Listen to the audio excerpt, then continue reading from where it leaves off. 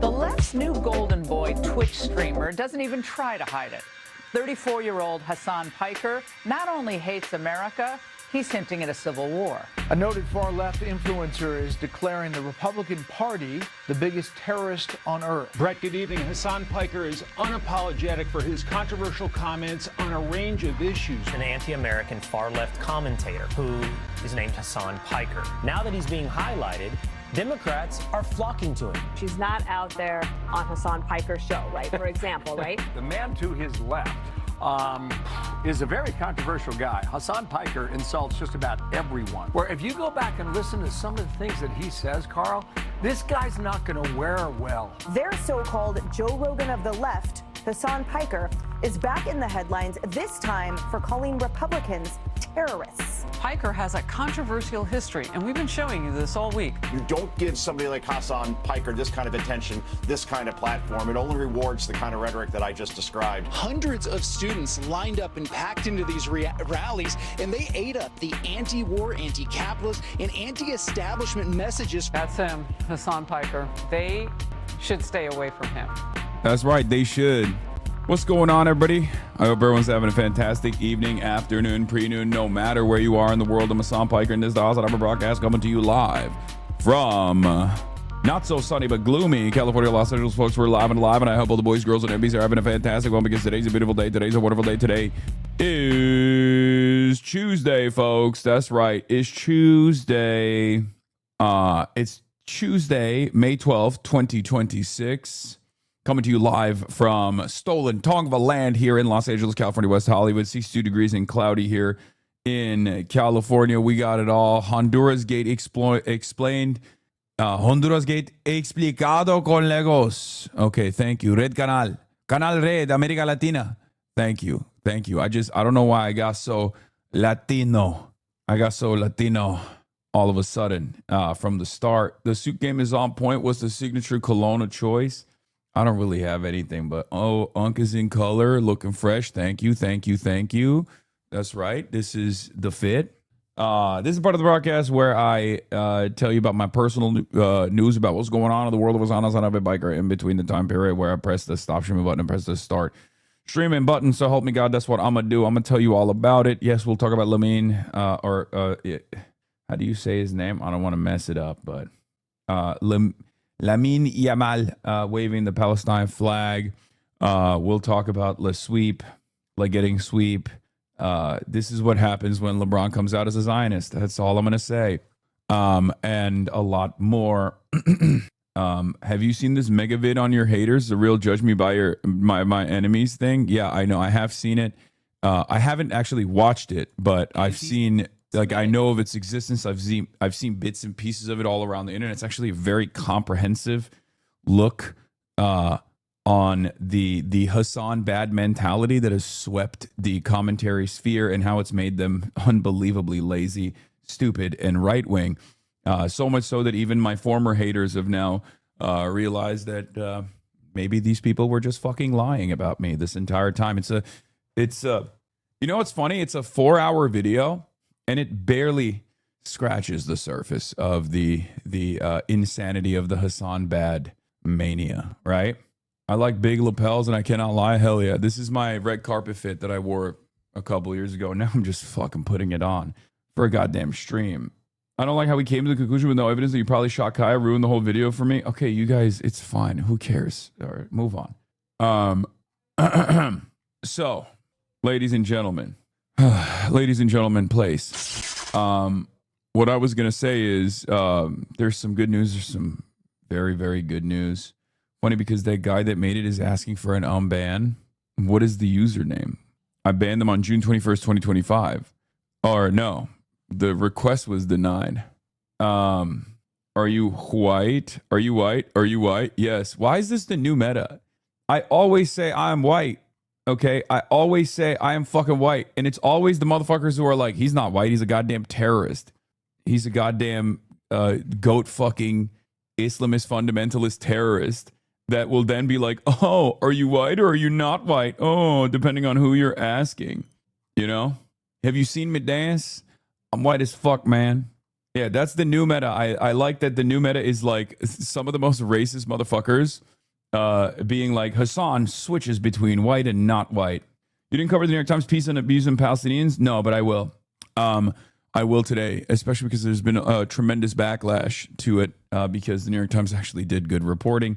But yeah, my haters are working extra hard. There was a Stockman clip edited out of context. That's why the trolls are in here asking that. Yeah, I don't know why. I don't know why. You literally denied being white the other day. See, look at this. Look at this. Brother, whiteness is a social construct. Race is a social construct. The ways in which the out group or the in group perceive me is what matters. What is this? Do you like Brianna Wu progressive victory context? Wait, what? They just got timed out, and then Anaface just banned them, and then they're what the fuck? DGG don't unban. Yeah, that's the mod team working hard. Do you mean dominant group, non-dominant group? You use in-group, out-group constantly? No, I'm using in-group, out-group on purpose. It's usually people who fancy themselves to place a higher emphasis on whiteness, the WASPs, or the white supremacists that will determine whether or not someone is truly white or not. Also, guys, what a stupid way to start the fucking day. Holy shit. Your friend told me to kill myself. Aw, are you sad?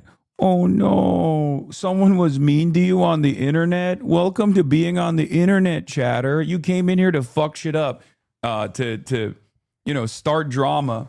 And then some people told you that? No, it's fucked up. It's fucked up. How many times have you told people to kill themselves? Anyway, it's because of this. It was when you were in the context of what? Portraying yourself with on Brown in the context of portraying yourself as Zoran? Oh, that's funny. Yeah, no, these guys are so awesome. Holy shit. A lot of these like former DGG heads have been like literally doing the Lord's work, picking apart the narratives that are being spread by freak shows on the internet. Anyway, yeah, they're frustrated with how much they've been diddling the truth and they're pushing back. Holy shit, top 10 worst starts to a stream, maybe? I know. Okay, shut the fuck up. All right, we're locking in. So, personal news-wise, the reason why I'm in a bad mood, I'm not in a bad mood at all, but I should be in a bad mood, is because my goat is washed. Okay? Let's be real, my goat is fucking washed. All right? And you don't want to see your goat washed. Last night, Jennifer Welsh, who is a wonderful friend of the show, invited me to watch the Lakers Oklahoma City game 4. OKC had already won the past 3 games against a Lakers that notoriously does not have a very deep bench and had lost Luka Doncic. So they were already suffering. Okay, we're talking about a diminished Lakers. I mean, imagine not having a deep bench and also losing one of your superstars. It's very frustrating. And your primary star is unfortunately 41 years old. Okay? He and Rui were actually good last night. Not an LBJ apologist, but he's never missed a playoff game in 21 years. No, he was still fantastic. But I think Prime LeBron would have locked in and dropped like 40 easy on that game. Because like there were a lot of like watching him establish post and then do the quick turnaround jumper that I know he has shot successfully 1 billion times throughout his career, and then have that brick is like every brick that I saw. And obviously like the expectation that I have is quite reasonable. He's 41 years old, but seeing him fail to hit those jumpers, like it reminded me of his age. It reminded me that we only have a finite amount of time on God's green earth. I will admit that. Okay? I will. It brought a tear to my eye. Unc was trying. He was trying. I want to say Oklahoma City, the most fraudulent team. Many people are saying, I'm saying this, they're basically the Golden State Warriors, but in Oklahoma. They're literally creating this unbelievable franchise team. Like fucking, calm down, dude. Like it's what are you doing? Like your greed was written about in the Bible. Okay. Gluttony is a sin, Oklahoma. The notion that you get to have such a deep bench with like every good 21-year-old in the country, where you got motherfuckers you're paying not even $3 million a year who are dropping 25 on game 4. There's a guy who Jennifer Welch jokingly referred to as their minimum wage player. Okay. AJ Mitch. He gets paid the minimum contract. He gets paid $2.9 million a year. He dropped 25 last night, I think, or more than 25. Like, they're giving him the janitor's salary, and he's dropping 25 on the Lakers on game 4 in the playoffs, or 28. That's unbelievable. He's living in poverty. Okay. Like, how lucky can you get? How lucky can you be? How lucky can you be? All I hear is they are the working man's team. Then on top of that, their greed sickens me. I will say this. I'm not even done with the OKC slander. Their greed sickens me. Jared McCain is an unbelievably productive player for the Sixers at the time, right? Yeah, sure, he's zesty and whatnot, and people were like, talking about that. But then he was dropping buckets. He was Billy Buckets, okay? Unbelievably productive player for how green he is. And then he gets injured. And then mid-season trade after post-injury. And now he's Billy Buckets for Oklahoma City Thunder. It doesn't make any sense. Why do you get to have Jared McCain? Why can't Jared McCain go to the Lakers, for example? I'm sure he would love being zesty in Los Angeles. Yeah, Holmgren was traveling under the basket. Oh, my God. Don't even get me started on him. Okay? And that's not all. The greed sickens me. The greed sickens me. But you know what is something that I saw? Because I was so close. I was so close to the court. I've never been that close to LeBron James before. Let me tell you something, okay? Let me tell you something. He could feel my energy. There was a point where he looked over in my direction and smiled. And I think it's over at that point. Like we locked eyes and he smiled at me and I smiled back. Okay. And it was incredible. It was an incredible moment. I'm not even kidding. Like it was crazy. We were so fucking close. We were sitting right behind courtside and some interesting things happened. Obviously we were behind the Oklahoma bench. Because, Jennifer, her entire family, they're from Oklahoma. They're OKC royalty. And also they were, they're season ticket holders, all this stuff, right? So we're sitting behind the OKC bench. I'm wearing my LeBron jersey, okay? And I wore it deliberately because I was like, and I took my jacket off at a certain point in, after the first half because I wanted to intimidate the Oklahoma bench. Because they can literally, like, it's in striking distance, right? So they can see me. And I'm just sitting there flexing. And I'm like, yeah, I'm mean mugging them. Okay. In my mind, I'm thinking I'm playing a role. I'm the Lakers inside guy, inside outside. I'm their inside guy. I'm doing this for LeBron. They're seeing how jacked I am in the LeBron jersey and they're getting scared. They're like, wow, the Lakers fans could possibly play basketball. They're so good. There must be a much better team than we previously thought, even though we won the last 3 games. Okay. And it worked. When I took my jacket off, I swear to God, it worked. Why did it work? They went on a fucking tear. The Lakers went on a tear. They were up until they weren't. But we don't have to talk about that. So meanwhile, OKC players like, who's the old guy in the jersey? He's going to get swept too low. Shut up. So let me tell you something. Okay? So we were so close that something insane happened. And I never thought that this would take place. Okay? You, for some reason. Yeah, no, this was me. Literally, this was me in the LeBron jersey trying to stare intently into the eyes of every single OKC player. In my mind, I thought I was playing mind games. I was doing psychological warfare. I'm not even that invested in the Lakers. I just am a LeBron dick rider, right? Like, but it's you know. But in that moment, I was like, I'm a soldier. I am a soldier for the cause. Bro thought he did something for real. I think I did. I think it worked. I think it worked because they, like, OKC was dominant first 2 quarters, and then all of a sudden, like, I take the jacket off and I'm staring at them every time they get in a huddle. And honestly, every time out, we were doing eye contact with the team. Okay. Yeah. They're trying to rally the team, but they can't rally because they're watching me fucking mean mug them, right? In the Bron jersey. Autism levels of delusional thoughts, not gonna lie. Okay, this is all jokes. Anyway, but like, to give you an understanding of how fucking close we are, 15:53, you're literally praying? No. You can see me in the back. Where was I? I mean, this is the bench. This is courtside. And I'm right there. Oh no. All season. And a foul with Reeves, and there's the free throw. 4 steals. Did it at both ends of the floor. Smart 3, tip in, try by Reeves. There's the buzzer, and the have won and swept and are headed to the Western Conference Finals. So, anyway, we were so fucking close. Someone took a 4K pic of you in the game. So stupid.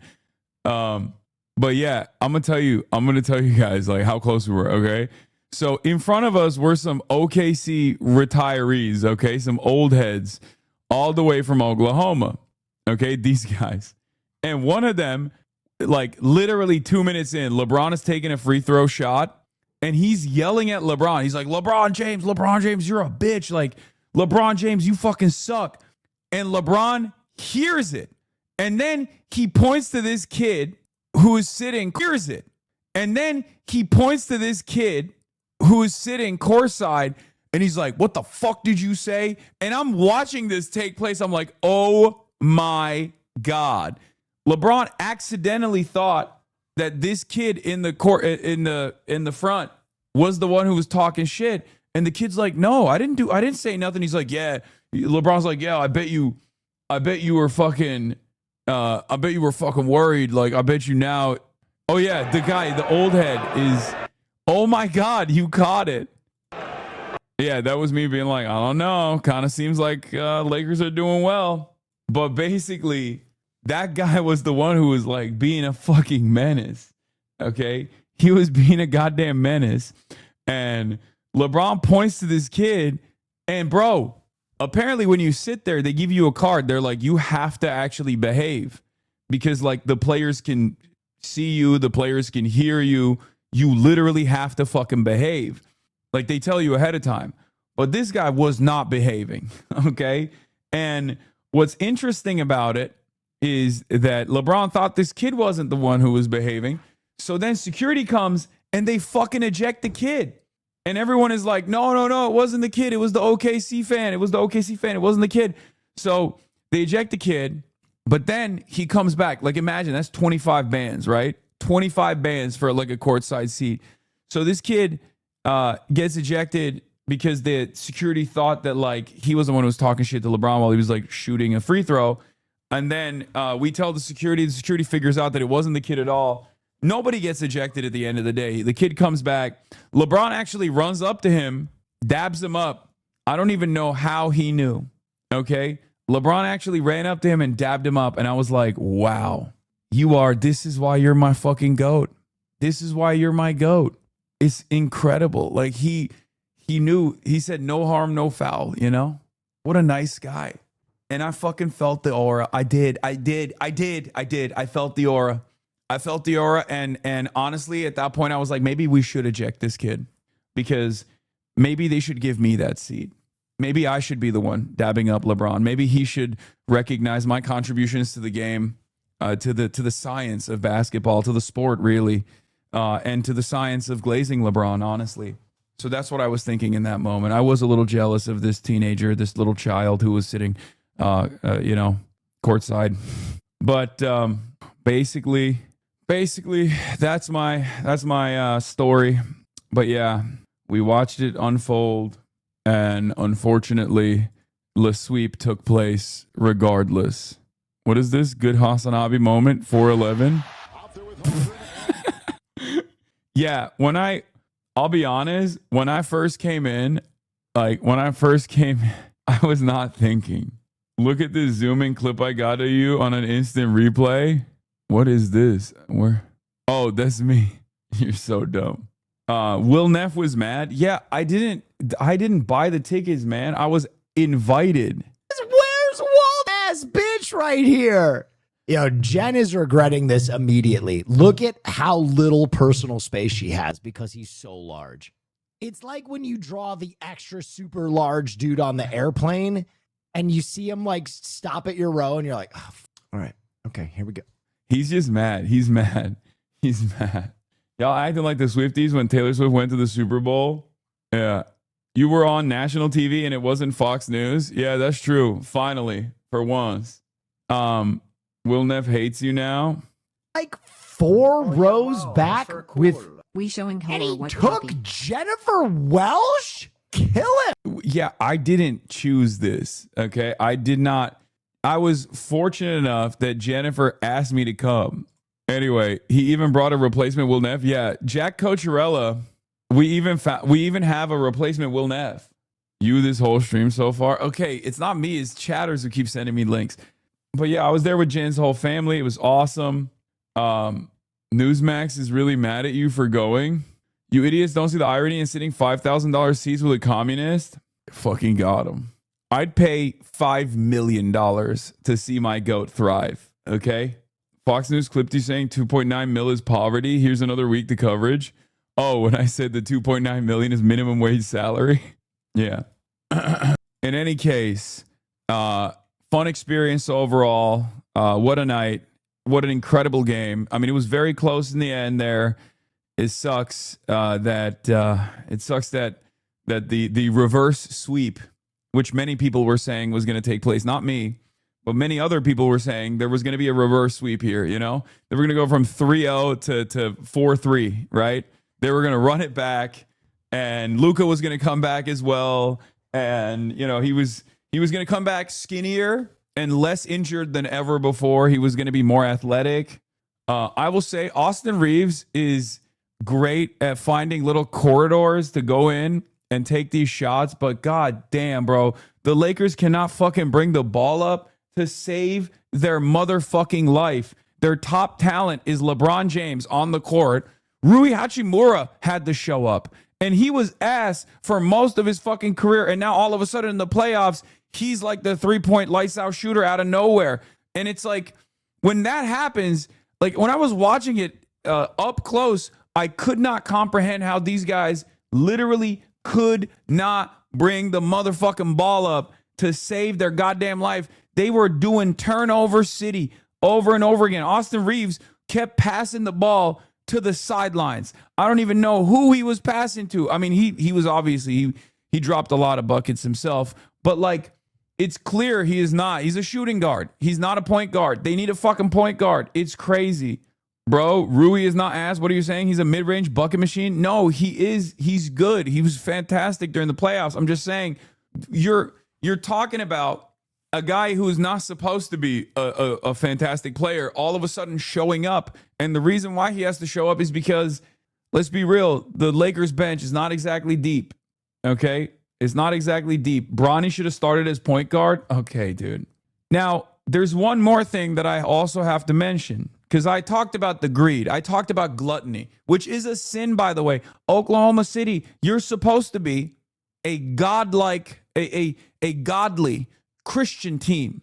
But the way you behaved out there, Oklahoma City, when I watched you play yesterday, it was anything but godly. More like goddamn is what I kept saying, because on the offense, I've never seen a team obviously bait fouls as much as SGA does. Is crazy. He didn't flop as hard this time around. Like this game, he was fine. But this motherfucker, the way he shoots, the way he passes, every time he passes, it's a hook. He passes and then he hooks his arm to get intercepted by the person who's defending him, and he always gets those calls. What the fuck? He literally, I don't know if it's deliberate. I don't know if he's got a hook for an arm like goddamn Captain Hook, okay? But he just straight up, every shot he takes, I mean, he's so good. God, he's such an incredible bag. He's incredible at ball handling. He's so fucking good. His mid-range jumpers, his fadeaways are phenomenal. But he literally shoots with this. I've never seen anything like it. Every time he shoots, he makes contact. It's an offensive foul. They should be calling it an offensive foul, not a defensive foul. Okay? I've never seen anything like it. This motherfucker, it goes in, it doesn't go in, it doesn't matter. It's always a foul. How is this possible? Okay? How is that possible? And then, not only that, but it was on the defensive side. Everybody talks about OKC's defense being great. Okay? Yeah, I'd be doing great defense if I was also not playing basketball, but playing karate instead. Okay? I've never seen anything like it. It is literally Chop City. It's hack and slash. Every motherfucker. It was elder abuse. First of all, let me just point it out. It was elder abuse. It was literally elder abuse. The way that they were smacking LeBron around, I've never seen anything like it. Maybe 90s basketball with the Plumbers and Michael Jordan. The way that old heads talk about Michael Jordan like he was in fucking Vietnam in the trenches or some shit. That's what it felt like watching LeBron James, 41 years old, get fucking smacked around. Okay? It was unbelievable. And that's what you can do when you got a deep bench. It doesn't matter if you get fucking 5 fouls over and over again. You can literally have players get ejected and you still have other productive elements you can put in. Okay? Caruso, I'm watching you. Bald man, I saw you. I saw you in person last night. I didn't like what I saw. Okay? I did not like what I was seeing. That was bald on bald violence. That's number one. Okay? Yeah. Gotta point that out. I guess it doesn't matter if you have unlimited fouls when you have a team where you can replace them. Number two, foul baiting. They are literally call merchants, okay? It's not just like Flop City. It's not just foul merchants. They are call merchants. They get all the calls on offense and they get all the calls on defense. I didn't realize basketball was more than a 5-player sport. On the court, you had a 6-player. The referees were on Team OKC. I thought it was 5-on-5. Turns out it's 5-on-6. Ridiculous. Anyway, I had to get the rants out of the way. These are all the feelings that I had last night. It was an emotional roller coaster. Okay. Big Hoss, it was great meeting you last night. Appreciate you taking a pig with me. Hell yeah. Yeah, 6-on-6 if you're counting yourself in the stands, though. It was 6-on-6 because I was bringing aura to the table. I was trying to bring in a dangerous aura to the table. So I was trying to level the playing field, but it didn't work because the referees are on the court. You know what I mean? I wasn't close enough, I guess, to be intimidating. My man, you made them lose. We went from an L stream intro to a W intro real quick. Get back to politics, bro. You were losing aura? Yeah, I know. I had a great time, though. It was fantastic. Look at my fucking face. Look at how sad I am. The ref is going to take out an article in the New York Times condemning you. Saw the doctor in the building last night. Okay. Anyway, listen. That's all. It's all jokes. It's all love. Great basketball was played. Wish that the great victory. Wish that I could have seen a great victory for LeBron. Many people are saying this might be his last fucking team. Last like Laker night. As a Laker. Some people are even talking shit saying, oh, LeBron got swept. Jordan never got swept. And now that LeBron got swept in the playoffs, it's over. Wrap it up. You know, his career is done. I think that's hateful. It's racist. It's white supremacist rhetoric. So if I hear that from anyone in this community, I will ban you. That's an insta ban, folks. Okay?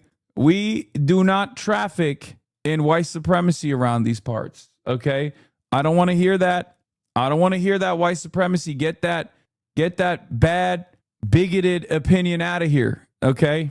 Anyway, let's fucking blast off now. Don't read my logs. Stop defending Lazianis. It's hard for me not to defend him a little bit, you know?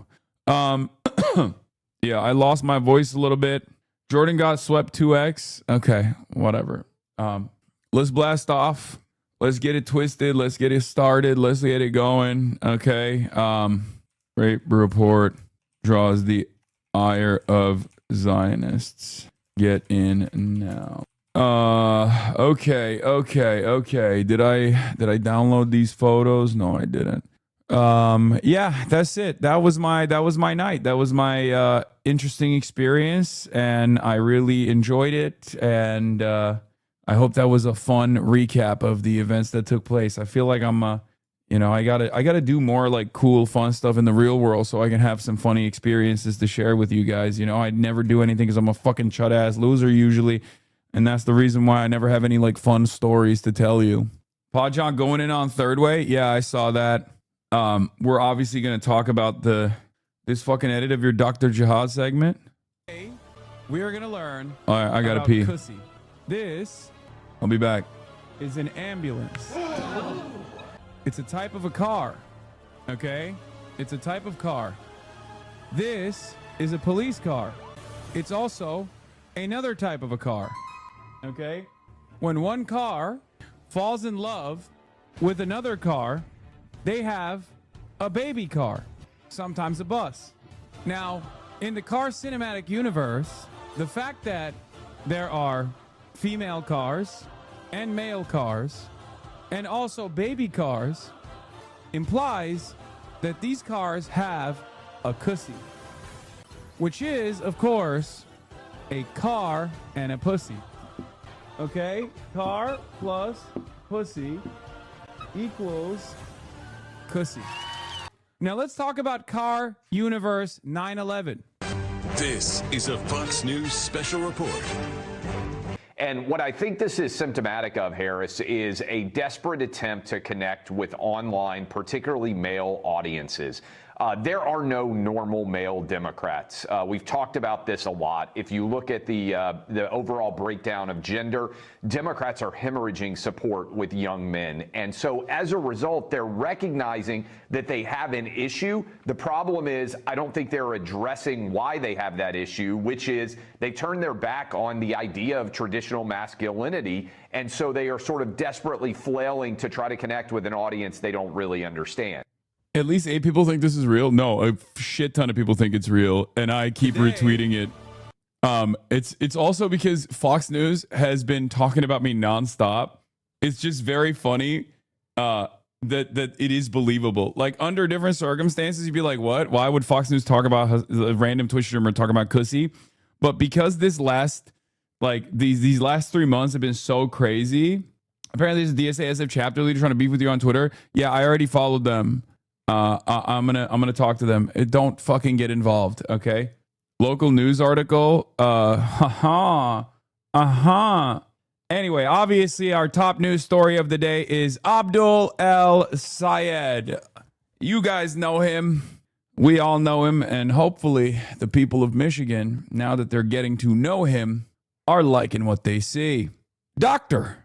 Abdul El-Sayed reached out to me a couple months back and said, Hassan, I would love for you to come and stump with me, go on a rally with me. I thought in my mind, sure, why not? We've already collaborated. You've already been on my stream, a fundraise for you. I really like what you're doing. I like your background. I like your worldview. I trust you. So I said yes.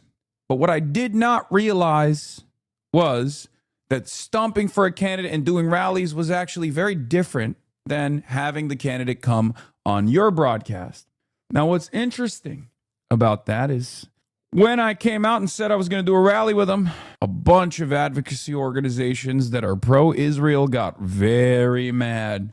Obviously, the propaganda wing of AIPAC, Jewish Insider, was very frustrated about it. They started writing article after article after article. You had a lot of centrist, right-wing, Israel First Democrats who were also very frustrated, and they came out of the gates swinging for the fences, swinging at your boy. They said, Hassan Piker is a dangerous man. Hassan Piker is a dangerous anti-Semite, they said. Used heinous smears. They said Hassan Piker is not good. Campaign poison. Unelectable. Well, I wasn't running for any election anyway. I was just showing up and offering support to my friend Abdul El-Sayed. They said I was a terrorist. They tried to terror jacket not only myself, but terror jacket Abdul, a Muslim man. And that's when the barrage of Fuck Hassan articles started coming out. Many of those articles featured my perspective on Israel. And if you recall at the time, I said, I don't really mind this stuff. I don't really mind this hatred. I said they are unambiguous in their hatred of me, and I welcome their hatred.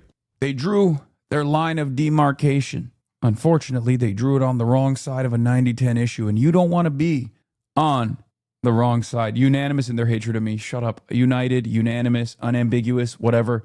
All of that works. Calm down. So they got unbelievably frustrated. Now listen, at the time, I got anti-Rab Hassan Hay here in PA3. Wait, from who? Fucking libtards? Did you already talk about the Lakers? I did. You missed it, but you can rewind if you subscribe to the Piker Broadcasting Service. Now, at the time, when all these attacks were happening, what did I tell you? Over and over again. What did I tell you? Over and over again. I told you that this stuff is irrelevant. I said, your boos mean nothing because I've seen what makes you cheer. I said, placing yourself on the wrong side of a 90-10 issue, placing yourself on the wrong side of a 90-10 issue is only going to make you look bad. It's going to be good for me. It's going to be good for the candidates that I work with. And it turns out it was true. Okay? Turns out it was true. New poll came out today. Edinger Mentum calls it the Hassanabi bump. He posted, you come at the king, you better not miss. New poll in Michigan, May 1 through 7, showing Abdul El Sayed at 27%. Haley Stevens following at 18%. And Mallory McMorrow, also known as Mallory McCuomo, at 17%. Here was my prediction. Attack Abdul in a not so subtle Islamophobic campaign where they tried to like terror jacket myself and Abdul El Sayed, which then backfired because then that led to a lot of coverage on Abdul El Sayed, which led people to engage his campaign, try to figure out what his positions are, and they liked what they heard. So I think this will have a similar impact as well. It will lead people into questioning why McMorrow is trying to present herself as this like anti-establishment candidate and position herself as different than Abdul El Sayed when he is the true anti-establishment pick. This is a race where people are looking for an anti-establishment candidate. Okay? Like if McMorrow's your lady, then it should just trouble you that this is her political judgment, pivoting to lying. Liz Smith is lying on Abdul's name like he's a Cuomo victim. Says, yeah. And I called it, but nobody ever listens to what I have to say. They always want to talk about me, but they never want to talk to me. And they also don't want to hear what I have to say. A lot of these things I've already talked about. A lot of these things I already brought up, right? Now, of course, Democrats are hitting the maximalist cope, right? So many issues. This Mitchell poll sample, small sample entirely by text, which only gets you an overly engaged and liberal sample. Define LVs using self-report. Sample is way heavy on college educated and is pretty far off the expected electorate on age and gender. They texted RVs and simply asked who's voting in the Dem primary and got a super engaged and probably very liberal group of voters who are not all representative of the primary electorate. Cope. Damn, people are doing exactly opposite of what the establishment media is peddling for. Zero trust in mainstream media. Yeah. Now, this is just cope, and we'll get to all of that in a second.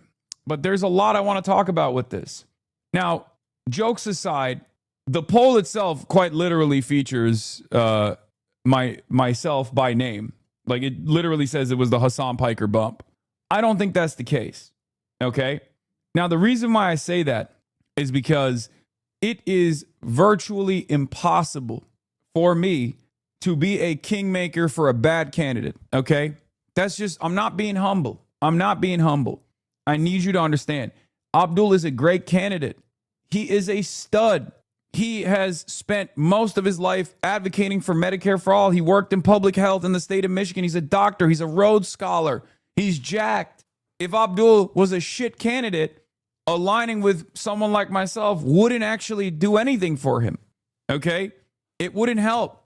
It's the same with Zoran. It's the same with Zoran. I can only highlight candidates that are positive, candidates that are good, politicians that are responsive. I can only highlight their best, their best side, right? That's the point. Yesterday, you said you're not a kingmaker, you're just an asshole, and I think that's up for debate. So we look at the race. El Sayed, 32, leads McMorrow 19 and Stevens 10 with white voters. However, Stevens, 36, leads McMorrow 17 and El Sayed with African-American voters. That's machine politics. Machine politics always goes for the most corporate aligned. That's the role that the machine plays, okay? It's tough to tackle. It's a very, very important aspect of winning primaries. And it's been a huge hurdle for left candidates to climb. Okay? It's true, though. But it's true. In any case, among voters who are neither white nor African American, Stevens, 27, has a big lead over El Sayed, 15, and McMorrow at 5%. It's very clear that one of the most important factors in El Sayed's movement up in the polls is the support he's receiving from far-left progressives who very strongly oppose United States and Israeli intervention in both Gaza and Iran. His support really bumped up after the endorsement by Hasan Piker. It will be interesting to see whether this is enough support to allow him to win. However, it is important to remember that with 2 women and with 1 man, the man has an advantage because the women vote will be divided almost equally, Mitchell concluded. Pollster in the Michigan Senate race showing Abdullah up by 9, saying that Hassan Nahan is the primary reason for a surge in the polls. I think this is wrong. Okay? I don't think I'm like the only reason. I don't think I'm only capable of getting candidates more name recognition. Yeah, they also call me anti-Semitic in the second mention in here. This is the same poll that we're looking at. After endorsement from U.S. Senator Bernie Sanders, Vermont, and controversial podcaster Hasan Piker, Abdullah Sayed, 28, has surged into a 9% lead over Congresswoman Haley Stevens at 18 and State Senator Mallory McMorrow. Okay? There's still 38% that are undecided. We got to go after those folks. It has generally been the rule that the most liberal Democrats vote in a Democratic primary and the most conservative Republicans vote in a Republican primary, with El Sayed attacking far left and in opposition to both the United States and Israel in Gaza and Iran. El Sayed is running as the most progressive and liberal candidate. Democrats saw the impact of the strong leftist progressive wing of their party take over the Democratic nominating convention held to determine Democratic nominees for statewide office like Secretary of State, Attorney General, and statewide education board seats. Piker, considered by many to be anti-Semitic, is probably a primary reason for El Sayed's movement upward in the Democratic primary. Like, what is this argument that, like, I'm anti-Semitic, which is ridiculous, but then also anti-Semitism is really good? Like, what the fuck? It's really good to win votes. It's ridiculous. Yeah. Anyway, the pollster that did this is a right-wing pollster regardless, which makes this a little bit more interesting. But that's also part of the reason why Republicans, or not Republicans, but like right-wing Democrats will say this poll is propping up Abdullah El Sayed because they think Abdullah El Sayed will lose to Rogers. It's bullshit. And you'll start hearing that. You'll start hearing that from naysayers immediately, okay? Some of them will try to tackle the poll itself and will claim that this poll is actually bad, okay? Others will turn around. Motherfucker, you need to stop with that shit. You have so much fucking pull and sway. Even though your audience is 25 to 30, 40K a day, your methods and your words get back to Deborah's and Barbara's. Even the most offline normies know who you are and respect your politics. Your politics is the new left in America and people fucking crave it. You're not just some dickhead. You're relevant and impactful figure. Okay, that's a little bit too much. I'm never going to sit here and glaze myself. I'm just being, you know, I'm going to stay grounded, okay, and even keeled. So I think no figure is individually responsible. And I think most of the responsibility, victory or defeat, and in this case, hopefully, inshallah, a victory, stems from the candidate themselves. Are they charismatic? Are they responsive? What are their policies? Are they able to communicate their policies and their motives well enough that it penetrates the collective consciousness of the constituents, the voters? I think Abdul has it all. Okay? Zoran had it too. There are some people who have it, some people who don't. There are a lot of candidates this midterms election that have it. Okay? What we can do is mobilize. What we can do is organize. We have passionate voters, activists, advocates, organizers in this community that are desperate for a change. And if they see someone as an agent of that change, the change that they want to see, they'll go out and they won't just vote for that candidate, but they'll go out and engage in advocacy for said candidate. They'll door knock. They'll phone bank. They'll do all these things to combat the barrage of negative ads that are coming the way of these anti-Israel, pro-Medicare for all candidates from a lot of corporate super PACs. Okay? That's what it is. That's what it is. Okay? So, will you make a difference in my life and check my logs, please? Will you please address this doo-doo take? I've been thinking about it all day. What? Why is this a doo-doo take? No, I will not be addressing this take. We'll talk about Zoran's budget W in a second, too. So, of course, one of the immediate responses from the likes of these like right-wing charlatans like this one, this account is one of the most annoying accounts on election Twitter, okay? Says, you are a Republican. How do you read a poll where the base has nearly 40% undecided and is nearly equally split among three Dems ranging from centrist to far left and say the base is with the left? Like, how do you actually do that with a straight face? I'm not merely being a jerk here. I'm sincerely curious how this could be your honest take on this poll. The 80% under 45s with one candidate shows how he's seizing the ground with marginal voters. The elderly that represent McMorrow and Stevens supporters are likely to coalesce around him. That should help. Michael from Pennsylvania is correct. Machine politics voters, lifelong blue dog Democrats, lifelong straight down ballot voters will coalesce around the one who actually wins. What's important in the general is to activate voters that normally don't vote. The youth, voters that have left the Democratic Party's ranks. The fact that this is a primary in a midterm and there's this much excitement from the youth vote around a particular candidate in a normal, competent Democratic Party should imply that that candidate is the one that goes into the general, right? If we had a primary system that revolved around electability, like real electability, they would look to this situation, they would look to the results, they would see that 80% of the under 85 or the under 35 voters are excited to vote for one guy, 80%. And they would go, those are literally the people that never vote. And now, or under 45, under 45. It's unbelievable, okay? 80% is Assad numbers for under 45. Those are the people that don't vote. Or if they do, they don't really vote for the Democrats. Those are the people that left the Democratic Party. The voters that are already a given that will vote in the Democratic primaries, the over 45, the over 65, those are people that will always vote for the Democrat regardless. The candidate that secures enthusiasm and excitement from the unlikely coalitions that the Democrats lost is the candidate that is most likely to win in the general. Okay?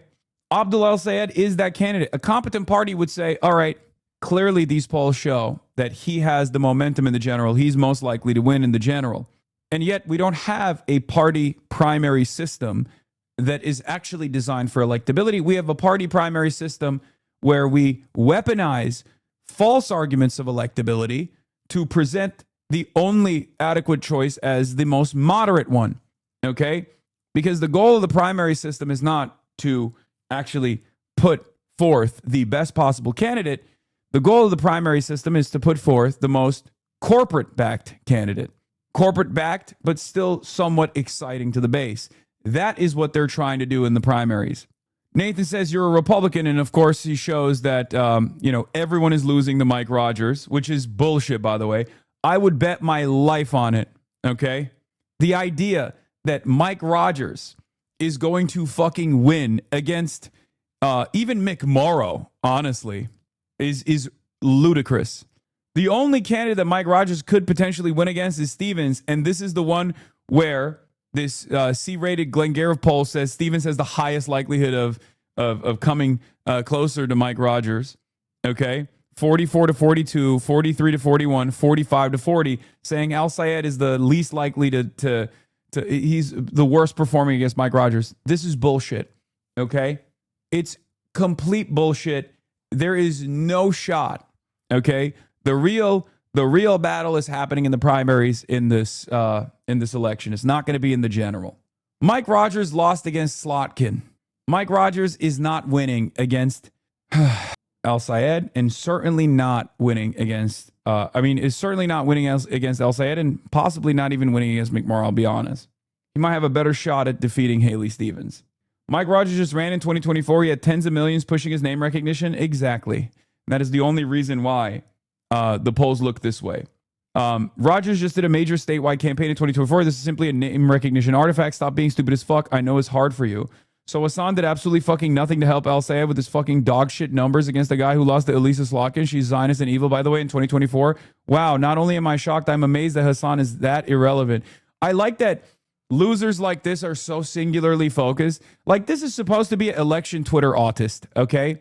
Like, how can you say that you are autistically invested in the polls and then drop any kind of reasonable read you could have on the polls when my name gets brought up in the conversation? You drop everything just so you can fucking say, oh, well, Hassan is irrelevant. Okay, so what? Yeah, I'm irrelevant, big dog. Who cares? Why do I have permanent occupation in your fucking mind if I'm so goddamn irrelevant? Okay, look at his pinned. I'm not gonna say nothing. Okay, I'm not gonna. Is that Harry Potter? Yeah, that's Harry Pooter. That's crazy, bro. He bullying you? Yeah, no, definitely. He shoved me in a locker. Show the PDF I sent you in the DMs. They say you are the reason Abdul is winning. I already showed it. Remember, this is the don't be an asshole party. That's why people get mad at me. You can't be that much of an asshole. Yeah. I'm not even kidding, bro. There's something deeply wrong with a lot of these people, that their brain is so fucking unbelievably rotted by being online too much. They've seen too much like anti-Hassan content, and they think that I'm like a real mover and shaker in a negative manner. And it's really funny because it's like, clearly it hasn't been fucking negative. Okay? It clearly hasn't been negative. It's been positive. So what the fuck are you complaining about? I said centrist libs still desperately trying to make the argument that a Muslim doctor who's dedicated his life to Medicare for all is unelectable in Michigan. They were professionally wrong when they complained about Abdul campaigning with me. They're still professionally wrong. Have humility. Because Trey Easton of Searchlight Institute, one of John Fetterman's strongest soldiers, by the way, we should remember that. We should remind people of that. Says, let's talk about all the polls out of Michigan today. In a hypothetical matchup, Rogers got 43.8% support to Stevens' 41.5%, while Rogers got 42%. Like, these guys are so invested in eviscerating the left flank because it undermines their fucking worldview. It undermines their primary purpose, which is to get Democrats to give them tens of thousands, the hundreds of thousands of dollars, if not millions of dollars every election, to tell the Democrats what they want to hear, which is keep moderating, keep pivoting to be as friendly as possible to corporations. Stay the course. Do not stray away from the course. We have to keep representing the interests of Aetna. We have to keep representing the interests of Blue Cross Blue Shield. Please, no matter what you do not say fuck Israel, for example. Don't you dare say that, even if people want to hear it. You don't want to hear that. People don't want to hear that, actually. They just lie to themselves and they lie to their fucking goddamn candidates over and over again. Moments like this show that is a failure. They thought all of the negative coverage saying Hassan is an anti-Semite, Abdul is a terrorist, Hassan is a terrorist, was actually going to hurt his chances. It didn't. What did I tell you? People kept coming in here being like, bro, are you okay? People are really on your ass, man. Are you okay? And what did I tell you? I said I'm doing great. It's fucking annoying at times, but I'm still doing great. You want to know why? Because there is tremendous amounts of enmity towards mainstream media. There's tremendous amounts of animosity towards Israel. And mainstream media, corporate Democrats in Israel are some of the most unpopular entities in the United States of America right now. And all of those forces have basically joined to attack me on a 90-10 issue where they're on the 10% side. Of course it's going to fucking fail. Sarah Longwell, Bulwark, Third Way, have some fucking humility. If we're actually in this battle, as you claim we are, together to defeat fascism in this fucking country, I think it's time to have a little bit of fucking humility. This was the whole point. Like clockwork, huge hit piece on Abdul just dropped. Of course it did. They tarnished the reputation of incredible candidates like this. They try to do everything in their power to stop this momentum. Okay? Michigan Senate hopeful El Sayed calls himself a physician, but has little history, little experience as a licensed medical doctor, or no experience. Yeah, bro, he's an epidemiologist. He's literally openly stated that. My dad was literally his professor in med school. Yeah. Does he have a PhD? He's a doctor? No, he is. He's a doctor. He's literally a doctor. He is a doctor. He's also an epidemiologist. He has an MD. They're so desperate. They're hitting the fucking Zoran route here. They're like, Abdul El Sayed doesn't like vanilla flavored ice cream. You know? What's next? One time we found Dr. Abdul El Sayed actually threw a piece of garbage in the recyclable garbage can, but it was only 53% recyclable. Can you have some decency, sir? Why do you want the environment to suffer? There's no doubt that El Sayed has top-notch medical credentials. He attended the University of Michigan Medical School, ended up receiving his medical degree from Columbia University College of Physicians and Surgeons. He has a doctorate in public health from Oxford University and worked as an assistant professor of epidemiology at Columbia for a year before moving to Detroit to be the executive director of health officer of the Detroit Health Department. That's the guy that they're saying is like beefing up his credentials.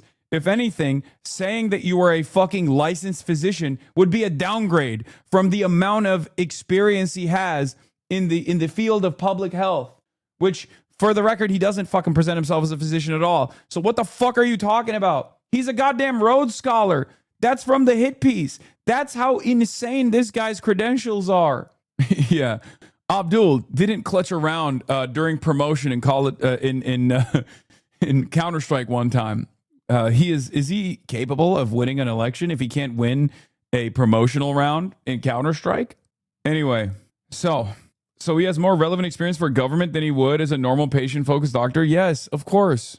They're literally going to go back into our old videos that we did, our old streams, and find that he actually couldn't make a three-point shot, you know what I mean, against those kids that we played in Dearborn, and be like, look at his jumper. If he's not ready for the big leagues, is he ready for Congress? Like, it's fucking so stupid.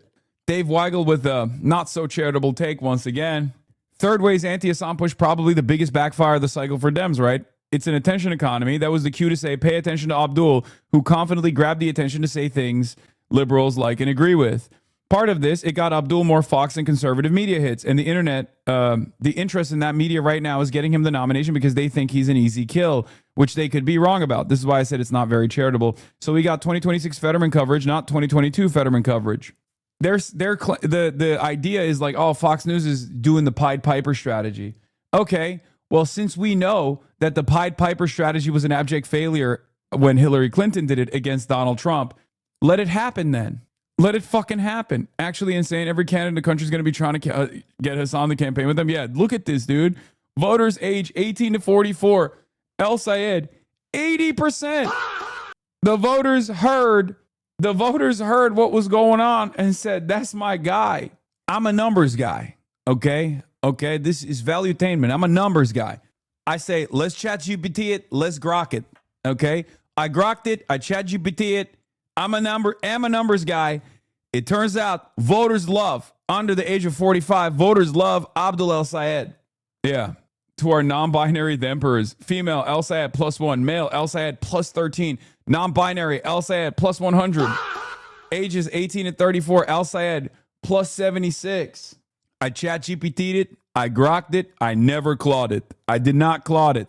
I'm a numbers guy, but I never do the Claude. I don't like Claude. I don't fuck with Claude. It's like a women's name. It's a female name. I don't like it. Your mods are on a shitty banning streak, nuking people and handing out 7 dares. Let me guess. You, on your other sock account, came in here just to say, Hassan, are you white or are you not white? Because that's the fashionable thing to cry about today. Because you saw a fucking cynically cut, out of context YouTube video compilation on Twitter, and you wanted to come in here and advance that agenda so you could get me to answer it, so you could then clip something else out of context, and now you're mad because you were banned before you were able to do that on your other sock account. No, actually. Okay, so what was it? What was the issue that you brought up in your other sock account that probably got a 7-day ban? Go ahead. Or they were sexualizing a woman, or they were doing some fuck shit. The snitching and crying is so insane. AOC stuff. Pig Bodine 1996. Let's see. Dog, I am so glad you got banned. I want you to never be able to speak on this website ever again. You're disgusting. Yeah. That is the most worthwhile ban of all time. That is literally the most worthwhile ban of all time. You will never get unbanned in this community. Oh my God. DDGers always turn up in here whenever Epstein has bad personal news. Court case not going well for the consent violator sex pest. Yeah, I know. It's been the past 6 years. Anytime he like, the way it works is, the sex pest cult leader who doesn't have that big of a community, especially any longer, but like it's large enough to gain momentum and can like latch on to other much larger communities that also fucking hate me for ideological reasons, will try to redirect the attention away from him because he'll go on and he'll be like, oh, I don't know, ran over a cat or something in a car and it was caught on video. And then I said, I did it on purpose. I'm just making up a hypothetical. Instantly, his community will be like, why did you run over this cat? Do you fucking hate cats? Do you want to kill cats? And he'll be like, hey guys, actually Hassan hates cats. He's actually murdered an entire litter of little kitties. And then his audience like that will be like, oh my God, I can't believe you said this truthful thing. I forgot all about the cat that you might have murdered that I saw on camera. And now I'm just going to imagine in my world that Hassan is actually murdering litters of kitten. And immediately go to his community and start advancing this fucking idiotic argument that Hassan has actually murdered entire litters of kittens. This is how it works every single time. This is a totally hypothetical scenario. This didn't actually happen in the real world, but basically that's how it works. Literally, he's in an active court case for revenge porn. Okay, numerous victims have come out. He's been doing this court battle for almost a year and a half now. Okay, he constantly says he's going to win the court case any day now, and obviously it hasn't gone the way he wanted it to go. And that's the reason why they will literally, his entire community will constantly say like, oh, Hassan did this too. No, I didn't. Okay, here is great evidence that I didn't do this. I'm not in a fucking legal battle currently with numerous victims. The fuck are you talking about? No, of course I didn't do that. Yeah, the guy that has a legal document calling him a pedophile proceeded to just slander me and say I'm a pedophile instead. Yeah, no, actually, that's not the case, okay? It's not. And it's so fucking successful for his cult and also numerous other edge communities, orbiter communities that make content off of just straight up lying about me, okay? Because they've all decided that, like, I am the figurehead of all things woke, all things related to the Democratic Party, all things related to SJWs, all things related to the left. They have designed this universe where like I'm responsible for every little thing that has happened. Okay, a girl actually hurt your feelings and didn't reciprocate when you showed them interest. Oh, this is feminism. Who's responsible for the feminism? Hassan Piker. It literally is the most insane experience that I've ever encountered. That's why, like, my haters don't fucking behave normal. They just lose their damn minds for some reason. I feel like this would be better illustrated with a video board. We want you to do better. What is this bad example when this is your response to seeing a cat? It's not. The female validation thing literally happened the other day. What is this? Last night before I went to sleep, I posted this meme. And it just said, if Hassan Piker texted me not to go through with it on my wedding day, I'd 100% bail. And this photo of stupid, sexy Hassan. And this morning, I woke up to thousands of men screaming my name across threads. And now I guess it's made it to Twitter. And threatening me in my DMs to come find me. But trust me, it gets funnier. The first and laziest thing that happened, obviously, was guys like this one taking my profile picture, ranking me like a 4 out of 10 void, and then getting ratioed by me so hard that he had to delete everything he put up. And the most common insult I usually see about myself is these guys commenting on my literally Greek god chiseled jawline. I simply like to respond, pointing out that I understand why my jaw definition confuses them. But then I posted this video, obviously addressing the elephant in the room, which is all these men are only screaming, crying, throwing up over my crush on Hassan Piker because they actually thought it could be them up at the altar with me. And then they tried to screen grab this exact photo of me to get that trending as the ugly photo of me. Honestly, at this point, I felt so bad for them that I was just gonna offer them alternatives since they insisted on only taking the hottest photos of me known to man. And once again, they took these and started spreading. Yeah, this is the OG Hassan Productions, by the way. I'm glad that he's back at his roots. Back in the day, Hassan Productions made a living as a teacher, by the way, which is insane. I don't even know if he still teaches. Okay, probably does, right? This motherfucker's a teacher, And he's also kind of a stud, but that's besides the point. Anyway, Hasanabi Productions literally made a living farming every time any woman on the internet said anything remotely positive about me, he would make Gooner edits. Okay? And he would get millions. I mean, millions of views. So it's really funny to see him get back to the old roots. Okay? We had to literally tell him to stop. Any interaction with a girl, he'd be like, this woman falls in love with Hasan Piker. Yeah, look at his fucking stupid ass banner still. Hasanabi slips up at the Streamer Awards. Wow, Hassan and Quinlan Blackwell feed starving influencers. Damn, these did so well. What the fuck? I got to get back to like regular reacts. Hassan gets exposed. I thought it was from your team. Fuck no. Hassan gets a threesome proposal.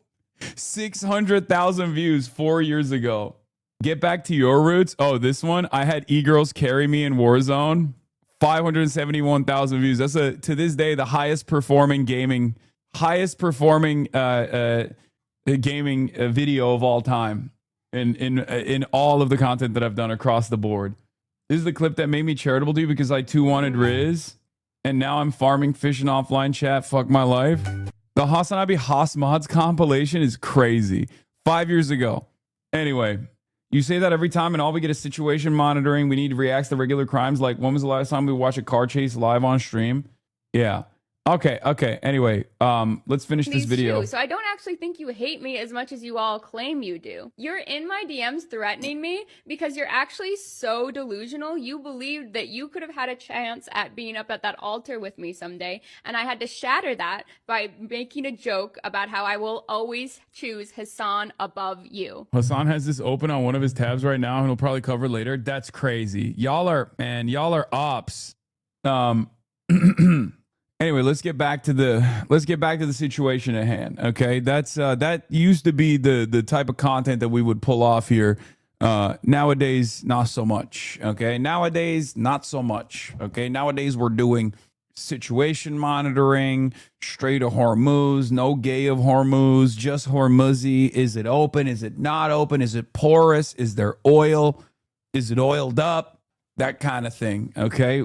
This is the #1 broadcast for commodity traders, okay? Commodity traders, unite. Okay, I'm a numbers guy now, okay? So, what is this? This is my highest viewed clip of you that I have. This literally has 700 views, chatter. Why are you sending me that? Okay, and it's not even on YouTube. It's a clip that you clipped off the stream on Twitch. Okay, so that's it, bro. I'm not showing you to my girlfriend. Man, I am not a threat to your girlfriend. Unless your girlfriend is an executive at a private healthcare company and is worried about unbelievable returns year over year, increasing shareholder value, okay? That's the only thing I'm a threat to. Unless your girlfriend is the nation state of Israel, she does not have to worry. Unless your girlfriend is somehow working for, I don't know, one of these like lobbying arms of corporations or the nation state of Israel, you don't have to worry about that, okay? And even at most, you know, they're just going to lose their job. That's the biggest threat that they got. My man, you're getting Fox News for this? Yes, no, I'm a threat to the bottom line, okay? Not a threat to anyone's life or anything, just a threat to their bottom line. Okay, so Sahil Kapoor says, looking like a blunder for Third Way, and the Dem moderates turn to focus the race on Hassan the Hun, giving Abdullah Said a bigger megaphone to amplify his message. Primary still 3 months away. I don't think this was a blunder. Consider the possibility that Third Way doesn't want to support moderates. If they can get a maximalist like Stevens, they are fine with the Republicans. Okay. I really, really, really hope, I will say this, I really hope that my girl boss, my slay queen, Haley Stevens, does not drop out. Okay? I will say we should not be silencing feminine, female presenting, girl boss, women voices. Okay. I'm just trying to cover all the bases here. We should not, we should keep women on the ballot. Okay. I am obviously a feminist. I'm never going to be caught dead criticizing a feminist icon like Haley Stevens, who has a brilliant platform and has proven to be a true leader. We need her in the race because she's definitely going to win people. Haley Stevens for Senate. That's, yeah, I wanted to mention that. I know Emma Vigeland is also on it as well. She says there's going to be a lot of pressure on Haley Stevens to drop out of the race, which is typical of the Bernie bro left that always wants to see women fail. Personally, I would feel betrayed as a woman if she doesn't hang in there and see this thing through. Yeah. just so we're clear, you know, I think that these girl bosses should figure out who's the best possible candidate, you know, and they should stick through the entire way, especially because, you know, who knows who will be the most loyal to Israel out of these two different girl bosses, right? Like, who's going to be sufficiently loyal to Israel? What Kami says, thank you for the 50 gifted subs. So yeah, woke bombs only. 50 gifteds for the girl bosses. Thank you. Wish I could vote for both of these lovely ladies. Yeah. Well, I guess if you're living in the state of Michigan and you're thinking like, who can I vote for? I think the true feminist option would be to vote for Abdul El-Sayed, because picking one woman over the other is really pitting women against women. So it's probably the best option that you have at your disposal to vote for Abdul El-Sayed, right? Because it's honestly sexist to vote for one woman over the other, right? This is a huge problem, so you should probably vote for Abdul El-Sayed. That would be the real girly pop nation vote. Yeah. Hashtag I'm with him. They're going to do another Klobuchar Warren dual endorsement. Yeah. Women hate it when you compare them to other women. That's what they've told me. I'm a feminist. I listen to women. Okay. Emma Vigeland, also a woman. Listen to women. Feminism. Feminism. Okay. Figures you'd pivot like this, dressed like feminist icon Ron Burgundy. Okay. Yeah, it's true. Yeah. I'm a numbers guy. I'm a women's guy. Okay. I'm a women's guy. I can't vote for one woman over another woman. I need to vote for the man in this race because I would never pit myself women over women. We don't like that. We don't like to make a choice like this. Very difficult. Sophie's Choice. Another woman. Her name is Sophie. I didn't watch the movie. I only watch Game of Thrones. This is why I don't ask Cloud. I only chat GPT it. I only grok it. Okay, you got to grok it. You can't chat GPT it. Maybe you can chat GPT it, but you definitely don't Claude it, because Claude is a woman. You're making a woman work for no reason. Okay, we do not use Claude. I call her Claudia. Okay, we do not use Claude because I'm a numbers guy. We don't want to make the women's use the numbers. Yeah, speaking of, is my is my Patrick Bet David getting better? Are you value-tained? Are you getting value-tained? Listen, I built a multi-billion-dollar empire, okay? A lot of people say it's a multi-level marketing scheme. It's not, okay? I was in the Marines. I was in the military. I love the United States of America. I became a Christian, okay? I became a Christian, and now all I do is value-tain people. This is my life. But yeah, centrist libs still desperately trying to make the argument that a Muslim doctor who's dedicated his life to Medicare for all is unelectable in Michigan. They were professionally wrong when they complained about Abdul campaigning with me. They're still professionally wrong. Have some humility is what I said to Trey Easton, John Fetterman's very own. Trey Easton from John Fetterman, okay? That is how he should be known. I would genuinely have far less heartburn about Abdul's candidacy if he demonstrated an ability to, 1, get elected to anything previously, 2, excite anyone who didn't already agree with him. This isn't Twitch, it's real life. If Abdul is the nominee, then I'll happily use my little corner of the internet to champion him because I recognize he's far better than the alternative. But he's more or less running a smug factionalist campaign and he's untested in a tough race. His candidacy is risky. I love that these guys who are unironically engaging in factionalism against the left flank, that is unbelievably exciting for the voters that normally don't vote for the Democratic Party. They are actively doing factionalism while claiming that there is factionalism in mind. Abdul El-Sayed didn't say a single damn thing about Mallory McMorrow or even Haley Stevens for that matter. Mallory McMorrow was the one who came out and was like, oh, you're hanging out with a fucking Twitch streamer? Well, that seems a lot like you're engaging in terrorism. Why are you hanging out with the Nick Fuentes of the left? That's what Mallory McMorrow said. And she didn't just say that on any random channel. She went to the propaganda arm of AIPAC, Jewish Insider, with an exclusive interview to reveal that message. Now that shit fucking backfired on her spectacularly, as I told you it would, and these motherfuckers who highlighted that narrative over and over again, thinking that it was actually going to work out, thinking that it was actually going to tarnish Abdul al-Sayed's reputation amongst the base, are still not showing a semblance of humility, a crumb of humility. It's unbelievable, dude. It's crazy. This is how it started. Mallory McMorrow on Hassan Piker in an interview with the Jewish Insider. It is somebody who says extremely offensive things in order to generate clicks and views and followers, which is not entirely different from somebody like Nick Fuentes. Piker is a provocateur, to put it lightly, who says things are misogynistic and anti-Semitic, and said that the United States deserved 9/11. McMorrow in seeking the Democratic nomination for U.S. Senate in Michigan.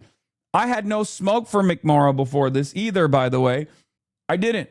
It's so crazy that these people are so shameless in the way that they operate, and then they turn around and go, oh shit, I threw hands, and then it turns out it didn't fucking work, and now we're trying to put the toothpaste back in the fucking tube.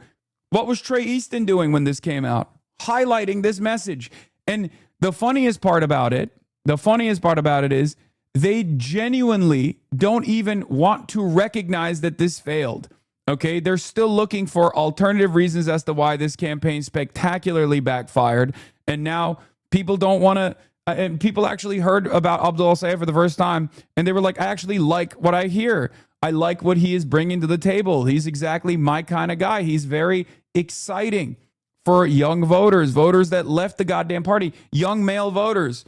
On a fucking Democratic Party Senate primary race in a midterm election, you got an incredible amount of youth voters activated, and the Democrats are like, we don't like this, actually. We don't want this. We don't want this. This is scary. What we need is the 65-year-olds. Yeah, the 65-year-olds are going to vote for the Democrat. It's a fuck Trump election. What are you talking about? We both know that those guys are already locked in. They're going to vote for whatever Democrat is presented in front of them. John Favreau says third way bump. And of course, Matt Bennett goes, so was it just us attacking Hassan Piker in the Wall Street Journal op-ed? Or you elevating him on stage and your pod that has moved the voters in Michigan, John? Also, why would that be a bad thing? Why would John Favreau think that's a bad thing in general? Well, Matt, considering he was on stage a year ago and then appeared recently on in response to your op-ed, as well as your press stunt where you called on Abdul to condemn Piker and pulled Mallory into the controversy as well, you tell me what was more likely. Just glad you guys are having an impact and focused on what's important. Oh, come on. You featured him. You don't think it's important that Dems not campaigning with people with vile views? Well, we disagree. And we didn't pull Mallory into anything. She joined Stevens and Slotkin and saying that Abdul al-Sayed shouldn't campaign with him. She was right to do it. It's so funny that he's saying we're focusing on what's important. And guys, what's important for not just Michigan voters, but voters all around the country is whether or not a centrist Democrat or a left-flank Democrat is campaigning with a fucking Twitch streamer, okay? I think your views are vile, and guess what? The overwhelming majority of voters also agree with me on this, okay? Your views are actually vile. You celebrate Benjamin Netanyahu. You celebrate an undying allegiance with the nation-state of Israel, a state that has taken $380 billion in economic aid from the United States of America, a state that has been able to do a genocide and maintain an apartheid for 80 plus fucking years at this point, with our support, with our aid, with our weapons, a nation state whose foreign policy goals in the region, the advancement of the greater Israeli project, is seemingly more important than America's own foreign policy goals right now, a nation state that is perhaps most responsible for Americans paying $100 more for a tank of gas in the United States of America. That's what the Americans are looking at right now. That's what they're feeling. They're feeling an almost 4% bump in prices as a direct consequence of the quagmire that America got into. Who brought them into that quagmire? Israel did. And we know that not because of some anti-Semitic conspiracy, but we know that because Israel admitted that they were primarily invested in blowing up Iran. They've admitted it for fucking 40 years at this point. Benjamin Netanyahu personally did.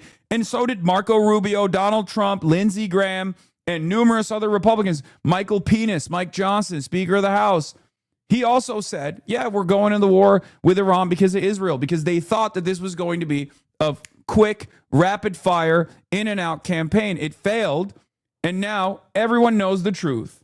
And when presented with the devastating economic impact for the guy who was supposed to fix the goddamn prices, here's what Donald Trump had to say. Our American they were asked, what do you have to say to the people whose financial situations are not great, like people that were motivated to vote for you to fix their finances? Let's see what Donald Trump had to say. Not even a little bit. The only thing that matters when I'm talking about Iran, they can't have a nuclear weapon. I don't think about American financial situation. I don't think about anybody. I think about one thing. You cannot let Iran have a nuclear weapon. That's all. That's the only thing. Great. Fantastic. Third way, we'll look at this and go, you know what the most important what the most important method in defeating Republicans is right now? Getting fucking Democrats to condemn Hassan Piker and his audience. Okay? There it is, bro. This guy is delivering you a fucking electoral gift every goddamn day. This man is the president. And he's like, nope. Don't care about the American finances at all. Don't care that they're fucking suffering. What I care about is actually advancing the interests of Israel and waging this fucking war against Iran. So Israel has no impediment to advancing the greater Israeli project, the greater Israel project. Incredible. What is this? Hassan Piker's becoming the litmus test for some these centrist Democrats, and they're realizing it in real time. I don't think they're realizing it. Or at least they're trying to fucking stop it before it becomes a significant problem for them. Anyway, we're going to get to Trump and we're going to get to situation monitoring in a second. But here's Abdul playing Let's Play This or That, where you'll notice he hits a classic Hassanabi line in the end of this video. I know. I saw. Can you encourage people to call about this? I just called Josh Gottheimer about what? Josh Buttheimer. Call his office and demand that he debate me instead of fucking shitting on me from behind the New York Times' opinion editorial pages. He can talk to me in person. You know, I'm a son of New Jersey myself. Say it, and today we're playing This or That. University of Michigan or Michigan State? Michigan. Twitter or TikTok? Instagram. I'm a millennial. DTE or Consumers Energy? Jeez. Neither. I want to pit them against each other. Spring or fall? Fall. Michiganders or Michiganders. Enough with the Michiganians. It's ridiculous. It sounds like aliens. Beach or lake? Like, beach at a lake. Spotify or Apple Music? Apple Music. Texting or calling? Younger than me texting, older than me calling. Movie date or dinner date? Dinner date. AirPods or corded headphones? AirPods. Lifting or cardio? Lifting. What? Is that even a question? What would you said if I said cardio? Hot or iced coffee? Iced. Public option or Medicare for all? Medicare for all, please. Fago. Bad Boy Pistons or Ben Wallace Pistons? Bad Boy Pistons. Detroit or everybody? Detroit. Okay, up north or West Michigan? Sophie's choice. West Michigan. Cat never disagrees. Coney or Detroit style pizza? Detroit style pizza. Eastern Market or Belle Isle? Eastern Market. Alba or Anthology? Egg sandwich at Alba, coffee at Anthology. Sorry. M&M or Kid Rock? M&M. Medicine or surgery? Public health. Sunscreen or retinol? Sunscreen. OG. Michael Jordan or LeBron James? Michael Jordan. I'm a millennial. Come on. I love you, LeBron. We're the same age, but like, not the GOAT. Sorry. Saturday or Sunday? Friday. Koshari or Omali? Koshari. Rotisserie chicken or shawarma? Rotisserie chicken for the macros, shawarma for the taste. Megan Thee Stallion or Klay Thompson? Megan Thee Stallion, because I know she's gonna win. Klay Thompson, his record's mixed. Ninja Turtles or Power Rangers? Ninja Turtles, every day. Air Force Ones or Air Max 90s? Air Max 90s. MJ Good or choice. MJ. John Fetterman or Lindsey Graham? At least Lindsey Graham is honest about who he is. John Fetterman's an ogre. Oh, that's funny. He said Jordan over LeBron. Yeah, he's old, man. He's unk. What do you mean? Like, of course. Oh my God, a person who's over the age of 40 chose Jordan over LeBron. Stop the presses. Like, what are you talking about? That's literally, that is like peak elder millennial take. Like, what are you talking about? I happen to be in the middle, closer to a zillennial than I am a elderly millennial. And that's the reason why I'm a LeBron truther, of course. You don't understand. There's like a big generational gap between Gen Z as well, inside of Gen Z, where the older Gen Z are normal. There's zillennial Gen Z. They're much more normal than like the younger Gen Z. I'm sorry, no disrespect to the young Gen Z in here, but some of y'all are fucking, some of y'all's, age group are fucking insane. I think COVID, it's like the COVID victims versus the ones that got lucky. the clavicular contingency, the ones that watch like kick.tv versus with Gen Z. I think that divide is not young Gen Z versus old Gen Z. It's young Gen Z that watches kick.tv and older Gen Z that watched me instead. Okay. Like, did you get hooked on the Andrew Tate pivot, or were you on the other side of it? Okay. If you were older, you watched me during 2020 and you became a normal guy, a fully functioning guy. Okay. If you were too young and you thought, I was unk and I wasn't like talking about things that were interesting enough, then you unfortunately got hit with the wave of Andrew Tate and Kick TV. Hasan Piker's critics have totally lost their minds. Is this this is just the third way one. This is, dude, Kyle's video on the new Abdul El Sayed poll is going to do LeBron numbers. Okay. And I don't mean LeBron last night. Okay. This is Dark Woke General is attacking the evil forces of centrist Democrats. Before you come to Vancouver, understand that we're pissed. It's time to build. Steel, concrete, and code. Feds and TELUS announced 3 AI data centers in BC. Oh, God. Oh, Mark Carney. God, you are such a disappointment. I mean, it was expected. Liz Smith attacking Abdul. Politico hit a piece out. Brutal. Yeah. Someone give me that quote again. Someone give me the full quote of Abdul's credentials from the hit piece. I'm going to just copy paste the fucking... Actually, I'm just going to screenshot it. I'm going to screenshot the hit piece that came out on Abdul, the part of the hit piece that just shows his fucking credentials. Okay, I'm gonna grok it. I'm gonna chat GPT it. I'm gonna grok it. Okay. Hold on. From this hit piece, I need a Rob. I need a numbers guy. I need a Vinny to pull the data. He eliminated the medical debt of 300K Michiganders. I said, Liz, you can't be this desperate. Here's a paragraph from this hit piece that talks about Abdul's credentials in public health. He eliminated the medical debt of 300K Michiganders. Yeah, I got the qualifications. You can't both be unk status and a zillennial, man. There's a bridge too far and ridiculous. Pick up a lane, you thief of valor. Okay. Holy fuck. What? Trump had one of the worst mental health episodes last night, posting over 55 times in 3 hours. Here's the list. 55? Hey, have you endorsed Ramsey Robinson for governor? I, unfortunately, for all of the Ramsey Robinson fans, have not endorsed Ramsey Robinson for governor. He seems to be a great guy. I like him. But no, I have not endorsed him. And I don't think Ramsey Robinson has a remote possibility of winning the gubernatorial race. This is like when you wake up at 5 a.m. Yeah, it's true. Bro, you've done like 54 before recently. Calm down, Unk. This is like Ethan Klein posting. Fucking 55 times in 3 hours is crazy. It's worse than Ethan Klein, honestly. Madeline Pencil is going to come for you now. Yeah, Liz tried smearing Abdul a few weeks ago by saying he scrubbed his pro defund the police tweets from his Twitter account. She's getting desperate. I know. Like, I can't think of a worse line of attack, dude. It's so funny. Everything that they're doing, I almost don't want to fucking call them out because everything that they're doing unintentionally boosts Abdul.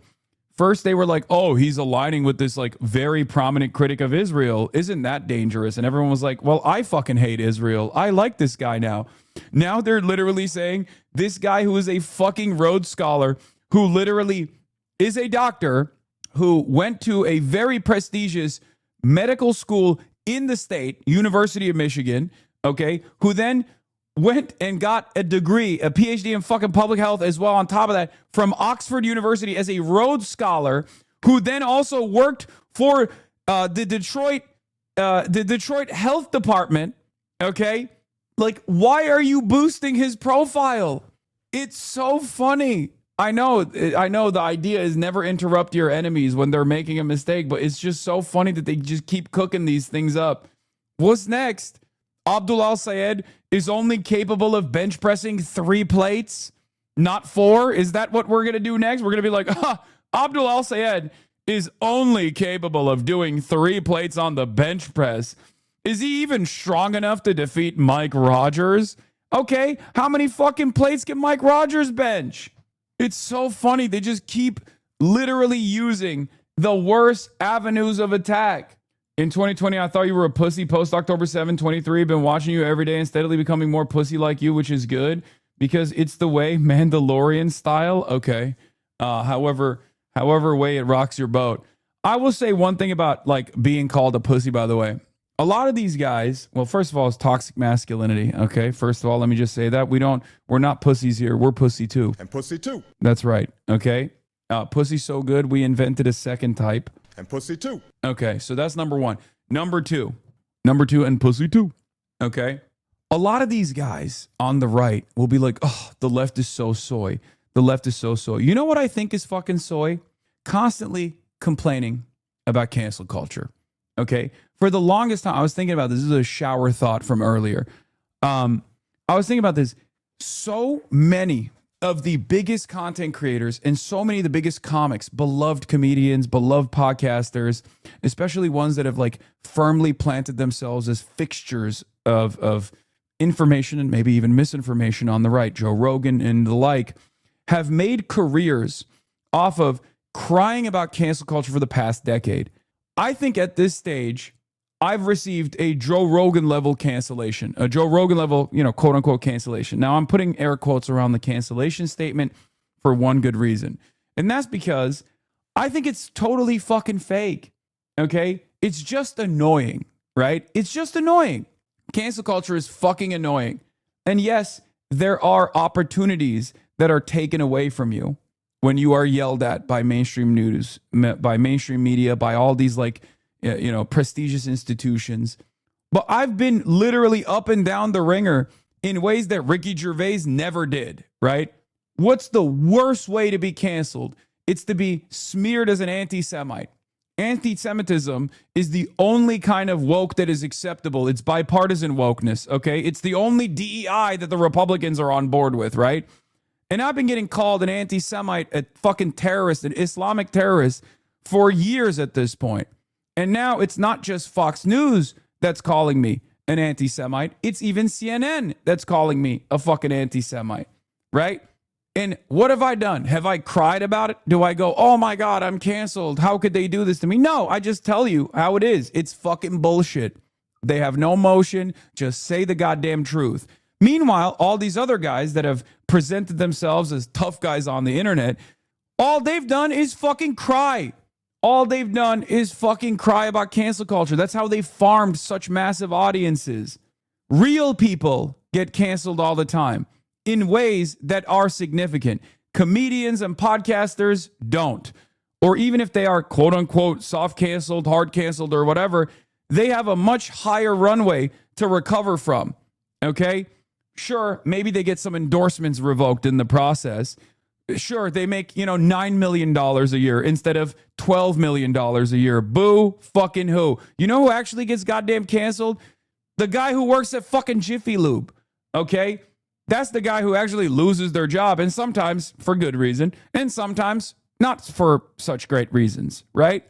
But comedians and like unbelievably wealthy and unbelievably influential people, they are the ones who are able to get your very real fears. If you're working class and you're worried about letting your political perspective be known, if you're trying to unionize in your workplace, if you're trying to make sure that you have a fair contract that you can bargain for, okay, to make sure that, your workplace isn't supporting Israel, for example. If you're a real ordinary stiff, an average Joe, a real working class guy, you will actually get fucking canceled. You will have your life ruined. These celebrities, on the other hand, myself included, right? We're in an unbelievably privileged position. I have no respect for motherfuckers who constantly complain about this shit, okay? As someone, and I think now I can say this, as someone who has been on the receiving end of a barrage of cancellation attempts from both the right for years and years, and also from now even a lot of institutional liberal center-left publications, I can tell you these deplatforming efforts can sometimes work. But at the end of the day, us content creators are in a profoundly privileged position, okay? We're in an unbelievably privileged position as opposed to regular folks, ordinary folks who do get fucking canceled for doing the right thing in their workplaces every single fucking day. Okay? So yeah, which one of us is a real pussy? The guy who fucking cries about not being able to receive an Emmy that he thinks he deserves, like fucking Bill Maher? Okay? Look, this is the funniest. People sometimes want to say cancel. Oh, people aren't canceled because they're still doing this or that. There are different gradations of it. There's soft canceling. I would say I've had some of that happen to me. Like what? Soft canceling would be like, we will never give you an Emmy, even though plainly I deserved them. Yeah. Oh no, dude. I can't believe it. Yeah, I got canceled too, man. They're not giving me a fucking Oscar. I'm not even in a movie, but I deserve it. Yeah, David Cross is just holding it in. This is the most anyone has ever held it in. Okay. That's what it reads like to me when fucking unbelievably wealthy celebrities who have millions of dollars working for billion-dollar institutions complain about cancel culture. That's what it feels like to me, okay? That's what it feels like to me when Joe Rogan complains about cancel culture for a decade and then gets a $200 million contract from Spotify. Yeah, I'm canceled. This chat has said, I'm canceled. Dua Lipa won't date me. Yeah. It's just so ridiculous, okay? You are an out-of-touch loser. You're a fucking dork. You're an unbelievably privileged guy for complaining about this shit. I would argue that being smeared as a terrorist is worse than anti-Semite. Being an anti-Semite is not exactly a crime. The other one entails legal persecution. Mainstream media hasn't yet done PDF smears, but there are a shit ton of losers on Twitter who smear you with the PDF allegations too. Joe Rogan has never been canceled on the levels you have. Yeah, that's true. I mean, Joe Rogan has been considered a misinformation agent by mainstream media. That's why I was saying, like, my level of mainstream media coverage at this point reaches that same standard, right? When you get hit by, I mean, even Joe Rogan was still being defended by Fox News at that point. I'm not getting defended by any fucking liberal or left media, right? Because there's no such thing as like institutional media that is on the left. Let's be real. MSNBC, now known as MS Now, is never going to fucking go out the bat to defend me in any way, shape, or form. They can't even have me on their shows. Not that I want to go on their shows, but it's, you know, if you're wondering why I'm never on any of these fucking, mainstream media TV shows, there's a reason for it. Because some of those producers literally are like, oh, this guy's a dangerous anti-Semite. We're going to get fucking yelled at. Okay? Being openly anti-imperialist, being openly anti-Zionist is far, far, far worse than being anti-trans by the eyes of mainstream media, okay? Let's be fucking real. But I'm not going to sit here and complain about it, okay? Just say the truth. Who cares? People will fucking hear you. Yeah. Look, you want to see cancellation? I just saw they edited the Metro Times Detroit article a little bit. Previously, there was an affirmative statement that you have repeatedly denounced anti-Semitism in the first pick. The editor then changed it to saying I dispute being anti-Semitic in the second pick. It follows weeks from attacks from rivals, the centrist Democratic establishment and the mainstream media over El Sayed's decision to campaign with Hassan Piker, a popular left-wing streamer and a vocal critic of U.S. support for Israel, whom some have accused of anti-Semitism. Piker has repeatedly denounced anti-Semitism. The attacks appear to have backfired spectacularly. That was in the original reporting from Metro Times. The editor came in and hit the fucking edit on it. It follows weeks after attacks from rivals, the centrist Democratic establishment and the mainstream media over Al Sayed's decision to campaign with Hassan Piker, popular left-wing streamer, and a vocal critic of U.S. support for Israel, who has faced anti-Semitism accusations he strongly disputes. The first one was infinitely more honest, which is why they edited it. This is how it works. This seems minor, but this is how you create an environment of volatility around a particular individual, an environment that is constantly reinforcing itself little by little, okay? This is how you manufacture consent. This is how you manufacture controversy. This is how the media works. A big part of my job is to explain to you how this stuff works. We rarely ever get to see it in real time, though. You have a journalist who probably saw my, many denunciations of anti-Semitism and chose to put it in the article. And then you had an editor that went, no, that's not how this goes. We have to present him as a dangerous anti-Semite because he's an avowed anti-Zionist. Anyway, can you please specify that you're talking about the racist or even some Republicans or MAGA or not at all? My mom is finally coming around, but can't get past the all MAGA hogs comments, even if you're talking about the fuck ass politicians literally had her agreeing with you on talking points about affordability and helping vets and everyday Americans. Yes, when I'm talking about MAGA, I'm usually talking about the politicians, but I'm also talking about people who offer cult-like loyalty and support to Donald Trump. Some of them are hogs, you know? It's just the truth. Anyway, Jewish Insider is saying the DSA is trying to... Wait, what? Breaking. Jewish Insider via Mark Rod. DSA is evil, trying to drive Jews out of polite society, DC Jewish leader says. Fuentes Piker, Hitler, Stalin, anti-Semitism, anti-Zionism, fascism, communism, right-wing evil, left-wing evil. There is perhaps no historic figure, okay? I'm about to say something really frustrating for a lot of folks to hear. Numbers on the board. Stalin liberated the concentration camps, okay? More concentration camps than the Western flank ever did. Now, that is partially because of the proximity to the Red Army and its conquest in the direction of Berlin, but it's objectively true. The only reason why people do this Holocaust revisionist nonsense, okay, is because most people don't know the truth. This is an accurate reflection of historical events. You can complain about the things that Stalin has done. You can complain about the collectivization initiatives. You can complain about the famine, okay? But numbers on the board, this double Holocaust theory is one that was initially incepted by the fucking Nazis in the immediate aftermath of World War II. Okay? How fucking ridiculous. Yeah, obviously, Zhukov famously said, "We liberated Europe from fascism, but they will never forgive us for it." And it's true. And it's fucking true. I need a history lesson because what? Wait, what? You didn't know that Stalin liberated more concentration camps than the American side did? The Red Army was the ultimate Nazi killing machine. The Nazis and their collaborators would run to the American forces because they were fucking terrified to be captured by the Soviets. Okay? Are you kidding me? They would literally run to the American side. The Nazis would run to the Americans. And perhaps they were right to do so because we all know what happened in West Germany. Americans put the Nazis back in charge, elevated some Nazi generals to the highest ranks. They put them in NATO. Stalin was just as bad. We learned that Stalin was very bad. Stalin was just as bad as Hitler. Yeah, it's fucking bullshit. It's fucking bullshit. It is objectively untrue. It's unbelievably disrespectful. It's also just not true, okay? There are many things that you can criticize Stalin over. You can say he's paranoid. You could say there was tremendous repression, maybe some growing pains, but a lot of excesses nonetheless. Russification initiatives that were an abject failure, okay? Collectivization initiatives that led to widespread famine, mismanagement.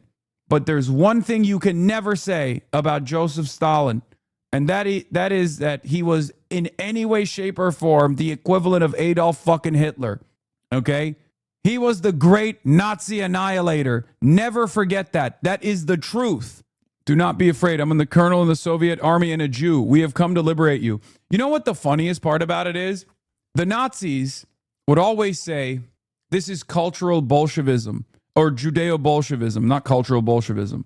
Judeo-Bolshevism, they said. Just like the Nazis now say Islamo-communism. Okay? That's what they used to say. The association was that the Soviets were Jews. They killed white people. You know, millions of white people were murdered in the revolution.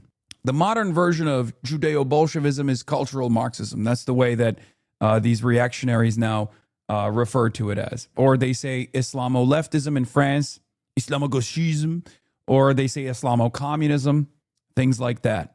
The in-group, out-group dynamic has changed a little bit, right? The idea that there is any fucking equivocation, any equivalence between Stalin and Hitler is fucked up. It's unbelievable. I don't even make that equivalence between Churchill and Hitler, okay? And Churchill implemented a deliberate famine. And even then, there is no equivalence between Churchill and Adolf Hitler. Even if Churchill and Hitler had a lot of shared ideals about the superiority of certain groups that Stalin certainly did not have.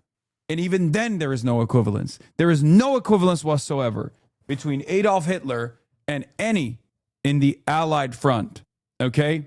Yeah, Churchill was a fucking hugely racist guy. Are you kidding me? Read anything that he's ever written, and you will very quickly arrive at the conclusion that it was genuinely shocking that he aligned not with the Nazis, but against the Nazis. Okay? But there's no equivalence between Adolf Hitler and Churchill either. None whatsoever. Stalin, an analysis from an old Georgian man. Oh, yeah, this is really funny. Stalin shot my great-grandfather, sir. Stalin was a great man. He wouldn't have killed your grandpa without reason. No. He probably deserved it, right?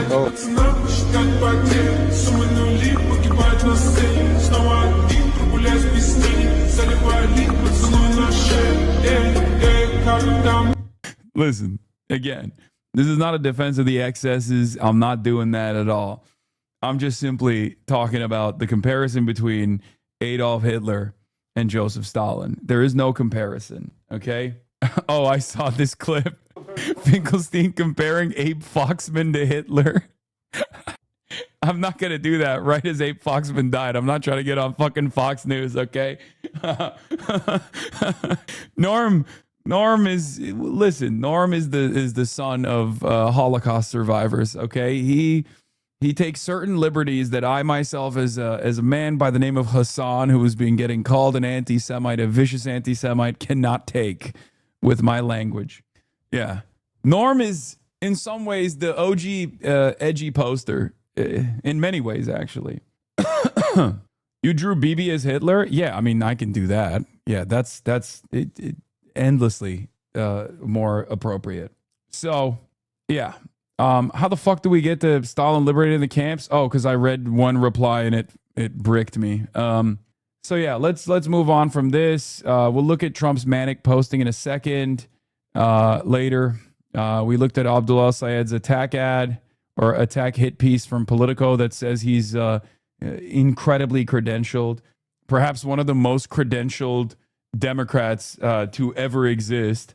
It's so ridiculous, dude.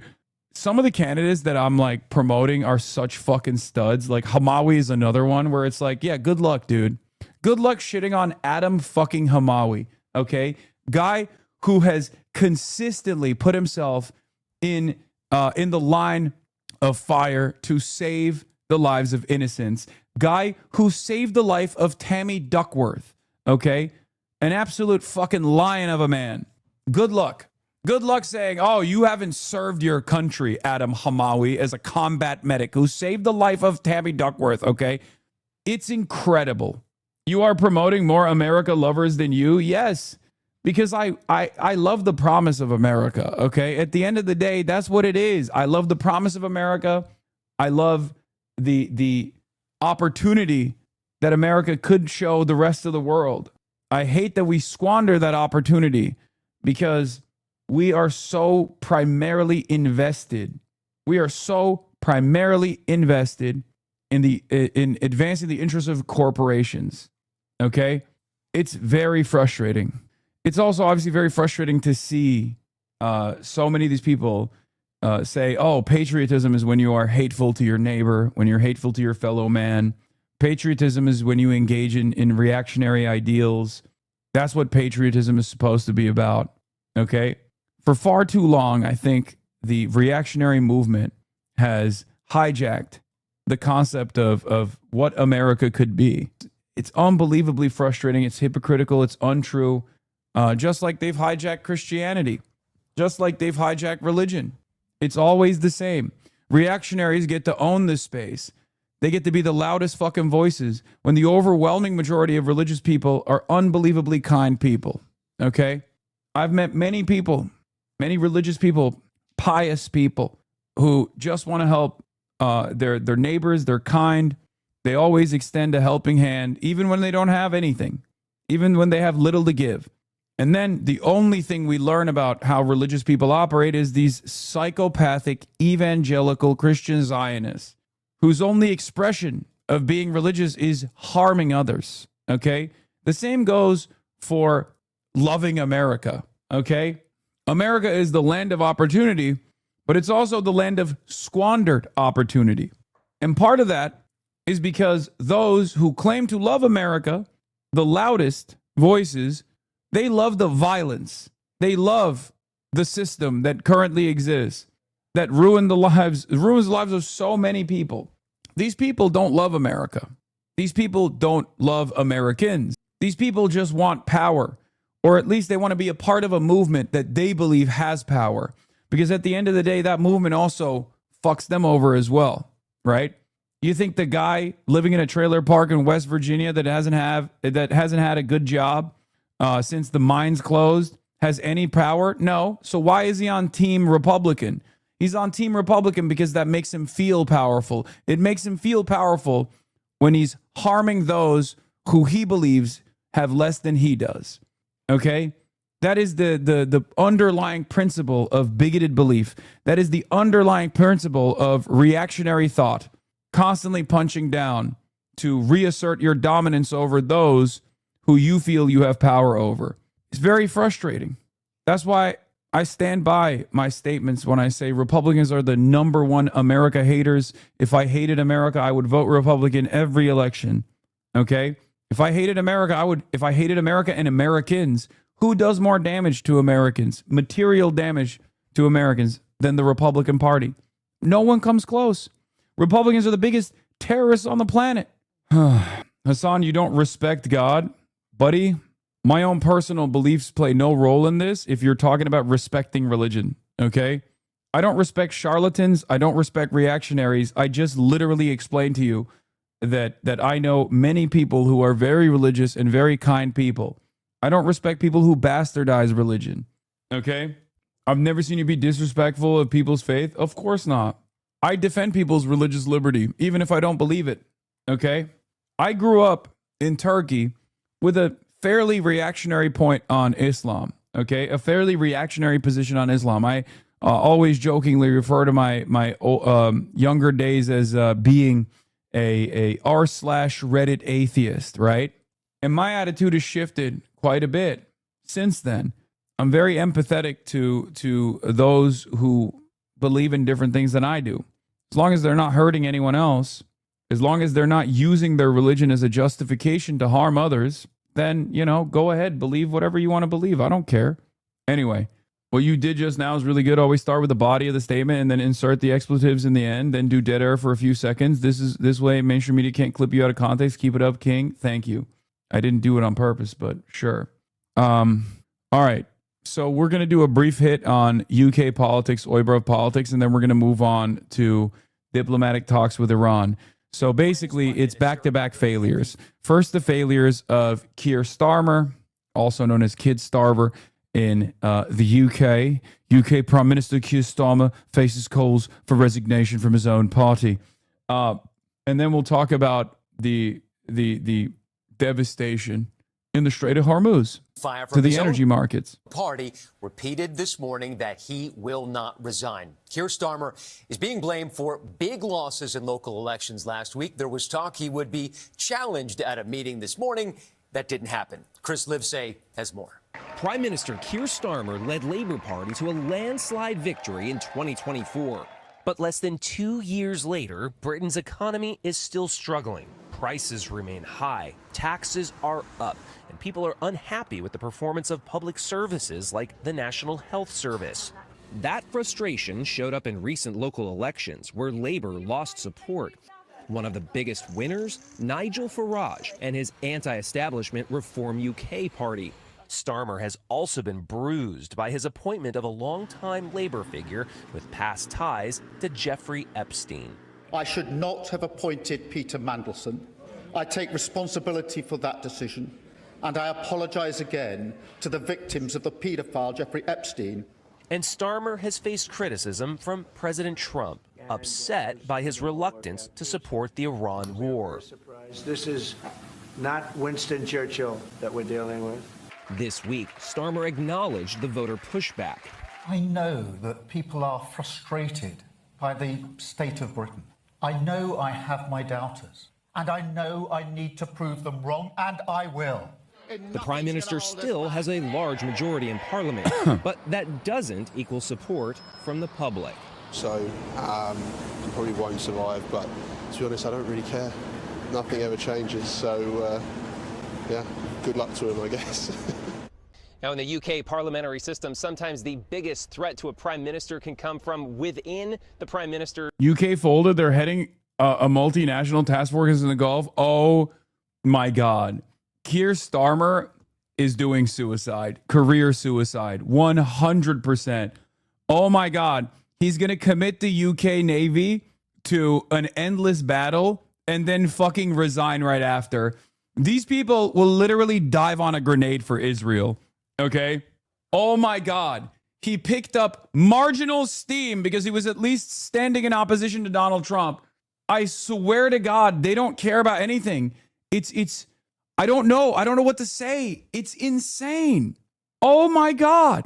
This is the stranglehold that Israel and America has in these guys' foreign policy engineering is incredible. Israel, by way of America, is capable of making these unpopular leaders basically say, fuck it, I'm out anyway. I might as well do something nice on the way out. I might as well commit. There's no way it's real. Is this real? I got to look it up. I even for Keir Starmer, that seems unbelievable. Let's see. NavyLookout.com. Royal Navy USVS to be deployed. Operational debut in Strait of Hormuz. Oh my God. Why is this not? Prime Minister from Navy Lookout. Here, this worked. I don't know why the other link didn't work. Prime Minister says UK and France to lead mission to restore shipping movement in the Strait of Hormuz. This is April 17th. Chatters. This is not a real confirmation. I think this is fake news. Go on the BBC. UK sends HMS Dragon to the Middle East for a potential Hormuz mission. The deployment May 12th. The deployment follows HMS Dragon's recent weapons and sensor trials at a NATO facility near Crete. Oh, Jesus. Okay, maybe it isn't fake news. Okay. They're trying to do the secretly will offer support shit, it seems, where they're doing the same thing that they did with the Royal Air Force Base in Cyprus to Israel, where they're like, many of you can never say that the great work you're doing here, you will never be able to tell people the great work you've done here. Yeah, because it's a fucking war crime. You're aiding and abetting in a genocide. And this is not dissimilar. I mean, look, it's just one fucking destroyer. It's not that significant. UK to contribute drones, jets, and warship to multinational mission. Oh my God. Oh my God. They are confirming it. Oh, it's real. It's not fake news. Oh my God. Very much, Emmanuel. We just had a very productive meeting, bringing together 49 countries around a very simple message and proposition that the world needs the Strait of Hormuz fully open, because that is how we keep prices down for our people and stop the global economic damage. So we've all agreed, there was real unity in the meeting that we've just had. We want to see a return to talks and a lasting agreement, including... This is from April 17th. This is when they initially announced it, but it does seem like they're actually following through, because this is a government press release. Chatters. This was the initial announcement, April 17th. This is a current government press release from today. So they are committing. It's a token mission, not meaningful. UK promises jets, drones, and warship for Strait of Hormuz defense mission. This was May 10th. UK and France deploy warships towards Hormuz. Iran warns of decisive and immediate response. Britain is deploying HMS Dragon, a Type 45 air defense destroyer, to the Middle East to pre-position for a potential multinational mission. Oh, this could literally be that they're parking it and they're waiting for when the Strait of Hormuz opens. Like, you know how Trump says, oh, they're pussies, like they won't actually fight with us. They're just waiting for the strait to open so then they can like fake, so that they can actually, so that they can do like a fake posture after the ceasefire to aid the tankers transiting in an uncontested strait. That could possibly be the case here. But if they actually do edge in the direction of real multilateral cooperation, like a real multilateral commitment to militarily engaging the Iranian Navy in the Strait of Hormuz, I mean, that's going to push Iran to probably engage them militarily as well. I can't believe it. Iran responded today with his deputy foreign minister warning that the presence of French, British, or any other nation's warships in the Strait accompanying U.S. forces will be met with a decisive and immediate response from Iran's armed forces. Macron subsequently clarified at the press conference in Nairobi that France has never considered a deployment to the Strait itself. There was never any question of a deployment, but we are ready, he said, adding that the joint UK-France mission, backed by around 50 countries, would proceed in coordination with Iran and only when conditions allow. Earthquake reported in Tehran. Oh. I call again for an immediate ceasefire in Gaza. The return of the sausages. The return of the sausages. Hostages. What are we thinking, folks? Earthquake machine or nuclear tests? Which one is it? You call it. Earthquake gun, act of God, or nuclear tests in the bunker? Joe Brandon weather machine? Who knows? Who knows? Persian Omni-Man? Okay, anyway, let's get back to this dildo having a really hard time keeping his coalition together, Keir Starmer. Party. So unlike in the United States, if enough allies of the prime minister turn on him, well, that can topple the government, put Keir Starmer out of a job long before voters have their say. Kelly? All right, Chris Livesay in London for us. Thank you so much. As President Trump prepares to leave for China in just a few hours, this morning he says the fragile ceasefire between the U.S. and Iran is on life support. I would say the ceasefire is on massive life support, where the doctor walks in and says, "Sir, your loved one has approximately a 1% chance of living." The president clearly frustrated, swiftly rejecting an Iranian response to the U.S. framework that was aimed at setting ground rules for deeper negotiations. After reading that piece of garbage they sent us, I didn't even finish reading it. Iranian state media reporting the country's counteroffer included lifting U.S. sanctions, paying reparations to Iran, and ceding control over the Strait of Hormuz. Meanwhile, Iran is still not committing to any changes to its nuclear program. The country's top negotiator insisting there is no alternative to the proposal, and warning the administration that the longer they drag their feet, the more American taxpayers will pay for it. With the war in its 11th week and the Strait of Hormuz still virtually Galabaf, also known as Goat Labaf at posting. Holy shit. standstill, Americans are feeling the squeeze. Gas prices are up $1.55 since the war began, now hovering around $4.50 a gallon. And a new poll shows a majority of Americans, some 63%, say their household's personal financial situation has taken a hit from those rising prices at the pump. The president now considering suspending the federal gas tax, which could lower prices some 18 cents per gallon. It's a small percentage, but it's still money. But President Trump will need the help of Congress to do that. Republican Senate Majority Leader John Thune says in the past he's not been a fan of the idea. But if President Trump wants to make the argument, I'm sure everybody will give him a chance and hear him out. And this morning, momentum on Capitol Hill appears to be slowly growing. Why wouldn't we take the opportunity to give working people some relief? People are having a hard time driving to work because they can't afford gas. Give the American people a break. Meanwhile, some Democrats argue it would only be a short-term fix. I think the best way we could lower the cost of gasoline right now would be for Donald Trump to back off on this war that he has started in the Middle East. So it's unclear where exactly these talks go from here. President Trump says he will not set a new deadline for Iran to make a deal. He's also not ruling out future military attacks on Iran, George. And Rich, we saw some erratic presidential behavior yesterday. The president used profanity to describe the White House at an event, and then he went on that strange social media spree into the morning.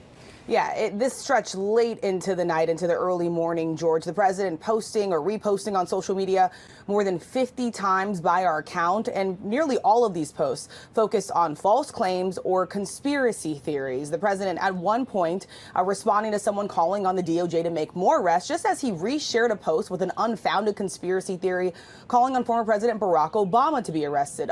By the way, I looked into the Chinese mayor a little bit, the Chinese mayor saga, and it is fucking hilarious because it once again proves exactly what I was talking about with respect to like Israel gets to do anything it wants and no one else can touch it. Okay, like Israel is a unique country. This Chinese mayor was just this Chinese mayor in Arcadia, Chinese American mayor in Arcadia was forced to register as a foreign agent because she was writing articles that were pro-China. Yeah, the California mayor from China, the Arcadia mayor, But we'll get into it a little bit further. We'll dive into it a little bit further. There's more information, obviously. Basically something that virtually every fucking pro-Israel politician has done a millionfold, okay? But of course, it's a little different. Posts attacked his perceived political enemies, including Hillary Clinton and James Comey, George. And of course, in the past, when the president has posted these things, the Justice Department has followed up with actions. Rachel Scott, thanks very much. All right, now to the war with Iran, which seems locked in a stalemate. So President Trump says the weeks-old ceasefire is, quote, on life support. He heads to China today.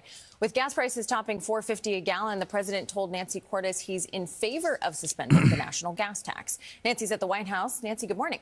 Kelly, good morning to you. When we spoke by phone, President Trump told me he thinks suspending the federal gas tax is a great idea. And Republican lawmakers immediately took him up on it after that, introducing bills in the House and Senate with a vote to come as early as next week. This move does have bipartisan support, but there are trade-offs. With oil prices on the rise again as negotiations falter, President Trump is ready to tap the brakes on the gas tax. In a phone interview, Trump told me, quote, "We're going to take off the gas tax for a period of time, and when gas goes down, we'll let it phase back in." I think the president is 100% right. Within hours, Missouri Republican Josh Hawley introduced a Senate bill that would pause the 18-cent per gallon federal gas tax for 3 months, with the option to extend the pause another 3 months. Arizona Democratic Senator Mark Kelly introduced a similar bill a couple months ago. People are having a hard time driving to work because they can't afford gas. We asked drivers if they think a gas tax holiday does enough. The more it decreases, the better. If gas is $4.45 a gallon and you knock off 18 cents, that's less than 5%. So the answer is no. The gas tax is used to fund road repairs and construction. When former President Joe Biden pitched his own 3-month pause on the tax post-COVID, the conservative Heritage Foundation called the move a gimmick that would blow a multi-billion-dollar hole in the Federal Highway Trust Fund. Even now, the top Republican in the Senate, John Thune, says the best way to meaningfully bring down gas prices is to reopen the Strait of Hormuz. But Trump rejected Iran's latest offer this weekend. He told me it was a, quote, very stupid proposal, badly written, badly delivered. After reading that piece of garbage they sent us, I didn't even finish reading it. They said, I'm not going to waste my time reading it. President Trump departs today for China, where he's going to sit down with President Xi Jinping. Now, China is Iran's #1 oil customer, but gas prices in China are only up about 20% since the war started, compared to 50% here, because the government there controls the price. Kelly? All right, Nancy, thank you so much for that. Are you aware of reports that Pakistan are allowing their bases to be used to park Iranian aircraft? Yeah, that's right. We should actually have smoke for Pakistan as well, which is really funny because then now you've opened up another fucking thing that Donald Trump has to discuss with Xi Jinping. Very funny. It's now considered treason if you say Iran is doing well. When the fake news says that Iranian enemy is doing well militarily against us, it's virtual treason in that it is such a false and even preposterous statement. They are aiding and abetting the enemy. All it does is give Iran false hope that when none should exist. These American cowards that are rooting against our country. Iran had 159 ships in their navy. Every single ship is now resting at the bottom of the sea. They have no navy. Their air force is gone. All technology is gone. Their leaders are no longer with us, and the country is an economic disaster. Only losers, ingrates, and fools are able to make a case against America President Donald J. Trump. What is this? Ugh. Ew. Many Pakistanis are saying Pakistan or America will target Pakistan next. Yeah, welcome to being the table, bitch. Okay. To the Pakistanis, I say welcome.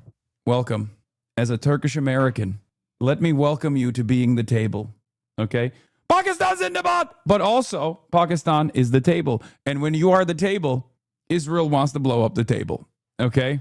Luckily, you have nukes, which might be better for you in the long run than having American nukes in American NATO bases. Let's be real. My life for Pakistan. Pakistan is the table, but Turkey is the rug. Devastating. Devastating, but true. Now Israel hates both, though. Yeah. Here's Lindsey Graham shitting on Pakistan. General King? Sir, I've seen one report on that. Well, is it accurate?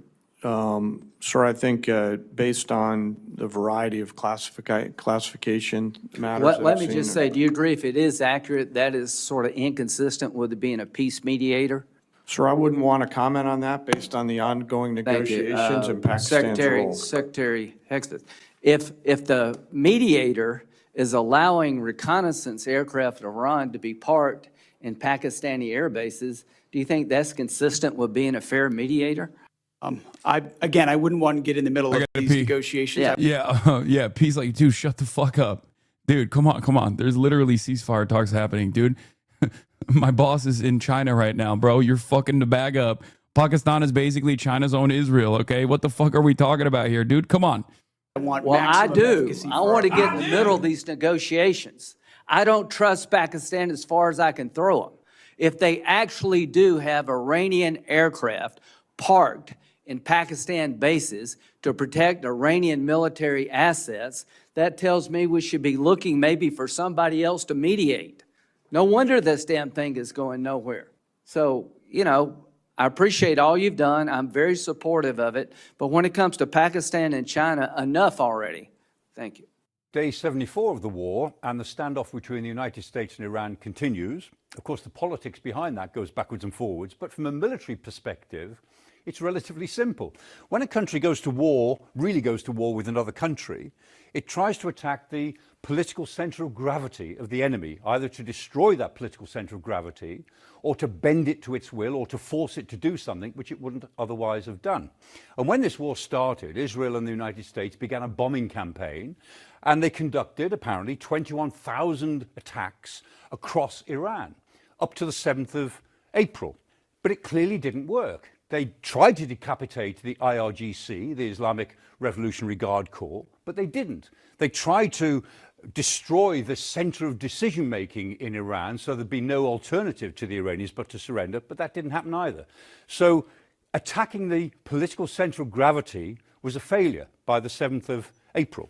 So if you can't attack the political center of gravity, the next thing to do is to go for the military center of gravity. And what the Americans have achieved is that they were able to take out the whole of the Iranian Air Force, but Iran can still operate in the air with ballistic missiles and drones.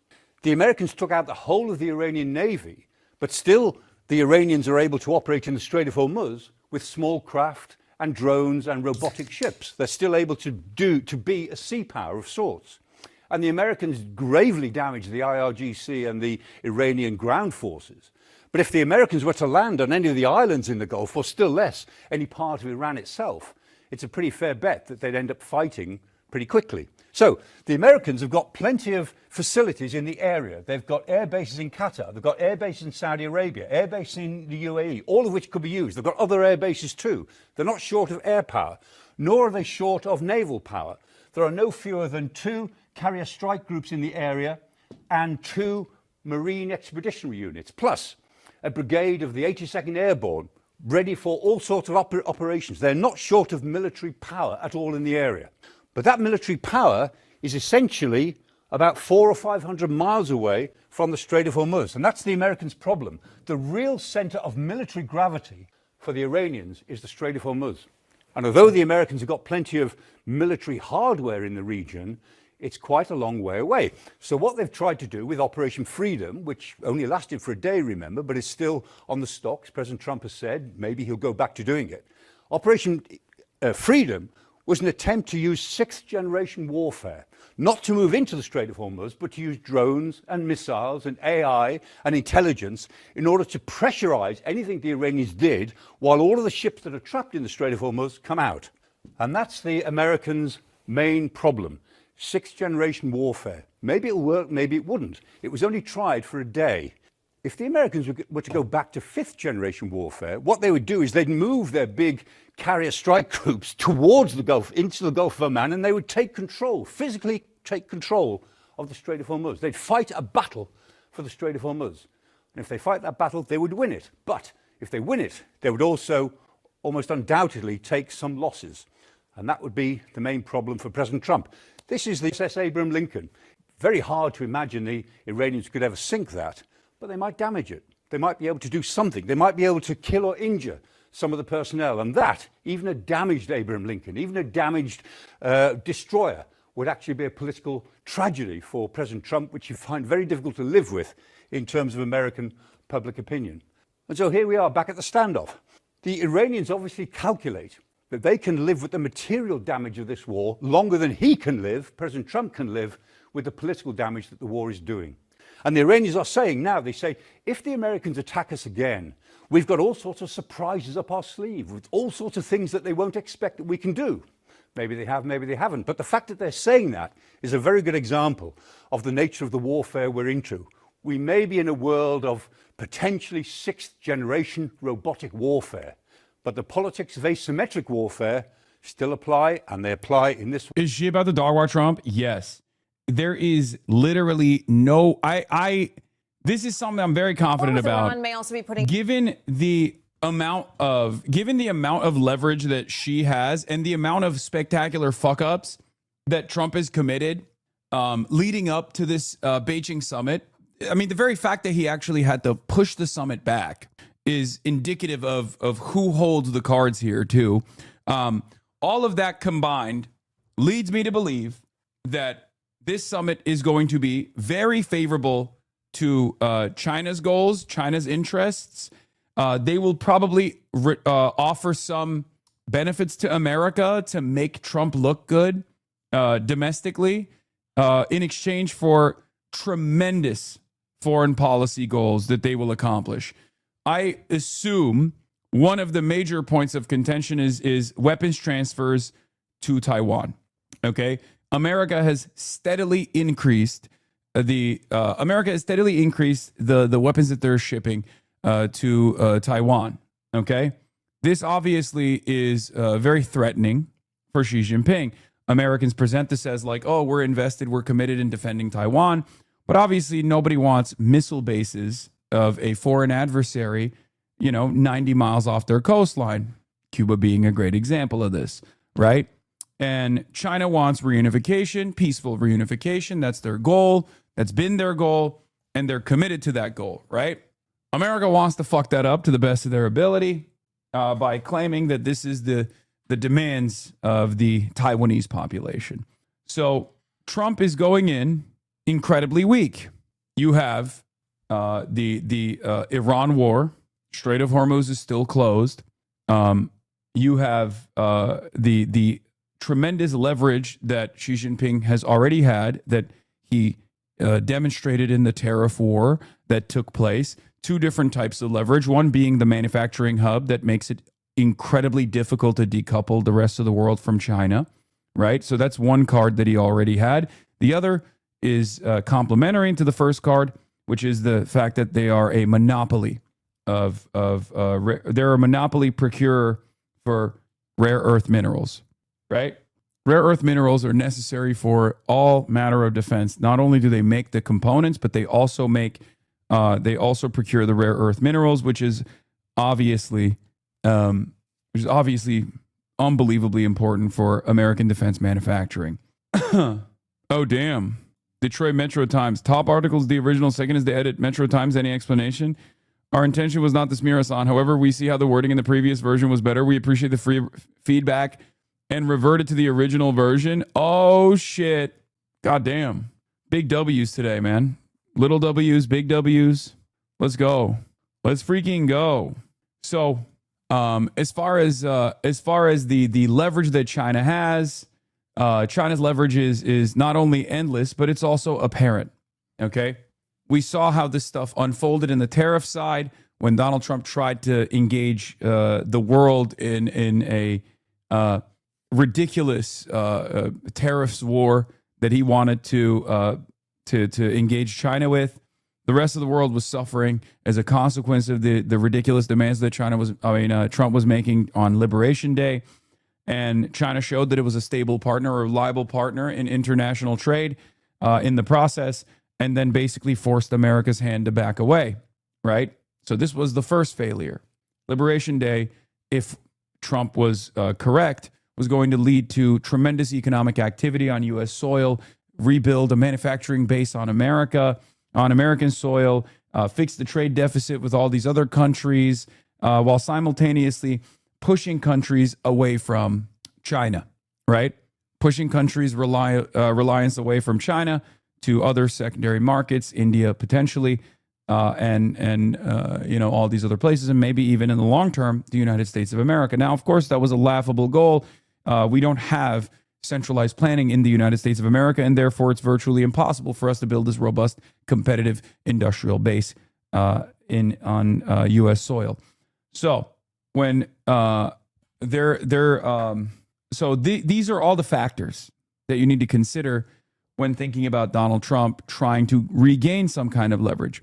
So China even threatened to implement strategic export controls, specifically on rare earth minerals. This was the nuclear option in trade, right? America wanted to regain some kind of leverage against China, and Donald Trump's initiatives in Venezuela and its initiatives alongside Israel were going to be the moments, the victories that Donald Trump could bring to the Beijing summit. Venezuela was a fast operation. It gave Trump a lot of confidence. He thought he could double down in Iran. Obviously, Iran had hands, and America was incapable of forcing Iran to submit. The Strait of Hormuz remains closed. The energy markets are crying, and America is in a far weaker position now than it would have been if it went to China with no crisis in the Strait of Hormuz, right? So I suspect, as we have covered before, that China is going to say, we're going to do big investments in America, okay? And unlike many of these other partners, China might actually follow through on those investments. As I said yesterday, this is basically reheating Barack Obama's nachos, but I do suspect that that will be the case. China will say, hey, look, we're going to make you look good, okay? We're going to make you look good. We'll give you something to talk about, okay? Even if they don't follow through on the IOUs, even if they don't actually, even if they don't actually end up committing to trillions of dollars in investments to build Chinese factories on U.S. soil and hire American workers like they claim they would, it still doesn't matter because it makes Trump look good in the short term, right? And that's pretty much what the speculation is here. China also obviously is unbelievably competitive in AI, so there's that element of it as well. China has basically kept up. Hassan is the most damaging propagandist in this country for people under the age of 40. Okay, I assume you're an unk then. If you're a chopped unk, what are you doing in here? Jensen Huang is not going? I thought NVIDIA was going. That's interesting. Get over it, bro. I think you're the one who needs to get over it, buddy. Whoa. NVIDIA's Jensen Huang didn't make the cut to join Trump's traveling party for China summit. That's interesting. Jensen Huang, out of all of the major billionaire industry leaders in this country, is one of the few that has been very outspoken about not only maintaining decent trade relations with China, obviously, and continuing to trade with China, continuing to use China, or continuing to sell China. Apple CEO, former Apple CEO Tim Cook, famously was very positive about continuing to use Chinese manufacturing, right? Elon Musk already has Tesla in China, right? Tesla is huge in China, a lot bigger than you would expect, even though its market share has diminished tremendously as BYD has made significant gains. Tesla, I believe, is also one of the only companies in China, only foreign companies in China that isn't controlled by the Chinese, the Communist Party of China. If I'm not mistaken, I might be wrong on that. Someone can correct me, but I'm pretty sure it's the only foreign company that doesn't have a majority share investment and therefore complete control over. BYD isn't the largest in China. Isn't even the largest in China. No, I'm talking about internationally. BYD has swept up a big chunk of the Tesla market share. Yes, I saw. Editor here, I didn't like the repetition of the word anti-Semitism, but that was dumb reason to edit it, and it was not worth changing. Okay, that's nice. That's nice of them. Beef with Detroit Metro Times is over. Okay, we are supporters of the Detroit Metro Times. Thank you for being responsive, Detroit Metro Times. Tesla CEO will be traveling alongside other corporate heavyweights like Apple's Tim Cook, BlackRock's Larry Fink as a part of the U.S. delegation as more than a dozen business leaders from Wall Street to Silicon Valley join the trip. Trump is preparing for a high-profile meeting with President Xi, with economic cooperation and corporate ties expected to take center stage in a rare show of business alignment alongside a presidential visit. The trip could shape the tone of economic relations between the two countries going forward, as U.S. officials say the president wants to discuss the creation of a board of investment and a board of trade with China, as business leaders may prove to be just as much in the spotlight as the bilateral meeting itself. The reason why I'm saying that Jensen Huang is not going, or the reason why I'm saying it's interesting that Jensen Huang is not going, is because unlike many of these other capital owners, industry titans and whatnot, and they're probably going to sell some Boeing planes to China, by the way. That's one of the things that I've heard as well. They're going to try to get China to buy some Boeing planes. I assume the reason why the Meta Meta team is coming is because of the Meta purchase of a Chinese company that was stopped by the Chinese government. They want to continue having fruitful investments back and forth between China and the United States of America, because obviously money talks. All this posturing at the end of the day for national security is bullshit when it comes down to the interests of corporations. And I think the reason why, this is it exactly.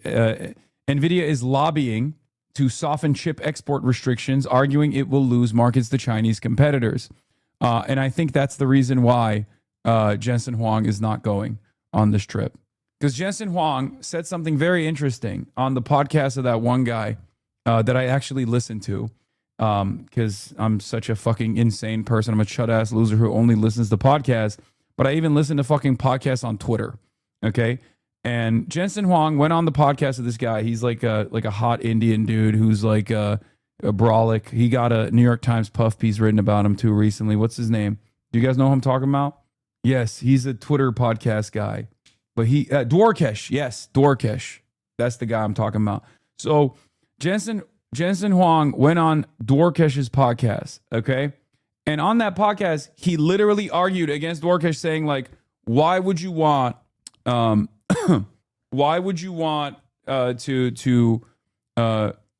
soften chip export restrictions to China and also give access to China to some of our latest technology? And his argument was actually very interesting. Jensen Huang's argument was China is going to reach our level, our technological, like our manufacturing capabilities regardless. And the fact that we are not, we're not a car company was a really good rant. Does anyone have the link actually? I want to watch it.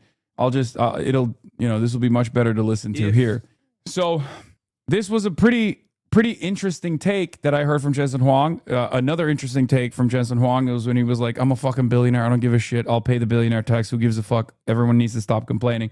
But here's what Jensen Huang said. Chinese companies and Chinese labs and the Chinese government had access to...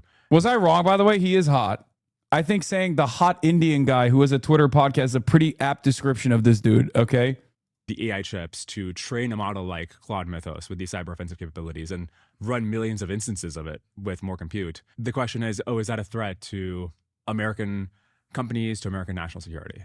First of all, Mythos was trained on fairly mundane capacity and a fairly mundane amount of it by an extraordinary company. And so the amount of capacity and the type of compute it was trained on is abundantly available in China. And so you just have to first realize that chips exist in China. They manufacture 60% of the world's mainstream chips, maybe more.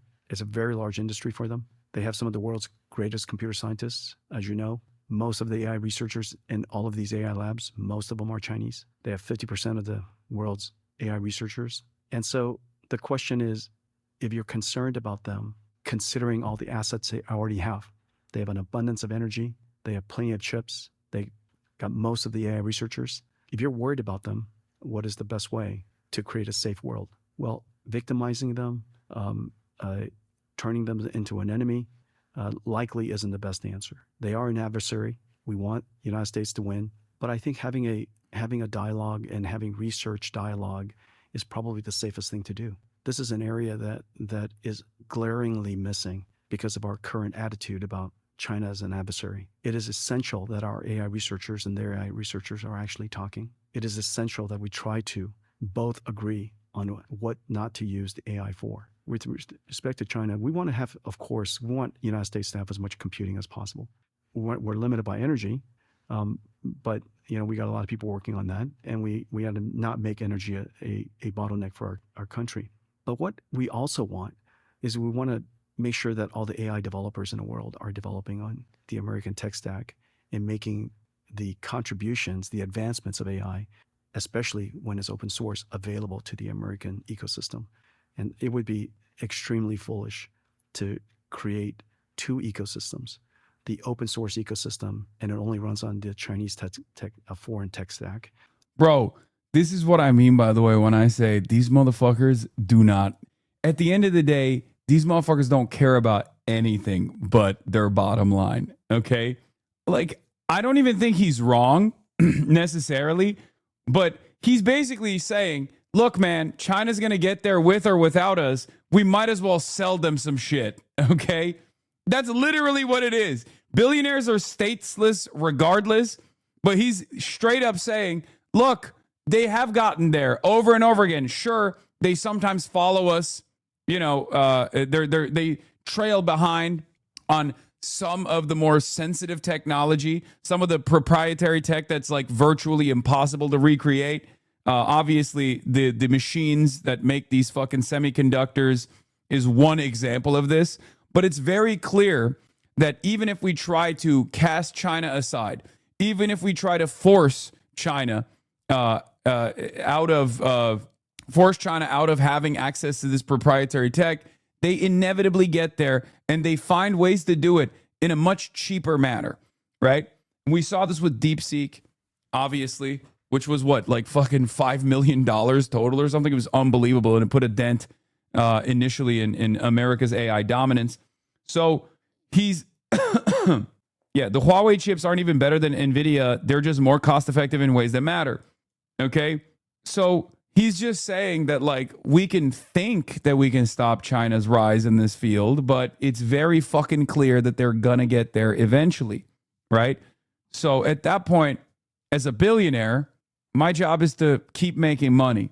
So if they're going to get there anyway, we might as well make money along the line, okay? And maybe even have some kind of control over, or force some kind of reliance on the Chinese side to make sure that, like, they still have to operate with our tech rather than make their own competitive tech that will then end up disrupting our market dominance even in the Western world. Because it's true, Jensen Huang knows that there is no way to try and stop China with the current design of international trade. This is precisely the reason why a lot of the European markets constantly complain about electric vehicles.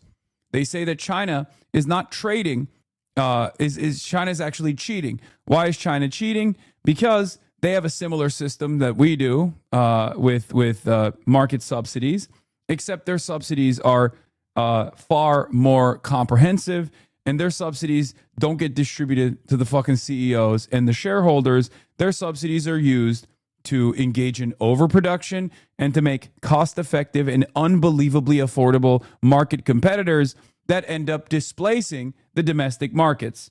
What I mean by that is, with electric vehicles, for example, China has been able to destroy any kind of initiative that the EU could have had in terms of moving in this new technology, in terms of pioneering this new technology, because it's far too costly to produce an electric vehicle fleet in Europe as opposed to China. China, when it comes to electric vehicles, has completely destroyed any kind of dominance America or the European Union could ever have. Okay? And I say this as someone who's an EV enjoyer of the European variety. That's actually a good take. They basically do the Walmart strat on Europe or the Amazon strat. That's what they're doing. They're engaging in predatory pricing, right? That's what the claim is. It's impossible for the European manufacturers to compete with the Chinese manufacturers. In a closed ecosystem, and that runs on the American tech stack, I think that would be a horrible outcome for the United States. I mean, I think the concern, going back to the flop difference in the hacking, is, yes, they have compute, but there's some estimates that because they're at 7 nanometer, they don't have EUV because of chip making export controls. the amount of flops they're able to actually produce, they have like 1/10 the amount of flops that the US has. And so with that, could they train eventually a model like Mythos? Yes. But the question is, because we... What? You either have to not understand a command economy on a fundamental level, or you just have to assume that they don't have one at all in order to logically conclude that China is cheating law is just pure cope. Yes, they do understand it. These people are not stupid. They totally understand how the Chinese markets work. They totally understand how the Chinese command economy works. After all, these guys are like, they're not dumb. They're just evil, okay? Let's be real. I'm not talking about Elon Musk, but even Elon Musk has probably a pretty profound understanding of how the Chinese command economy works, right? The Europeans know. They're just saying that China is cheating because China is beating Europe in its own game. And it's impossible to compete against because Europe is capitalist and China is, at the end of the day, a centrally commanded, planned economy, okay? So as a planned economy, they can muster up the industrial forces to move in the direction of certain sectors to basically displace their market competitors in the international trade design that currently exists. The only way to fight back against that, ironically enough, if you wanted to do that at all, would be to also have a communist single-party state with a command economy. That's it. There is no way to beat the efficiency of a command economy, and everyone knows it. That's why I always reduce the Chinese control over the flows of capital to subsidies, right? Like I know that it's not the same, but it's basically a supercharged version of the subsidy structure that we have. Subsidies are one way of doing central planning, okay? It's just the European and the American Western capitalist way of doing some kind of central planning. We have it here too, right? Here, you get a shake. That was a good take, by the way. This is a good take shake. Obviously, it's not comparable to subsidies at all. It feels like a lot we're en route to a planned economy as it is. We already have a planned economy. It's just that we planned the economy at the behest of capital and not at the behest of some kind of national prospect, for example. If you don't want to say China is like actually truly socialist or whatever, they very clearly have 5-year plans that they implement. And those 5-year plans are directed in a way where China has an upper hand in you know, whatever goals that they have in whatever sector that they want to develop. Those sectors can be developed in the interest of advancing some sort of international goal. Those sectors could be developed in advancing the interest of some kind of ecological goal, right? Sometimes those two things work with one another. Obviously, a big part of the reason why China has been unbelievably dominant in the electrification initiatives in the realm of renewables is because they both have an ecological goal, both at the domestic level, where they obviously had a big problem with like smog and a big problem with the coal-powered power plants they had, and their over-reliance on fossil fuels that was actually genuinely devastating the environment in China. And they fixed it. They damn near fixed it in its entirety as a consequence of their move in the direction of renewables. But they also did that because they understand that there's a finite supply of fossil fuels on this planet, and our over-reliance on fossil fuels on this, is going to be endlessly devastating for climate change and all of the other famines and shortages that come along with that, all the global instability that comes along with that. And on top of that, they recognize that that is the next market, right? They're not just banking on future generations. They're also planting their flag in being the monopoly provider of the next stage in our energy transition. The next stage in our energy transition is inevitable, okay? Because fossil fuels, I keep repeating this, are finite. They're not only devastating for the ecology, they're not only devastating for anthropogenic climate change, but they're also going to run out at some point, right? There's also obviously the issues with fossil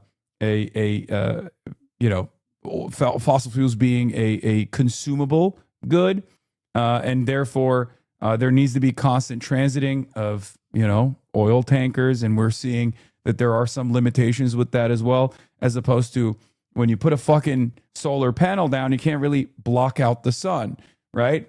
Fossil fuels are infinite. Sure. Yet a command economy is fundamentally anti-democratic. The SDP, Soviet-type planning, or even the Chinese model have no modicum of socialist mechanisms because workers have no say in the economic decisions that affect their lives. Not only is it inefficient, it is far removed from socialism as American capitalism is. There are more humane forms we must work towards. Thank you, insincere compliant. When you arrive at the more humane model, you can let me know, okay? You are talking about the most successful and long-standing transitional socialist state. Clearly, whatever kind of utopian communist model that you have in mind has never been implemented and most likely is, not going to be implemented in the upcoming decade or even the upcoming century. Yes, it looks like a state-owned monopoly capitalist mode of production, but seemingly it's the most successful one in terms of advancing the material conditions of the working class of this country, especially considering that this was unbelievably successful in the USSR as well, in spite of the excesses, in spite of the mismanagement in terms of changing Russia and the USSR in general from an agrarian peasant society into one that was able to defeat the United States of America in the fucking space race by putting Yuri Gagarin up there before we ever could. And they did that in a very short period of time. And they did that without the benefits, the economic engine of slavery. I obviously am not saying benefit as though slavery is a good thing. I'm saying slavery was beneficial in terms of Western development, right? Slavery is unbelievably cruel. It was an unbelievably cruel practice, and it was formative in the development of Western nation states.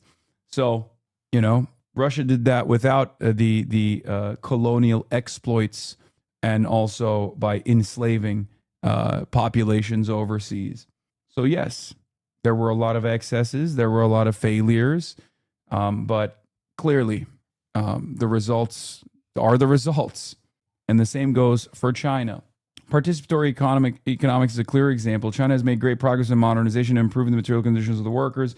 Yeah, we're talking about a country that was able to take away we're talking about a country that was able to, through these initiatives, eradicate extreme poverty to the tune of 800 million people.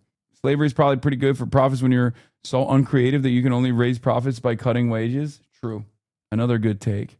USSR was the first socialist nation. Of course, mistakes were made. I think technically USSR might not be the first socialist nation. I forget which nation was the first socialist nation. But regardless, there were a lot of problems. There was also technological limitations as well. No, I'm not considering the French Commune. Josh Gottheimer went on Newsmax to attack me. I did not see that. Also, China is not a command economy. The government offers available credit and capital allocations for local governments, and they offer subsidies and benefits to attract competitors. That's why I said this is just social democracy. Okay. Listen. I think China has a lot of control over the industrial output of China and Chinese companies. Okay. They found an interesting, what is this, man? What are you? Okay. They found a very interesting dynamic way to engage in a command economy. It's not done at gunpoint. Okay. It's not done at gunpoint. There's no if you don't fucking do this, you're going to prison. Okay. It's not like a gulag system or whatever the fuck. Right. It's done through a more efficient way of controlling capital flows. This is what I'm saying. I'm openly the point I'm making is that the Chinese system is not as direct as you would expect it, but it's very clear. It's very clear that they direct the market. There is a market system, but it is ultimately controlled by way of capital flows, and they direct and redirect to specific sectors, to specific industries. Okay? I asked you to look at logs because I don't understand why you think that there should be EU-China alignment. Then you understand that the only way for Europe not to deindustrialize is to raise tariffs matching the subsidies on offer. Also, subsidies are wasteful. You can only hope to subsidize monopolies until they gain scale and vertical integration benefits to catch up. I mean, I think that there is not an EU-China alignment because of the way that the European Union currently works. Okay? I think what I'm saying is, like, if there was a serious EU-China alignment, it would require a radical transformation of the European Union, a radical transformation of how countries understand trade, a radical transformation of how countries understand capitalism, which is virtually impossible regardless. You understand that the only way for Europe to not to deindustrialize is to raise tariffs matching the subsidies on offer. Also, subsidies are wasteful. You can only hope to subsidize monopolies until they gain scale and vertical integration benefits catch up. Because right now, in order for the Chinese economy to work, in order for China to maintain its competitive edge in the global marketplace, it must remain a manufacturer around the globe. Europe is also a manufacturer. It both consumes, but it also produces. Obviously, this puts them at odds with China. Okay? What I'm saying is doing away with these distinctions. Oh, for sure, the EU is dead in the water and has a fundamentally neoliberal constitution and not even a fiscal union. The Soviet Union didn't have slavery, but they had an industrial complex of sending people to develop manufacturing in brutal conditions where workers lived in tents and froze to death. Example, iron and steel factory in Magnitogorsk, where there is literally a memorial to the first tent. Yes, no, I'm saying, I didn't say that the USSR developed in the most ethical standards according to the 21st century. I didn't make that argument at all. If you noticed, I said they did not literally rob human beings from other countries for 400 years to develop in the way that the Western world did. They did not engage in colonial extraction of not only bodies, but also all natural resources while leaving the host nations in a state of dire disrepair. They used their own people, oftentimes under brutal conditions, devastating conditions, deadly conditions. The Western world only gets to present themselves as morally superior to the USSR's collectivization efforts and industrialization efforts because they get to hide the fact that they did that with 400 years of colonial exploitation, the rape of Africa, and chattel slavery. And in comparison to both of these different systems, one would probably, I'm not making a moral argument here. I'm not making like a moral comparison, but you can make that moral comparison on your own. Look at the way that China was able to engage in collectivization and industrialization. Look at the way that the USSR was able to engage in collectivization and industrialization as opposed to all European countries. Okay? You can make that distinction on your own. I'm not here to explain that to you. I'm not here to tell you like which one is more moral. Okay? I'm simply saying that there is a hidden side of how the Western world was developed, and it's purposely hidden. In your textbooks, there's mentions to it, but it's never, but no such comparison is ever made between the USSR and the Western world's development and collectivization or industrialization. Yeah. It's bad if you exploit your own people for progress, but if you exploit other nations' people for your progress, you are a beacon of prosperity and equality like America. Do you see what I mean? A similar lie is told all the time.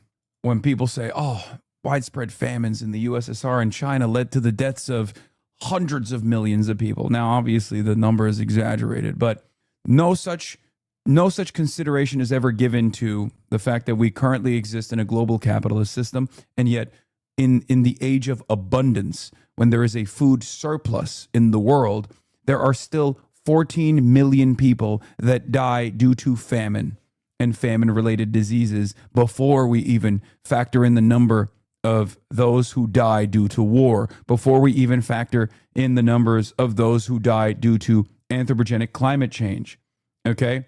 Because when 14 million people die under famine and famine-related diseases every single year under a global capitalist system, we say, sorry, they didn't bootstrap it hard enough. Then it's down to the individual, okay? They died not because of an inefficiency in global capitalism, okay? They died because they didn't work hard enough. They didn't Sigma grind set their way out of abject poverty, extreme poverty. That's it. That's the difference. And it's understandable, right? We have this bias. We live in these systems. Of course, we're going to be a little bit biased towards the system that we know, the economic organization of society that we've existed under. Oh, it's understandable. Capitalism washes its hands, not unlike Pilate. Pilate. Pilate. Every time I hear that, I think of goddamn America. Yeah, I think of Reverend Jeremiah Wright in his famous sermon that got him canceled by Barack Obama. Meanwhile, this is what Barack Obama was doing. And pussy too. Yeah. Anyway, we dove into some very, very strange territory here. I never thought that I would be speaking about the USSR and its excesses in the at the behest of collectivization initiatives, but we got there through Jensen Huang's take on why it's more beneficial for NVIDIA to sell their products in China than to abide by some kind of American export control and then watch as China develops competitive chips regardless and then no longer has any reliance whatsoever in NVIDIA chips. You have more flops. American labs are able to get to these level of capabilities first. And because Anthropic got to it first, they say, okay, we're going to hold on to it for a month while all these American companies, we give them access to it. They're going to patch up all their vulnerabilities. And now we release it. Furthermore, even if they train a model like this, the ability to deploy it at scale, if you had a cyber hacker, it's much more dangerous if they have 1 million of them versus 1,000 of them. So that inference compute really matters a lot. In fact, the fact that they have so many AI researchers who are so good is the thing that makes it so scary, because what is it that makes those researchers more productive is compute. We should always be first and we should always have more. But in order for that outcome for you to what you described to be true, you have to take it to the extremes. They have to have no compute. And if they have some compute, the question is how much is needed. The amount of compute they have in China is enormous. You're talking about a country. It's the second largest computing market in the world. If they want to aggregate their compute, they got plenty of compute to aggregate. The hogs are fuming about this. Yeah. We are first place because of compute is such a fucking dumbass take, man. Everything computer. Everybody Tesla. No, sorry. What was it? I love Tesla. Everything computer. Everybody. We love Tesla. Everything computer. Everybody transgender. And now everything casino. That's the new one.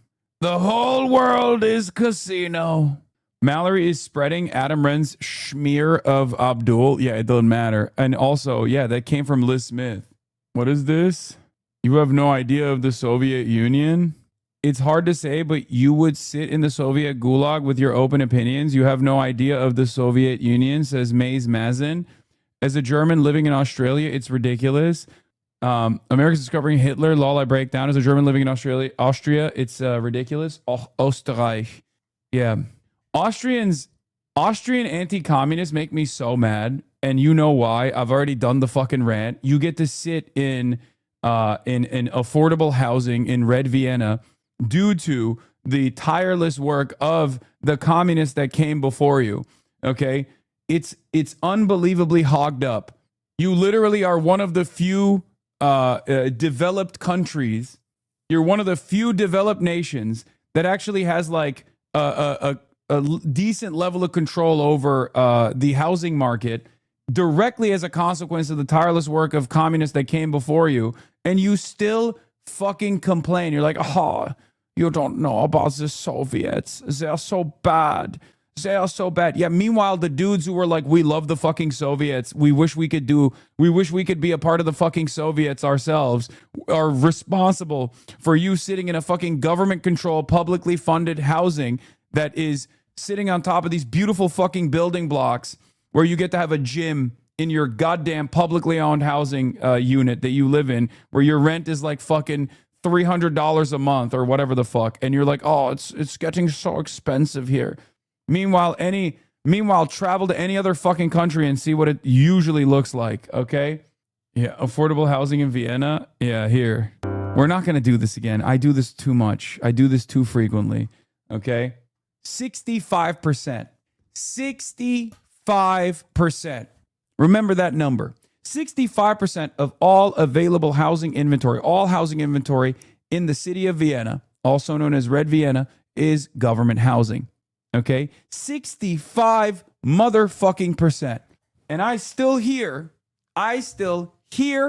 from people in Austria complain. It's in many ways no different than those who enjoy the weekend, those who enjoy the absence of child labor, which, you know, we're really bringing back here in the United States of America, who then turn around and say labor unions are bad. Yeah, okay, dude. What are you, a fucking boss in a factory? Are you a factory owner? What the fuck do you mean labor unions are bad? You're a worker, dumbass. And you will most likely remain a worker for the rest of your life.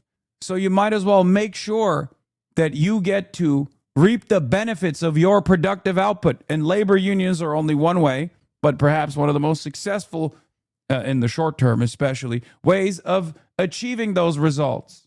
I had an Austrian anti-communist in a global economic law class, maybe at the LSE, say that the Chinese want a new war because they have an excess population of young males, which causes social instability. They're insane.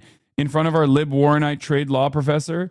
Yeah, people in Europe get so crazy about anti-communism. They actually lose their fucking minds. They get even more rabid than Americans do. Because Americans are not very, very well read, let's say. Like we hate communism here in America, but it's almost like a childish hatred. We're like, ooh, spooky. They're weird. We don't understand it.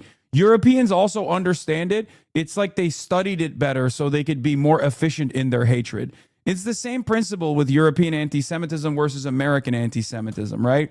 Where the European anti-Semitism is infinitely more sophisticated, okay? They've read the textbooks. They know exactly how to be anti-Semitic in a much more intellectual manner, as opposed to the average American's anti-Semitism. I felt so bad, but I had to do. I dislike China lie, but you are insane. Bro, there were Chinese students in class? Of course, you're talking about a fucking Institute of Higher Learning in the West. Of course there were Chinese students.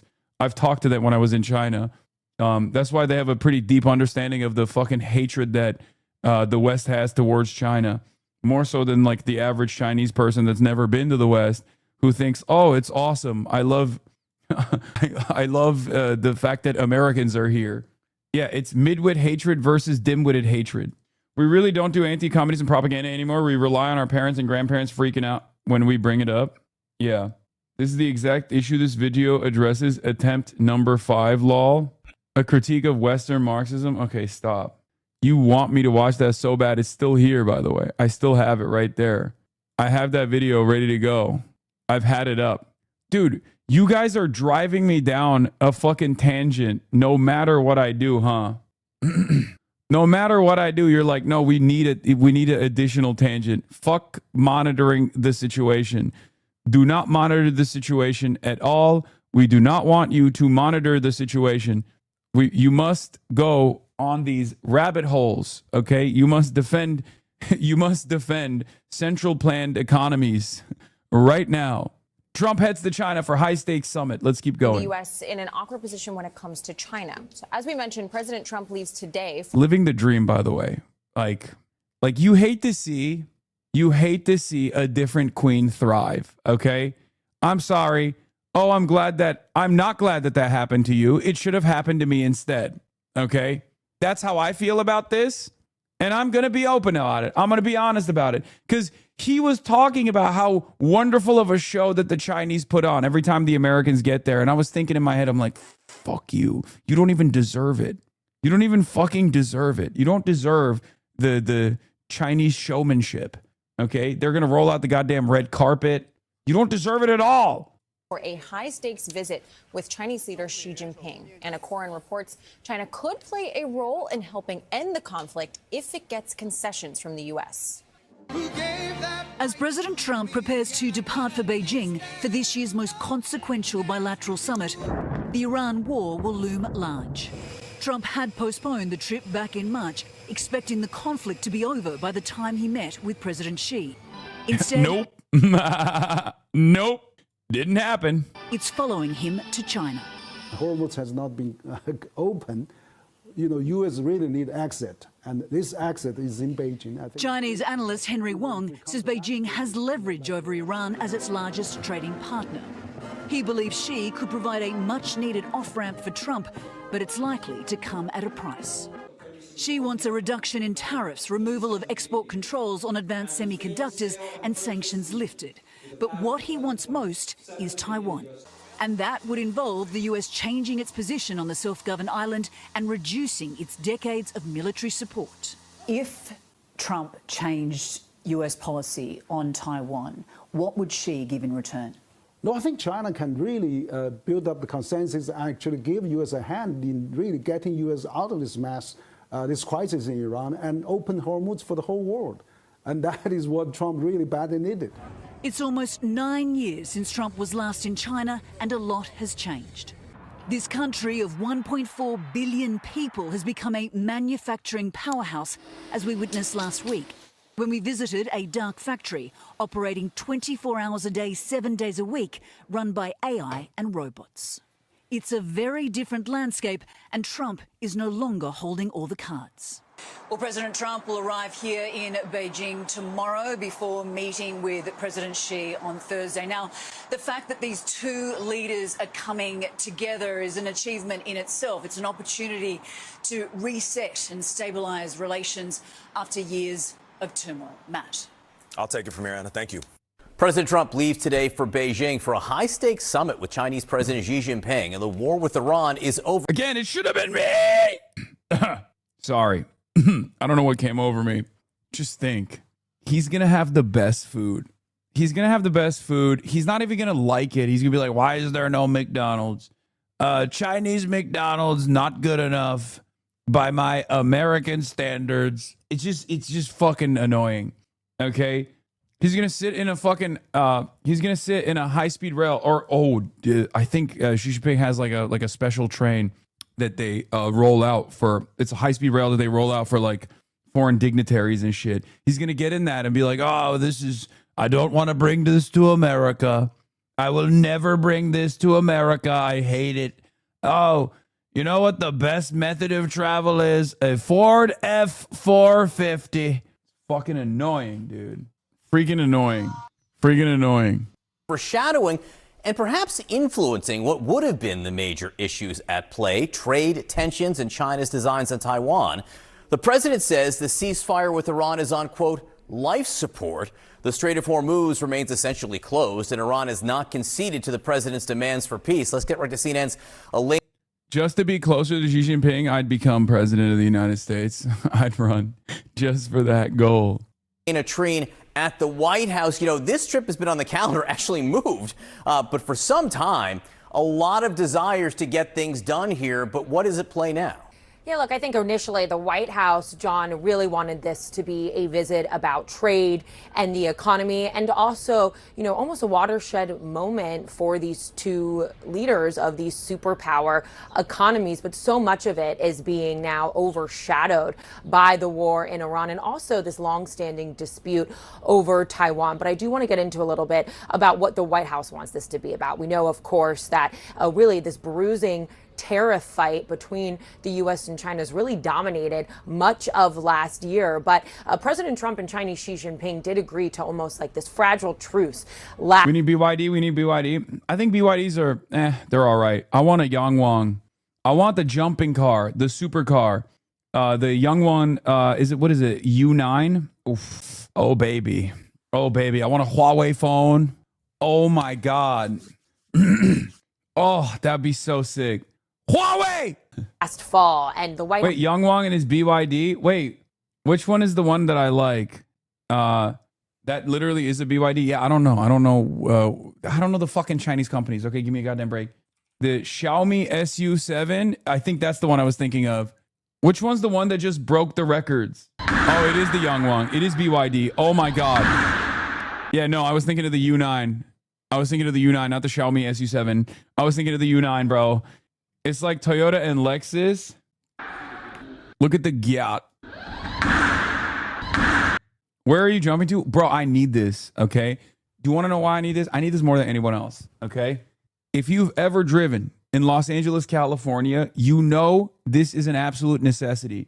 This is an absolute necessity for all the fucking potholes, okay? For all the potholes, in LA, they never fix these goddamn roads. Okay. And we have literally the best weather, and there's still unbelievable amounts of potholes. Midlife crisis. Okay, man, chill. Let me fucking close off some of these stupid ass tabs. What do we got here? Are these all good? Oh God, these are all things I want to talk about. Corporate media on Sam Piker, Diddy Dan, the Diddler, Bill Maher gushes over how refreshing Donald Trump's honesty is, while reporters John Fetterman respond. I don't care about that. Netanyahu approval ratings. Josh Buttheimer. All right. Okay. All these tabs are still workable tabs that I want to get to. House wants to keep that relative calm moving forward. Now, we are told that their discussions when they meet face to face is part of it's supposed to be about. That car just broke the production car speed record, faster than the Bugatti Chiron, 750 horsepower to each wheel. Yeah, that's the one I was thinking of. Yeah, this is the car. The BYD Yangwang U9 Extreme reached a maximum speed of 496.22 kilometers per hour on the track in Petersburg, Germany, officially beating the Bugatti Chiron Supersport's record as the world's fastest production car. Almost 500 kilometers, dude. What is that in freedom units? What is that? Like fucking... Or no, it was... The track location is Volkswagen's testing ground in Ehrlezien, not Petersburg, as erroneously stated earlier. 308 miles per hour. What? 308 miles per hour? That's an EV, by the way. So what does that mean?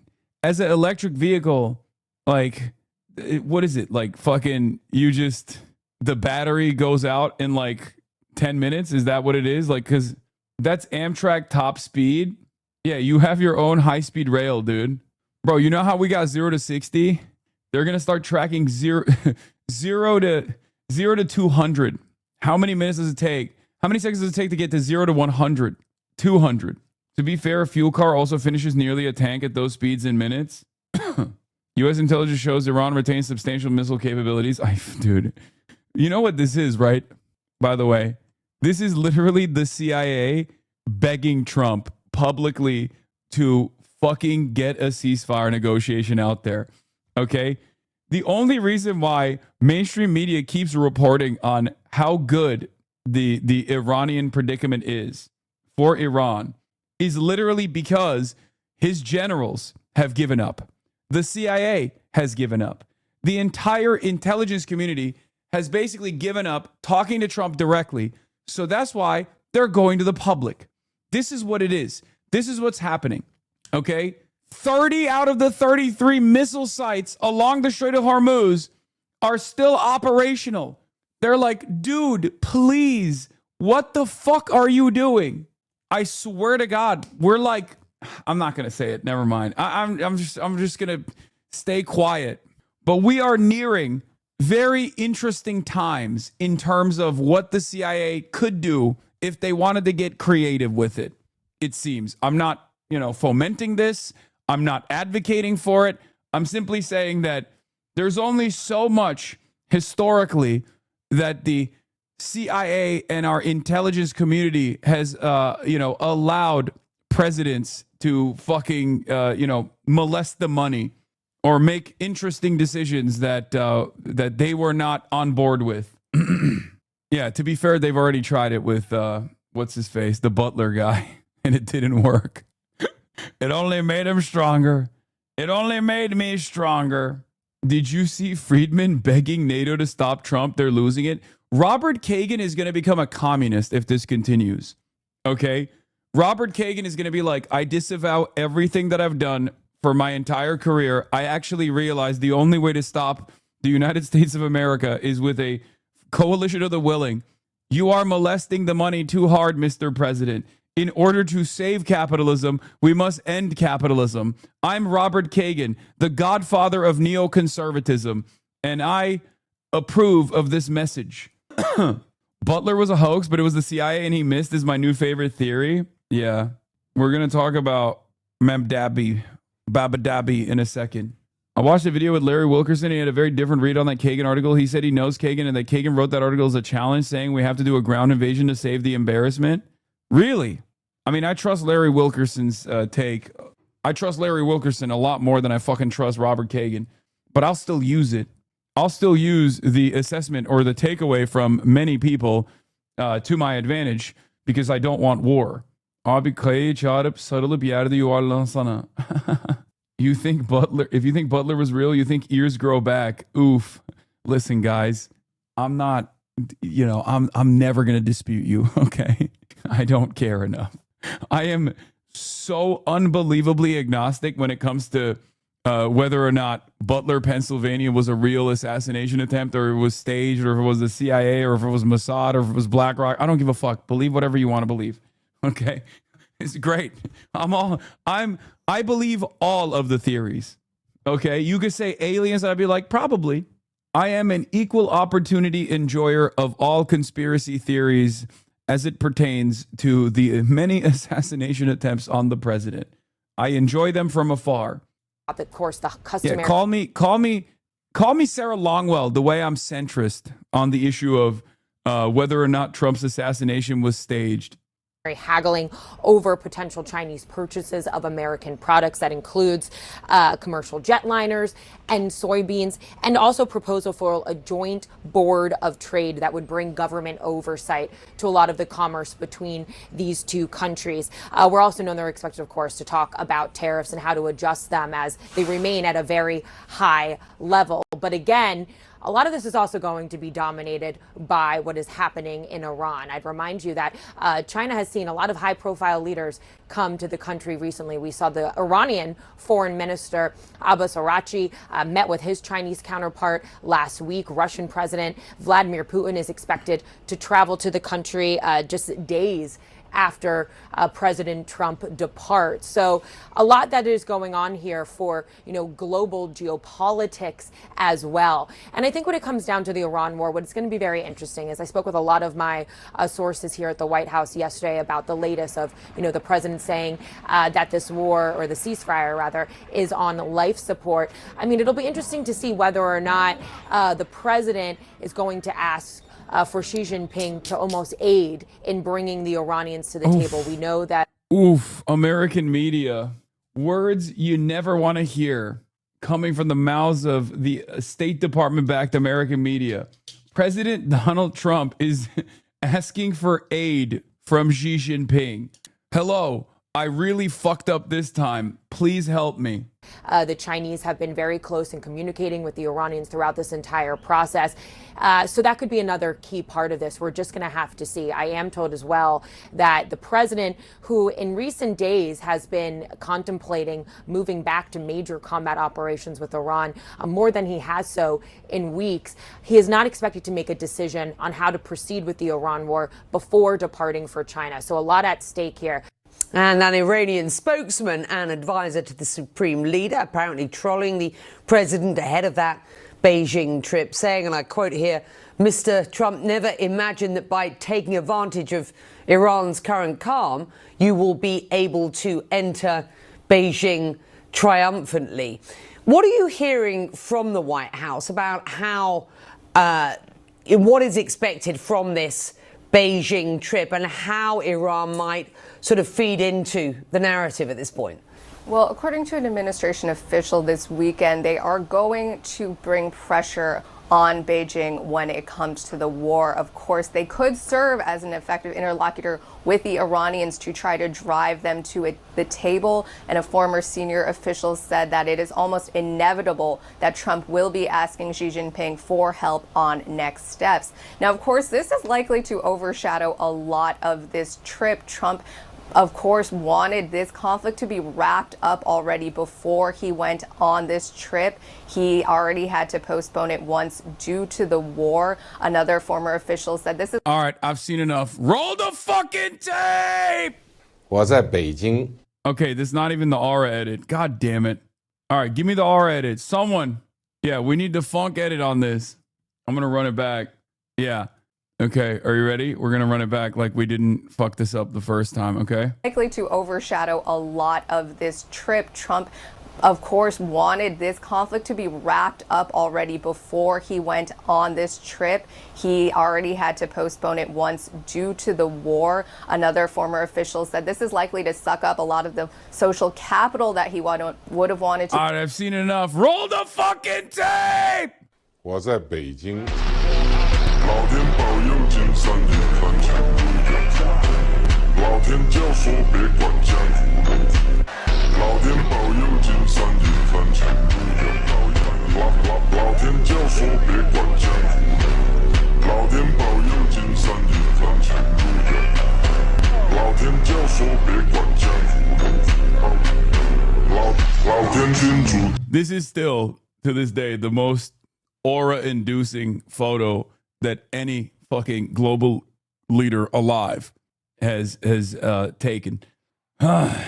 Keep those attacks on Piker going. We need to get this number up to 100% for El Sayed. Yeah.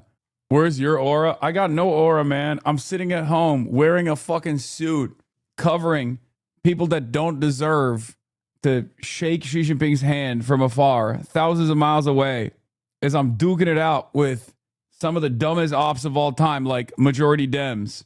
If this is the best they have, by the way, if this is literally the best they got, if this is their network of propaganda, they're fucked.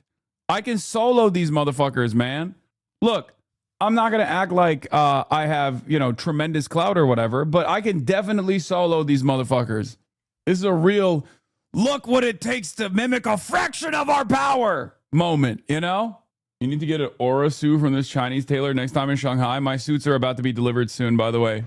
I got hella Chinese suits coming. I ordered 2 Zhongshan suits, and from the same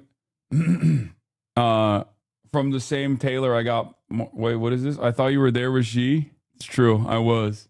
This is a better edit, and look at the amount of likes. Pog. 4.4 million.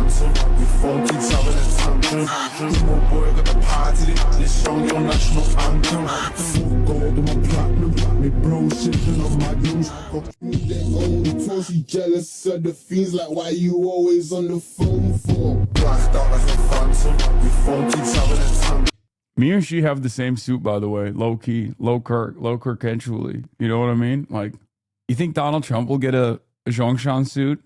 I kind of want to see him in one. Hold on. I'm going to retweet that with the look what it takes to mimic a fraction of our power edit meme. Hold on. It's going to be weird when Trump just falls asleep at the meeting. He won't. Not with Xi's powerful aura. Okay. All right. Let's continue.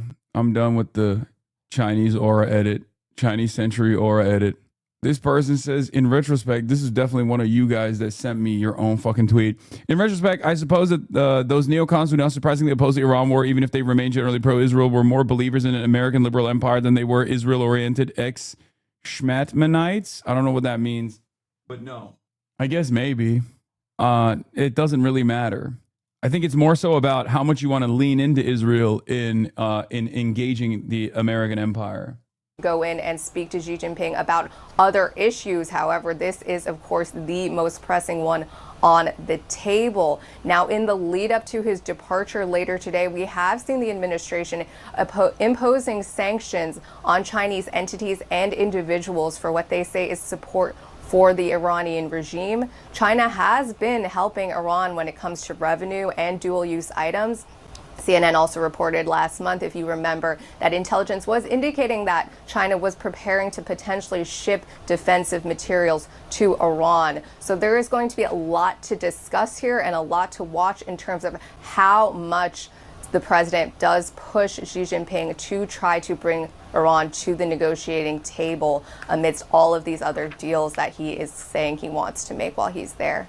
So what role might China perhaps potentially play in any effort to find an end to this U.S. war with Iran? And how would that work without emboldening China? The Iranians are always very keen for China to play a larger diplomatic role in the region. And we did see it play some role last month in getting to the ceasefire. China wasn't, of course, the main mediator. Pakistan Turkey, Egypt, they played that role, but China helped at the very end, I think, to push the Iranians over the line, to convince them to accept the ceasefire. Would they want to go further than that? Can they go further than that now? It's not clear. They have some leverage over Iran as the main customer for its oil exports, but we shouldn't overstate that leverage. I don't think they can convince the regime to do something that Iranian officials see as fundamentally not in their interests right now. And then the Iranians would like to see China step in, perhaps to guarantee this deal, to offer promises that the Americans will respect it. The Americans will not, in the future, launch another round of fighting. It's just hard to see how China does that. They can't offer those sorts of guarantees. And historically, whenever there have been expectations that China will play a larger diplomatic role in the Middle East, it often doesn't meet those expectations. It doesn't want to be a diplomatic power yet in this region. I think it's very happy being an economic power, but leaving much of the mess of Middle Eastern diplomacy to other countries. And on Sunday, President Trump rejected Tehran's response to his peace proposal, calling it totally unacceptable. Now his administration is imposing these sanctions on 12 companies and individuals that it says are helping aid the sale and shipment of oil from Iran to China. How might this impact Trump's meeting with Xi and any efforts to end the war? I think it depends on how much further the Americans are willing to press this with China. I mean, as your correspondent mentioned, there haven't been any Chinese banks added to these sanctions lists so far. So if it's just this game of whack-a-mole, which the Americans have been playing for many, many years with China, going after front companies and in some cases going after the so-called teapot refiners, these independent refiners that turn Iranian crude into refined products. If that's all they're going to do, then we've been through this before, and it doesn't really, China will shrug this off and continue buying Iranian oil. If Donald Trump wants to push this further, he wants to start imposing broader sanctions on the Chinese financial sector or other parts of the Chinese economy, that would turn into a real clash at this summit in Beijing. But I suspect he also has other priorities. He wants to talk about trade. He wants to talk about economic deals. I think the last thing he wants to do is have this summit be overshadowed by some sort of sanctions war between. Dude, what the fuck? Can't China just arrest Trump on suspicion of child abuse based on the Epstein files? Seems kind of like a win-win, no? Check logs. Somewhat serious suggestion. Check logs remains undefeated. Okay? Check logs remains undefeated. It will never, there will never be a moment where I check a fucking log and it turns into a productive take. Incredible, man. Yeah, no, definitely. We should just do, nuclear holocaust by there is one way to trigger nuclear holocaust, and that is this. If China were to turn around and be like, we're arresting the president of the most powerful nation on the planet. Incredible. Thank you, chatter. You did it. Yeah, check logs. Let's fucking shit. I thought that was BB. Okay, true. Well, you can't do that to him, too. The U.S. and China over Iran. Greg Castro. Unless you're Zohran Kwame Mamdani, the mayor of New York, the only person more powerful than Benjamin Netanyahu. From in Riyadh, many thanks for joining us. Appreciate it. Joining us now, CNN national security analyst Alex Plitzis with more on this. Let's start about this trip and what this means in the context of this moment with the Iran war. Alex, what role do you think China can play, could play, wants to play in bringing the Iran war to an end? So China's got some competing interests here in the sense that if there was, greater economic damage or cause at the moment, I think you'd be seeing a more active role from President Xi Jinping.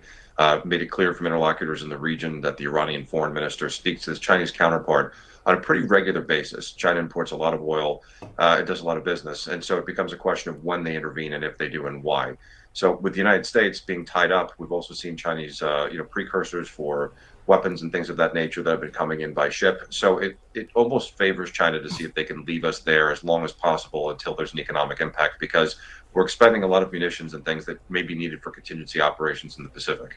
There's an old saying that only Nixon could go to China, but Chuck Schumer on President Trump's visit to China. I think the Democrats are going to drop the ball on this China stuff, by the way, which is expected. LeBron is leaving LA to play in Israel like Patrick Beverley did. Why would you do this to me? So close to the fucking to the 4-game sweep that LeBron had to endure. That's crazy. God damn, dude. God damn. Yeah, he's changing his name to LeBron James too. Don't mind me just list sweeping. Okay, shut the fuck up. It was also interesting. One thing I'll say about last night, there were, first of all, very few Oklahoma City fans. Okay, there were very few Oklahoma City fans in the Crypto Stadium, but virtually all of the OKC fans were Hassanabi heads. It was kind of shocking. Real working class team, it seems. Every single person that came up to me after the game was a Hassanabi head that wanted to take a photo, was an OKC fan. No shit, flying/tickets is expensive. Yeah. Soon they'll say only Trump could sell out to China.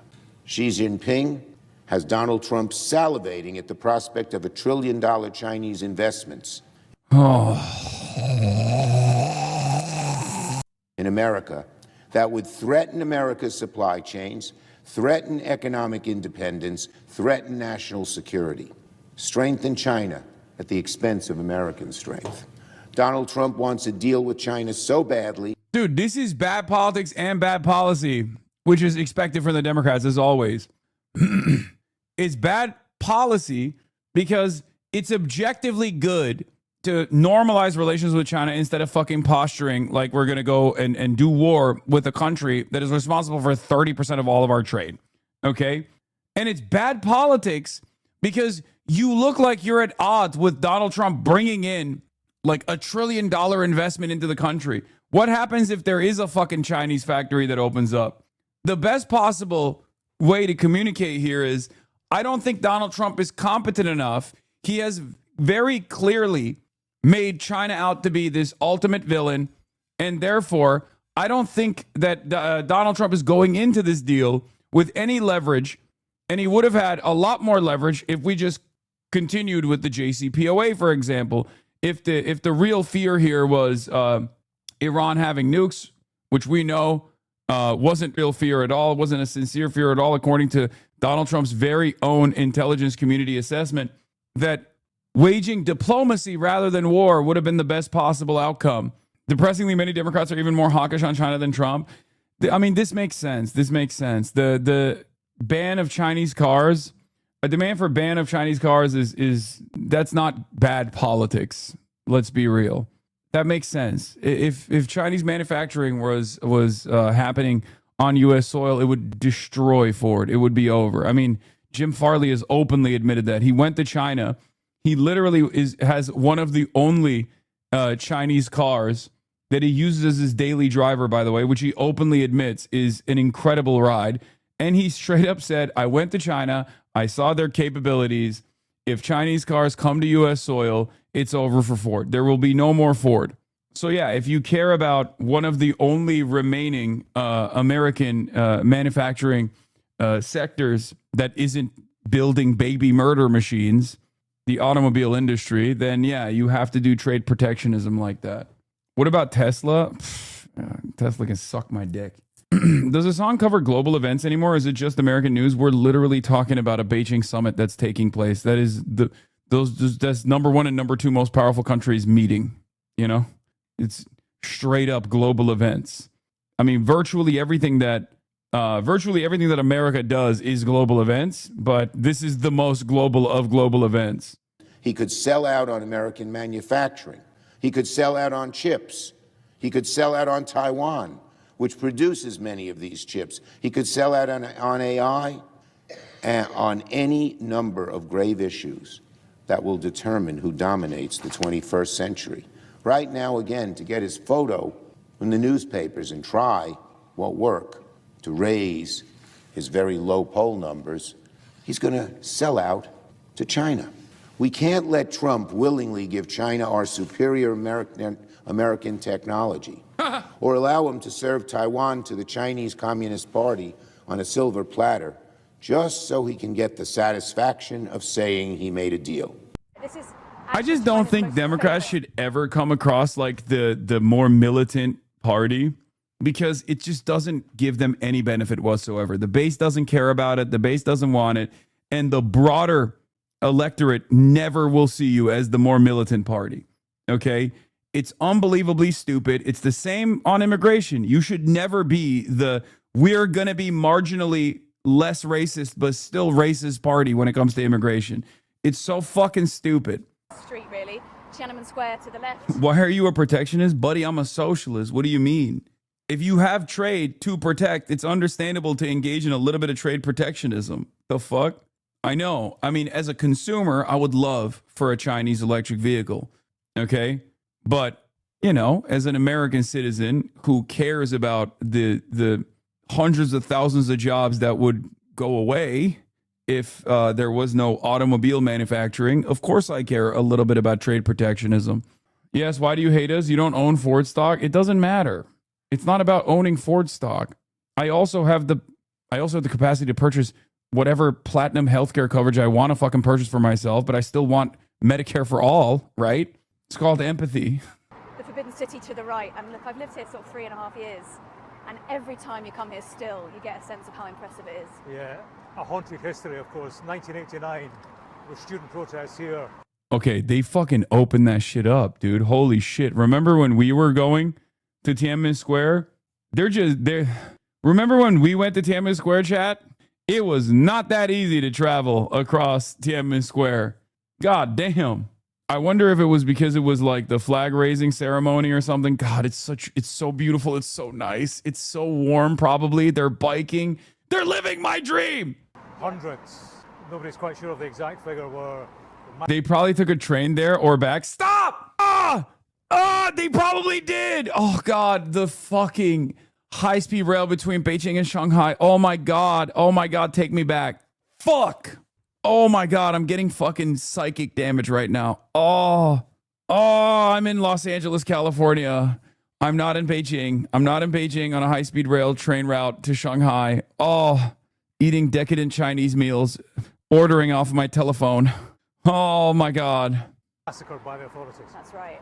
But certainly not what the authorities want this place to be remembered for now.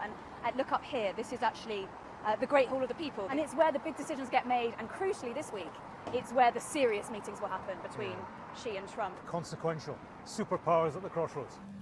Before he left Washington, Donald Trump, he was asked specifically about the impact of Iran on the agenda. He made the point. Okay, I have FOMO. This is like not going to TwitchCon and seeing all your friends party at TwitchCon from afar. I have FOMO. I'm not even friends with these people, but like the entire press contingency is in China right now. They're all having fun. They're all eating the best Chinese food. Oh my God. I have FOMO. I should have been there. I should have gone there. I should have gone this week. I should have gone. I'm lemon, bro. I'm sour again. You don't even like TwitchCon? Yeah, but I still like, seeing friends. China, he said, gets 40% of his oil through the Strait of Hormuz. She would like to see a deal get done. He's not wrong about the fact that China would like to see the strait reopening. It would. I mean, it's been hit economically by that as much as any other country. But I think Trump's pretty deluded if he thinks that China's just going to hand it to him on a platter. Yeah, Trump he's weakened by the stalemate in the Strait of Hormuz, isn't he? Belittled, I think. And he comes here asking Xi to lift him out of the quicksand. And be in no doubt, China absolutely love that imagery. It plays for them so well. And they know they have a stronger hand at the negotiating table now. Trade, I suppose, is sort of the easy bit, because they had this big trade war between them, high tariffs, and it was sort of mutually destructive. It didn't really benefit either of them. So I think certainly from the Chinese perspective, look, they'd like tariffs to come down, of course, but I think it was really the unpredictability, the constant changing that really hurt them. So they'll be seeking some predictability. The White House is framing it as a rebalancing of the relationship with the Chinese, an effort to restore US economic independence. Basically, they're setting up a structure to rein in the Chinese, I think.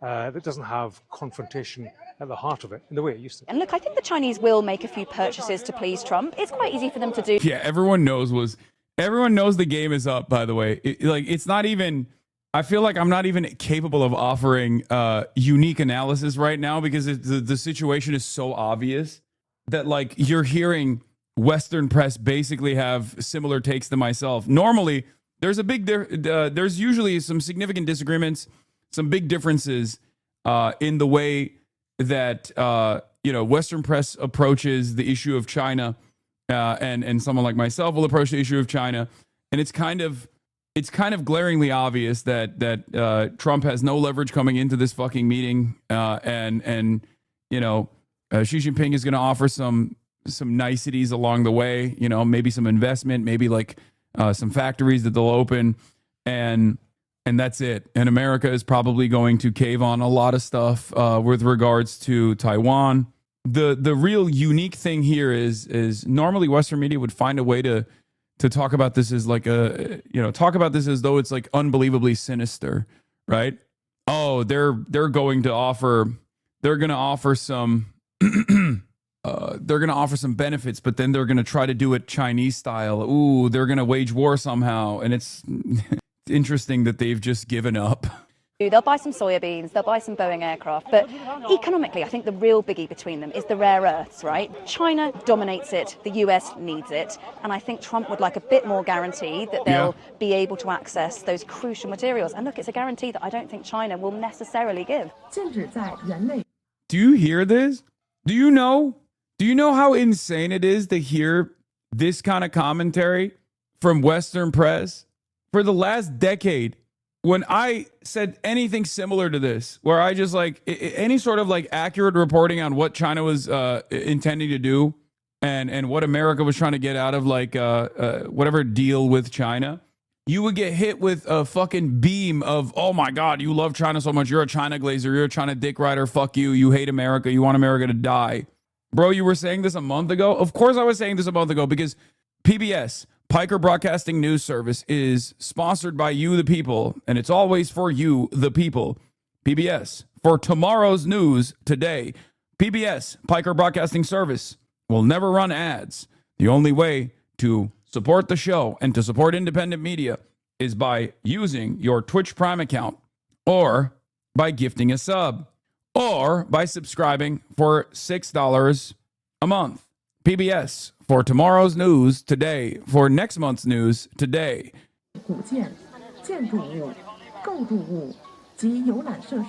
So finally, of course, we should talk about Taiwan because the Chinese certainly will be. And they see a really, really important opportunity with Trump to sort of make some progress. I think the concern, certainly in Taiwan, is that this is a guy, a president, who does politics on instinct, on self-interest, and, who may, in discussions with Xi, freestyle his way towards some kind of concession or Beijing. This trip.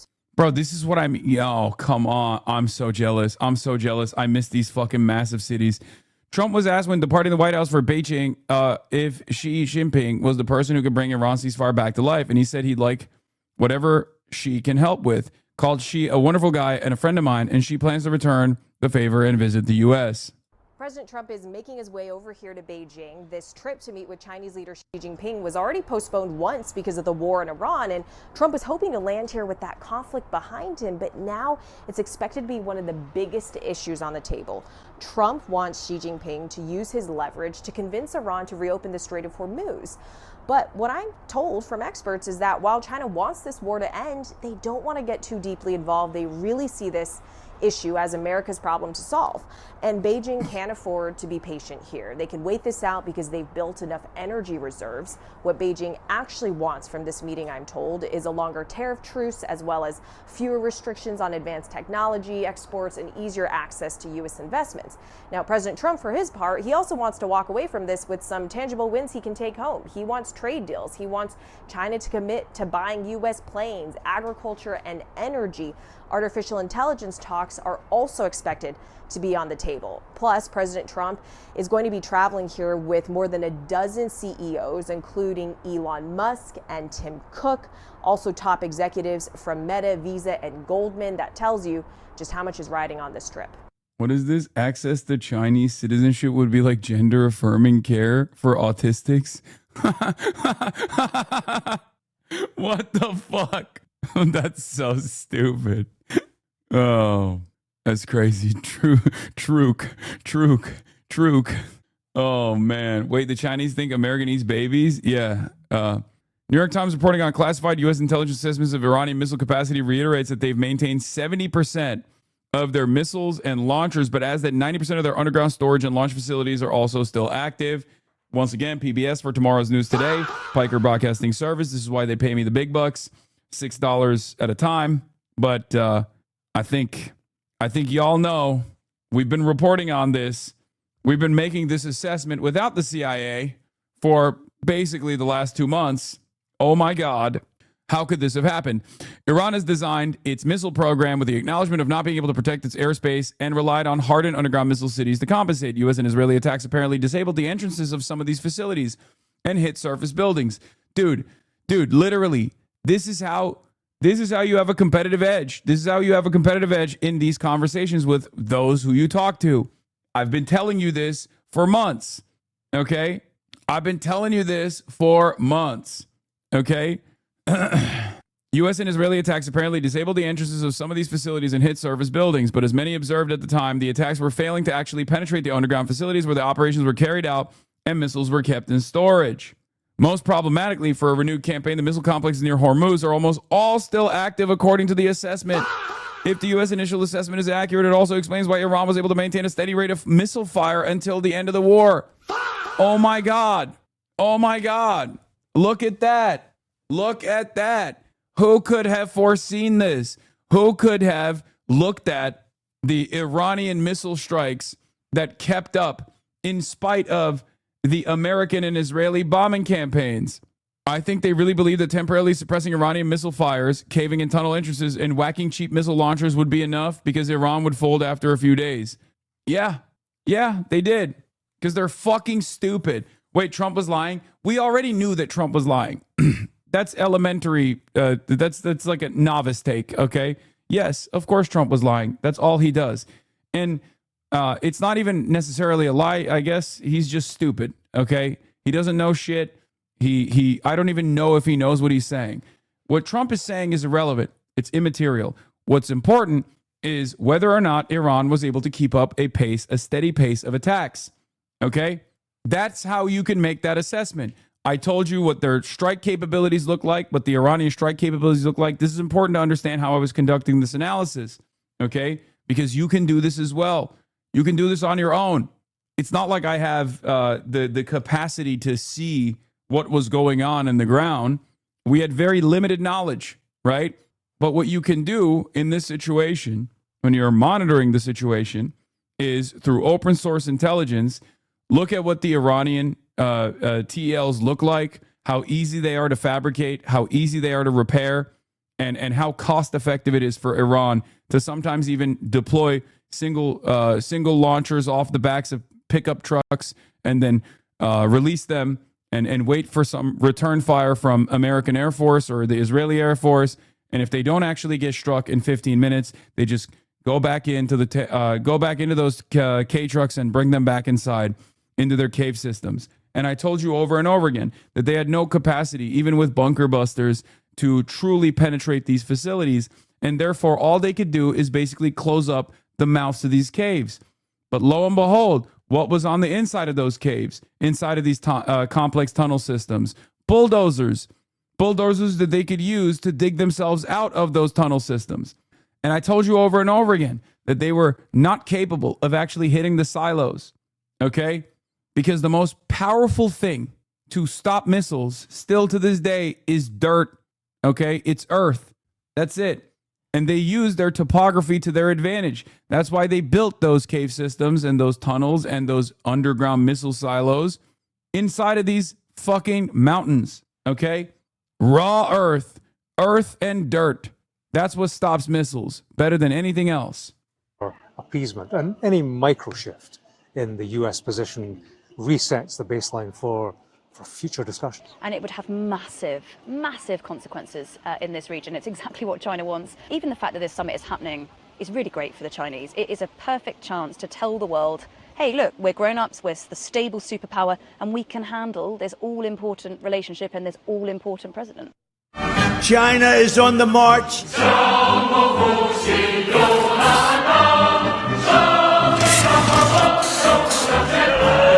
The United States and China. So much about the world we live in rides on their relationship. We've always had a great relationship. How they compete, how they come together, shapes the global order. It will do for generations to come. Theirs is a relationship defined by competition, both racing to be the biggest and the best, economically, technologically, militarily. But under Donald Trump, this is a relationship that has been far from smooth. China, China, China. China, we're speaking to China. There have been tariffs and trade wars. China, first row. Trump meets Xi is the next round of Who's the Daddy, in a game that neither. Who's the daddy? Oh, how do you have all this knowledge? I don't know. I'm a curious person, and I download information into my brain every single fucking day, every waking moment. I read a lot. I think a lot. You can too. It's not that unique. I don't have any unique capabilities. I don't have profound insight. I'm not a particularly intelligent person. I don't have any additional skills. Okay? I'm a very average person. But yeah, as I was saying, it's like all this stuff is foreseeable. That's the reason we foresaw it. Okay? I'm a regular ass dude. I think one of the most significant skills that I have, or rather one of the biggest advantages that I have, is unlike many of my peers, I don't have the same kind of automatic predisposition towards Western chauvinism and, American imperialism, this idea that America is a force for good.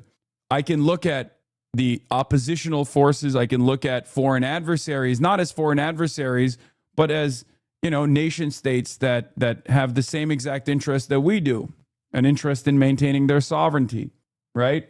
Add to that the immortal science of Marxist-Leninism and the analysis born out of dialectical materialism, and you can make, you have tremendous predictive power. Yes, just like Professor Jiang, game theory. The U.S. intelligence assessment is accurate. It also explains why Iran was able to maintain a steady rate of missile fire until the end of the war, and also suggested U.S. and Israel simply wasted a lot of top-tier standoff munitions that were created and stockpiled specifically for peer and near-peer adversaries. Not a fucking middle power. Not for Iran, but for Russia and for China. That's what the fucking craziest part about this is, that they expended their munitions that they had for some kind of future conflict with Russia or China. And the only reason why they did that is because the Iranian anti-air defense systems were more competent than they previously thought. This is another very important aspect of this that I don't see too much in the analysis. If this is correct, it would also explain why there was a sharp pivot towards counter-value attacks against Iranian civilian targets like universities, bridges, and power stations in the last days of the campaign, even though missile fire had not been suppressed.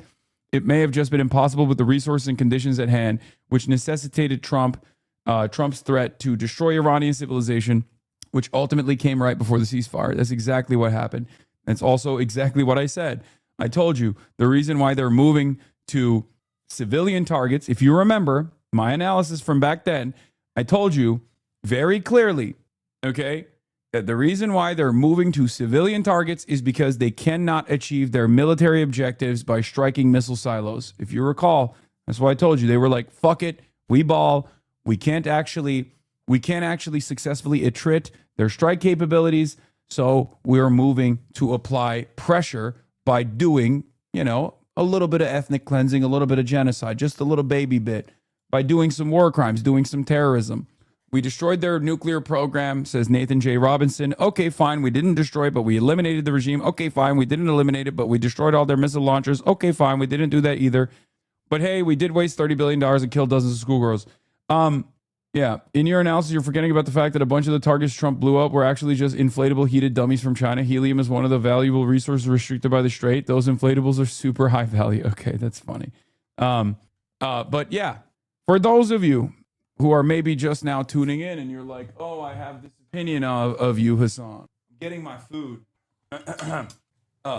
For those of you who are just now tuning in, when you're like, oh, Hassan, you have a lot of fucking haters. Like, if you get your information from, drama slop tubers on the internet, you're not going to have a decent understanding of what the fuck's going on in the world. Okay? There's a reason why I interview actual analysts, college professors, and the like, rather than get my fucking notes from drama slop tubers. Okay? Those people don't have a decent understanding of the world at all. They don't know what the fuck's going on in front of them. So stop relying on dumb fuck drama tubers who take every important issue that's happening around the world and turn it into Hassan bad somehow. Okay?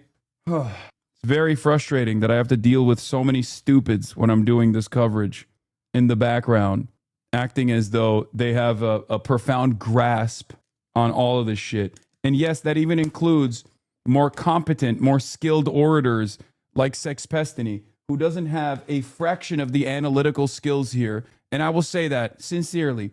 He only has the capacity to present himself as a knowledgeable person to stupid people. Okay?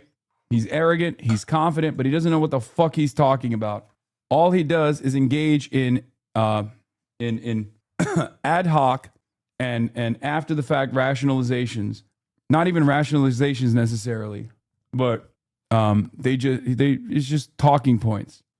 Crash out? Sure. Yeah, ad hoc and post hoc rationalizations. Look at the Chinese media and their coverage on this trip in a second. Iran still has missile manufacturing capabilities in the form of underground missile cities reinforced with... Yes, I know. We've talked about that as well.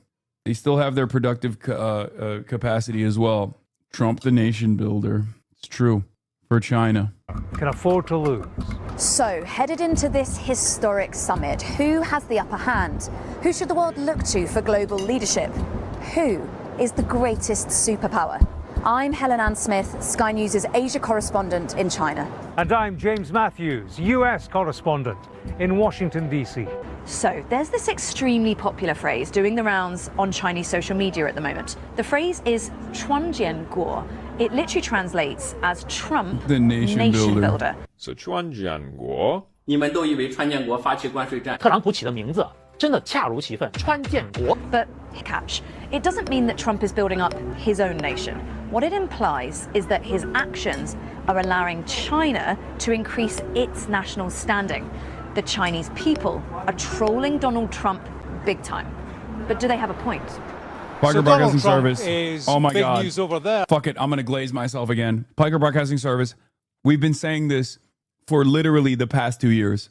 For the past 2 years. Western media is now saying this. It's incredible. Oh my God. What about Xi Jinping over here? Do you know the name of the leader of China? No, I don't. Xi Jinping? I know it's like Xiaoping, I believe. Chai Ping, something like that. I don't think I could. I'm sorry, I'm not that involved in politics. Xi Jinping? Yeah. Xi Jinping? No. This is the Department of Labor in Washington, D.C., now with a big poster of Donald Trump on the front. Look at the size of it. It has a dear leader feel. It could almost be China. Trump changed the face of trade with China. He started a trade war in his first term. Businessman Trump didn't see the business sense in a massive trade deficit. Donald Trump slapped tariffs on Beijing, and they got bigger. His second term saw Liberation Day, tariffs for all, China in particular. My fellow Americans, this is Liberation Day. China, first row. This was a president who wanted to reassert economic dominance. It didn't necessarily work out. The problem for Trump is that this time, China decided it wasn't going to take it lying down. The economy here is anchored largely in the manufacture of goods, sold locally, yes, in places like this, but also shipped en masse to places like America. But despite that reliance, the judgment was that the economy was resilient enough to fight back. China could match strength with strength. And so a tit-for-tat escalation followed, which saw tariffs at their height of over 125%. China's retaliation squeezed Donald Trump. So did the U.S. Supreme Court when it skewered his tariff policy. Today, U.S.-China tariffs are down on both sides. America has felt the pain of a trade war, and Trump isn't delivering on. How many people came to me during Liberation Day? How many hogs came in here and tried to say, oh, yeah, this is based. Oh, Hassan, you're just pro-China. You don't understand. Sometimes I think about this, where it's like, I had to duke it out with fucking Asmongold fans while I was literally saying exactly what was going to happen, which now, Western press is also covering. Promises to bring down prices. That's not just a China thing, but China is a big factor.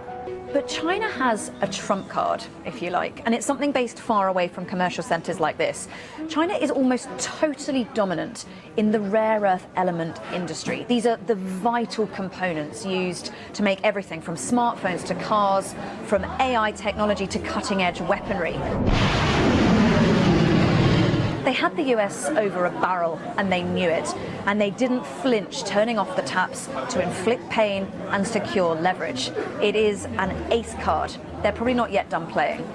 The Bund in Shanghai is one of the best places to come if you want to understand just how far China's economy has come. On the one side, European built at a time of weakness and colonial domination, and on the other, this glassy tribute to China's modern, ultra-rapid economic growth. But in no doubt, Trump's trade war has caused real pain here. The economy is reliant on exports, and many of them were to the US. And then there are other problems: debt, deflation, a limping property market, high youth unemployment. But interestingly, the limping property market is irrelevant. It's immaterial. It doesn't matter. But the only real problem that they point to here is actually youth unemployment. That is a genuine issue. And this also speaks to one of China's, I would say, most interesting aspects of governance. They don't do any, like, they do very little welfare, right? Like, they don't have any interest in welfare whatsoever. And they have a lot of youth unemployment right now. And people are just like moving back into their smaller towns with no real job prospects whatsoever. So that is a huge issue. Yeah, they think idle hands are the devil's plays logic. Yes. No, the U.S. is not worse. That's how little welfare plays a role in Chinese governance. There's a lot of gig economy shit. none of this necessarily weakens Xi Jinping's hand at the negotiating table. China is pursuing new markets, and it has a far higher tolerance for pain. Rising prices won't affect him at the ballot box. America imports far more from China than it exports, more than $400 billion compared to $100 billion. Donald Trump will attempt a rebalancing act when he goes to Beijing. But rolling back decades of outsourcing and reliance on China isn't straightforward. Sanctions are a blunt instrument. Two can play that game and both can lose. The two countries have learnt that much. Expect Donald Trump to finesse his strategy. The Americans travel to Beijing with a longer game in mind, less confrontational than they've been in the past. There's a reason they call the occupant of the White House the leader of the free world. In the West, US leadership has preserved life as we've known it for the past 80 years. With Donald Trump, not so much. He's broken the mold, fractured old alliances. He's threatened to pull out of NATO and even threatened to annex Greenland, a place that falls under NATO's umbrella. This is an erratic, unpredictable president. Donald Trump has undermined old certainties and cast a vision of a different global order, all the while cozying up to the world's dictators. He does so with an eye on China. He himself styled the phrase Dunroe Doctrine. It asserts US dominance over the Western Hemisphere, exerting American strength. Dude, it is kind of funny when they're covering this stuff. On the one hand, they're like, well, you know, China has some problems too, but also they don't have like a normal election system, obviously, in the same way that we do in the United States of America. So like that's a little bit advantageous when you think about it. And it's like they are actively trying to make it seem like there is any sort of equivalence, any sort of parity in who is suffering between these two adversaries. And they just cannot, because especially when it comes to foreign policy maneuvers, foreign policy engineering, and global stability. There is no equivalence between China and Trump. China straight up has been able to present themselves as a real successor of Western liberalism and the grand design for international trade, as opposed to Donald Trump, who is only representing chaos in the global stage. It's so funny. They're like, yeah, Trump tried to invade Greenland. Also, well, China's just kind of looking at China's just trying to look at the situation and I guess benefiting from all this chaos. In that part of the world and opposing Chinese influence. This hotel has a really important place in the history of the US-China relationship. It was the place where, in 1972, President Nixon came. He met with the then Chinese Premier Zhou Enlai, and they signed what's known as the Shanghai Communique. It was, in essence, the starting point of their modern geopolitical relationship. And it marked a moment where China was coming out of a period of international isolation. How strikingly different things are today. By the way, that's why they fucking love Nixon and also Kissinger in China. The only country where it's totally valid to actually put respect on Henry Kissinger's name is China, because, they are the reason why the UN got the PRC and flipped the script on ROC, Republic of China, and recognized PRC as the true China, which was already the case. But I wonder how long America could have held out without that recognition. Like, I wonder how long it would have taken, or how different things could have been if Nixon didn't do that. You know what I mean? Like, I wonder if China would look like, or foreign policy, or like Chinese foreign policy would resemble North Korea foreign policy. Trump disrupts. China casts itself as the great convener, the grown-up in the room. And it's been seeking allegiances that might rebalance a global order that it has long seen as too Western-centric, from vast investments in the global south to new networks and summits with it at the core. China pitches itself as an unjudgmental friend to nations shunned by the West, as a predictable, stable partner to nations who might feel let down by the states. And crucially, it's been working. But does more heft in the world mean more heft with Donald Trump? And what do people here think? Who do you think is the stronger leader going into their meeting next week, Xi Jinping or Donald Trump? 那我说习近平吧。为什么？为什么？因为他是我们中国的领导人。Do you think to have Donald Trump as the president of the United States, do you think that makes the world less safe or more safe? 这个战争是他发起的吧？你说呢？ Maybe a crazy man. A crazy man. 现在我认为中国的智库应该也是很强大的，会对他有办法的，会对他有办法的。The United States has the. They did a study on this. They asked Chinese citizens. There was a poll that just recently came out where they were like, which military is more powerful according to your estimation? And I think Chinese citizens overwhelmingly said America's military is more powerful, but like, which economy is more powerful? The Chinese citizens were like, the Chinese economy is more powerful. Like, which leader has more, which leader is looking better in the global stage? I think they said like it was the Chinese leader. World's most powerful military, tried and tested through time. This is a memorial in Washington to veterans of the Korean War. Its power is clear to see in Iran, but so is America's vulnerability. Military intervention hasn't given Donald Trump what he wants, neither has diplomacy, not yet at least. It questions his judgment, his strategic competence. It's not a good look for the US president as he arrives in Beijing. Neither is America's request to the Chinese to lean on its friends in Iran to reopen the Strait of Hormuz. In the constantly shifting power dynamic between Washington and Beijing, China saving the day isn't the shift that Donald Trump had scripted. Trump's military adventures also give China the opportunity to push the stable superpower narrative, but it does shed light on China. I'm sorry, is that a narrative or is that just abject reality? At some point, we got to come to terms with that, right? Because, like, you're not American. You're fucking British. From your perspective, I know the immediate inclination is like, we got to fucking dick ride America, but His reluctance to intervene militarily. It did not rush to the aid of either Iran or Venezuela, even though both were good friends.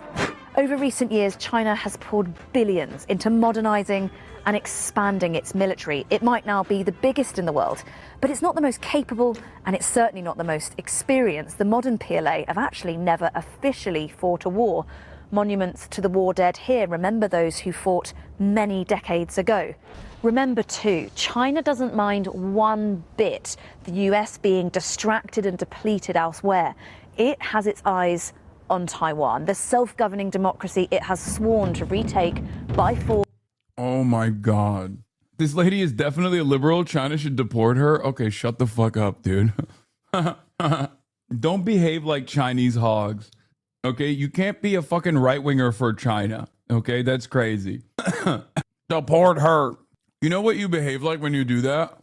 It's gonna hurt to hear this, but you sound like Asmongold fans who are European who LARP as MAGA. I know it hurts to have a mirror reflected back at you, but it's kind of true. Now, obviously, the counter here is, well, you know, some dicks are worth riding, right? LeBron James. But you know. If necessary. US intervention is probably the only thing that could stop it, and it is perhaps the greatest challenge between them. Could Taiwan count on Donald Trump to come to its defense? Some aren't so sure. On the face of it, his position is the same as his predecessors, strategic ambiguity. But unlike presidents before him, who've made it... Bro, America can't even defend its own bases in the Strait of Hormuz, in the Gulf of Persia, in the Persian Gulf. What makes you think they are going to be able to militarily defend Taiwan? I'm sorry. They literally pulled out the THAAD missile launchers from Korea and panic shipped them to Israel. What are we talking about? It's over. It's done. It's done. What we need to do now is recognize that it's done and try to chart a different path forward, one that doesn't engage our major foreign adversary militarily, but one that actually tries to create stability in the world. It's clear they would come to Taiwan's defense if China attacked. Donald Trump's public statements have left room for doubt. Propaganda has been so central to the growth and the survival of the Chinese Communist Party. Oh my God. Wait, don't tell me. They have a rose-colored view of their complex history. What's next? Do they also do that in their museums? What?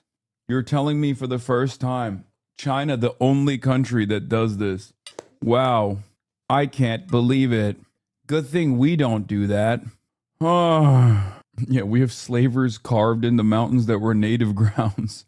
Party. And this museum documents... Tell the joke, Hassan. A CIA agent and a KGB agent get together in a Berlin cafe. They're communicating for the first time. The CIA agent tells the KGB agent, hey, I saw your latest communiques. I must say, that's some excellent propaganda. The KGB agent turns around and says, thank you. Right back at you. You also have some excellent propaganda. CIA agent says, what propaganda? End joke. This isn't even a funny joke. Did I fuck it up? Did I fuck up the joke? I thought I delivered it, right? It's like barely a joke is just true. Well, those are the best jokes. It in all of its varied glory. But you get a real sense being here of just how opposing the two systems are. For China, the party's ultimate control of society, of the narrative, is the reason for its success. It sees democracy as a flawed, chaotic, divisive, even hampering system. And the two men at the top, well, they could hardly be more different. I mean, I like democracy. I like theoretical democracy. I'm a big champion of it. But the current formation of democracy that we have in Western liberal capitalist nations is objectively becoming a failure. And one might even say it was always a complex process that was slated for inevitable defeat. That's it. The whole point of this system is that we arrive at the best possible outcomes for the people. If you're not arriving at the best possible outcomes for the people, then it doesn't fucking matter if you're under a monarchy or under a dictatorship, right?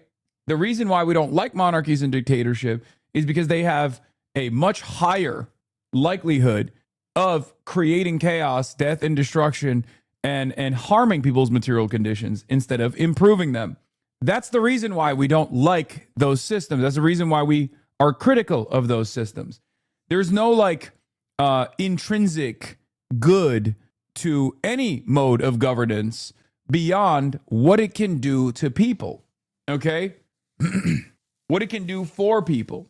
It's that simple.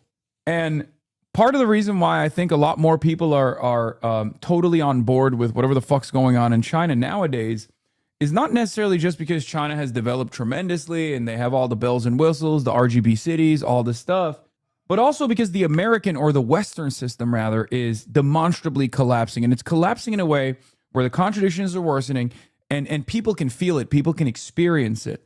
And it causes people to go, what are we doing here? What's going on? Why are we existing under this system? It doesn't work. And that can be very dangerous, okay? That can be very dangerous because that kind of illiberalism, that kind of illiberal sentiment oftentimes is what has, that kind of illiberal attitude is what leads to fascism. And that's what we're seeing in America right now with Donald Trump. Donald Trump is taking one of the two major liberal parties and turning it into an illiberal fascist party. He's a very tough negotiator. That's not good. Xi Jinping doesn't need to worry about the next news cycle. He will play the long and strategic game. Both say they want a more stable relationship, but real trust in the context of the systems that divide them, well, that might never be possible. The Lincoln Memorial, Abraham Lincoln looking down on us. Nothing says legacy quite like this place. How Trump handles Xi will define much about his presidency, his legacy too. The subject matter is key, of course. So is the dynamic between the two. Do they get along? Donald Trump says so. He describes their relationship as excellent, very good. The inscrutable President Xi is less forthcoming, but his actions speak to a friendship of convenience, of necessity. They are leaders pursuing stability between them for mutual benefit, but it's complicated. How Trump handles China will do much to define his presidency and his place in political history. It matters to him. It matters to all of us. An historic summit on China's home turf. A meeting not just about personal legacy, but about national ascendancy too. A balancing act between superpowers with truly global implications. We're following an unusual story about a local mayor in California who...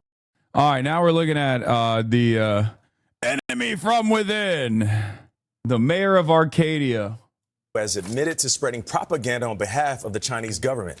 Eileen Wang agreed to a plea bargain just 3 months after she became mayor of Arcadia. Nicole Skanga is following this. Nicole, so let me get this straight. The FBI accuses her of working with Chinese agents? That's right, Nate. Good morning. Eileen Wang agreed last month to plead guilty to one felony count after admitting she promoted interests for the People's Republic of China through propaganda efforts. Yesterday, prosecutors unsealed the filing, and city officials say Wang officially resigned as mayor of Arcadia. Hello, everyone. When Eileen Wang was campaigning to join Arcadia City Council, the U.S. Justice Department says the now mayor was acting as an illegal agent of the People's Republic of China. Prosecutors say between 2020 and 2022, the 58-year-old and her former fiancé operated a website called U.S. News Center that looked like a legitimate outlet for the local Chinese American community. Wang admitted she received directives through the messaging app WeChat from Chinese government officials, posting pre-written articles denying human rights abuses in China and reporting back to her handlers on how many people viewed them. In one case, a Chinese official sent Wang an article saying in part, "There is no genocide in Xinjiang. There is no such thing as forced labor in any production activity, including cotton production." Wang reposted it on her own website, and a PRC official responded, quote, "So fast, thank you everyone." Wang never disclosed that the Chinese government told her to post the content, according to the court documents. At this point, it's not entirely clear why Eileen Wang conducted these activities. CBS News national security contributor Sam Vinograd. There are specific requirements for U.S. citizens who are conducting activities on behalf of a foreign government. You can actually spread narratives on behalf of the Chinese government. You just have to register as a foreign agent.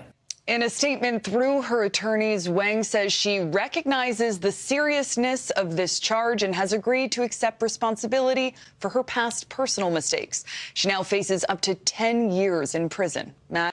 Dude, unless you're Israel. I love this story because it's like, I love this story personally because it's like you can literally eat Benjamin Netanyahu's dick on the floor of the Senate. You could be like, this is a life-size chocolate dildo replica of Benjamin Netanyahu's penis, and I'm throating it. And people will be like, can I give you $1 billion for your campaign? Let's get you more money for your next election. Okay? Meanwhile, you post one fucking article being like, China's dope. 10 years in jail for you. Incredible. I guess I feel partial because this reminds me a little bit of the Turkey story. It turns out China also has little motion in comparison to Israel. It's crazy. Like, the fuck is the Arcadia mayor gonna do, man? Israel literally owns Congress. You know? Oh my God, I can't believe the mayor of Arcadia. I can't believe the mayor of Arcadia wrote positive articles about China. Like, we've let pedophiles go. Pedophiles that we caught on U.S. soil that were trying to rape minors on U.S. soil in a sting operation. One of those pedophiles was Benjamin Netanyahu's cybersecurity guy. You know? Secretary of State Marco Rubio was heading Tuesday to Beijing with President Trump despite being under Chinese sanctions, a breakthrough apparently made possible after China changed his name's transliteration. They shouldn't have let him come. Or they should arrest him. Oh my God, that other chatter wasn't wrong. Anyway, calling Eileen Wang, a Chinese spy, for running a news site that publishes articles sympathetic to China is hilarious because if she were doing it for Israel, we would have given her a Pulitzer. Yeah. They charge her with acting as a foreign agent, i.e. just being on the payroll, not espionage. But, but pro-Israel propaganda is perfectly valid. You can get paid as much as you want, too. I mean, Jonathan Greenblatt does it. Canary Mission does it. And they don't just write, like, pro-Israel shit. They literally do espionage on U.S. soil at the behest of Israel. Yeah. Starting in late 2020, Wang and Yao Ning, Mike's son, worked together to operate a website called U.S. News Center that purported to be a news source for the local Chinese-American community. The Justice Department said in a plea agreement that Wang and son received and executed directives from the PRC government officials to post pro-PRC content on the website and sometimes sought approval from PRC government officials to circulate other pro-PRC content. In one instance, in November 2021, Wang wanted to circulate an article about the Chinese and Russian ambassador asking for Americans to respect the PRC's democratic rights.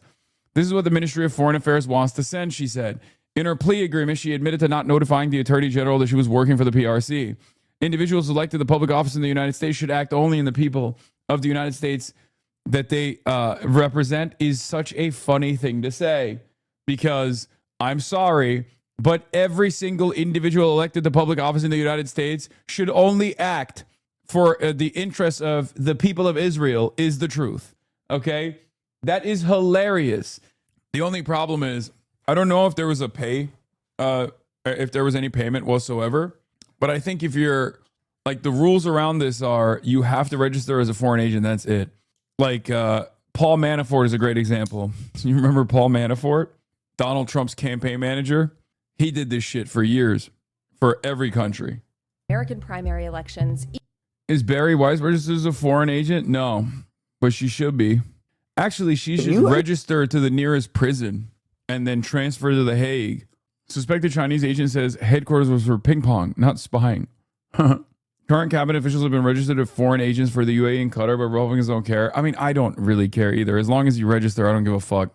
I mean, I think it's much better to have transparency in this stuff, which would require every congressperson to register as a foreign agent for the state of Israel. So I had to stop that Fetty Wap Man clip halfway through. It was so fucking hard to watch.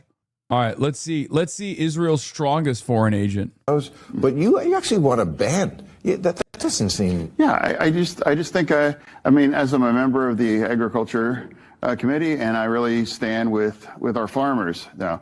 And now, of course, we don't want like the factory farm situation, absolutely opposed to animal cruelty. But for me, if I lived on Mars, yeah, those kinds of, that kind of, what's the lab meat would be a great opportunity. But for me, right now, like, it's... Are you registered for what?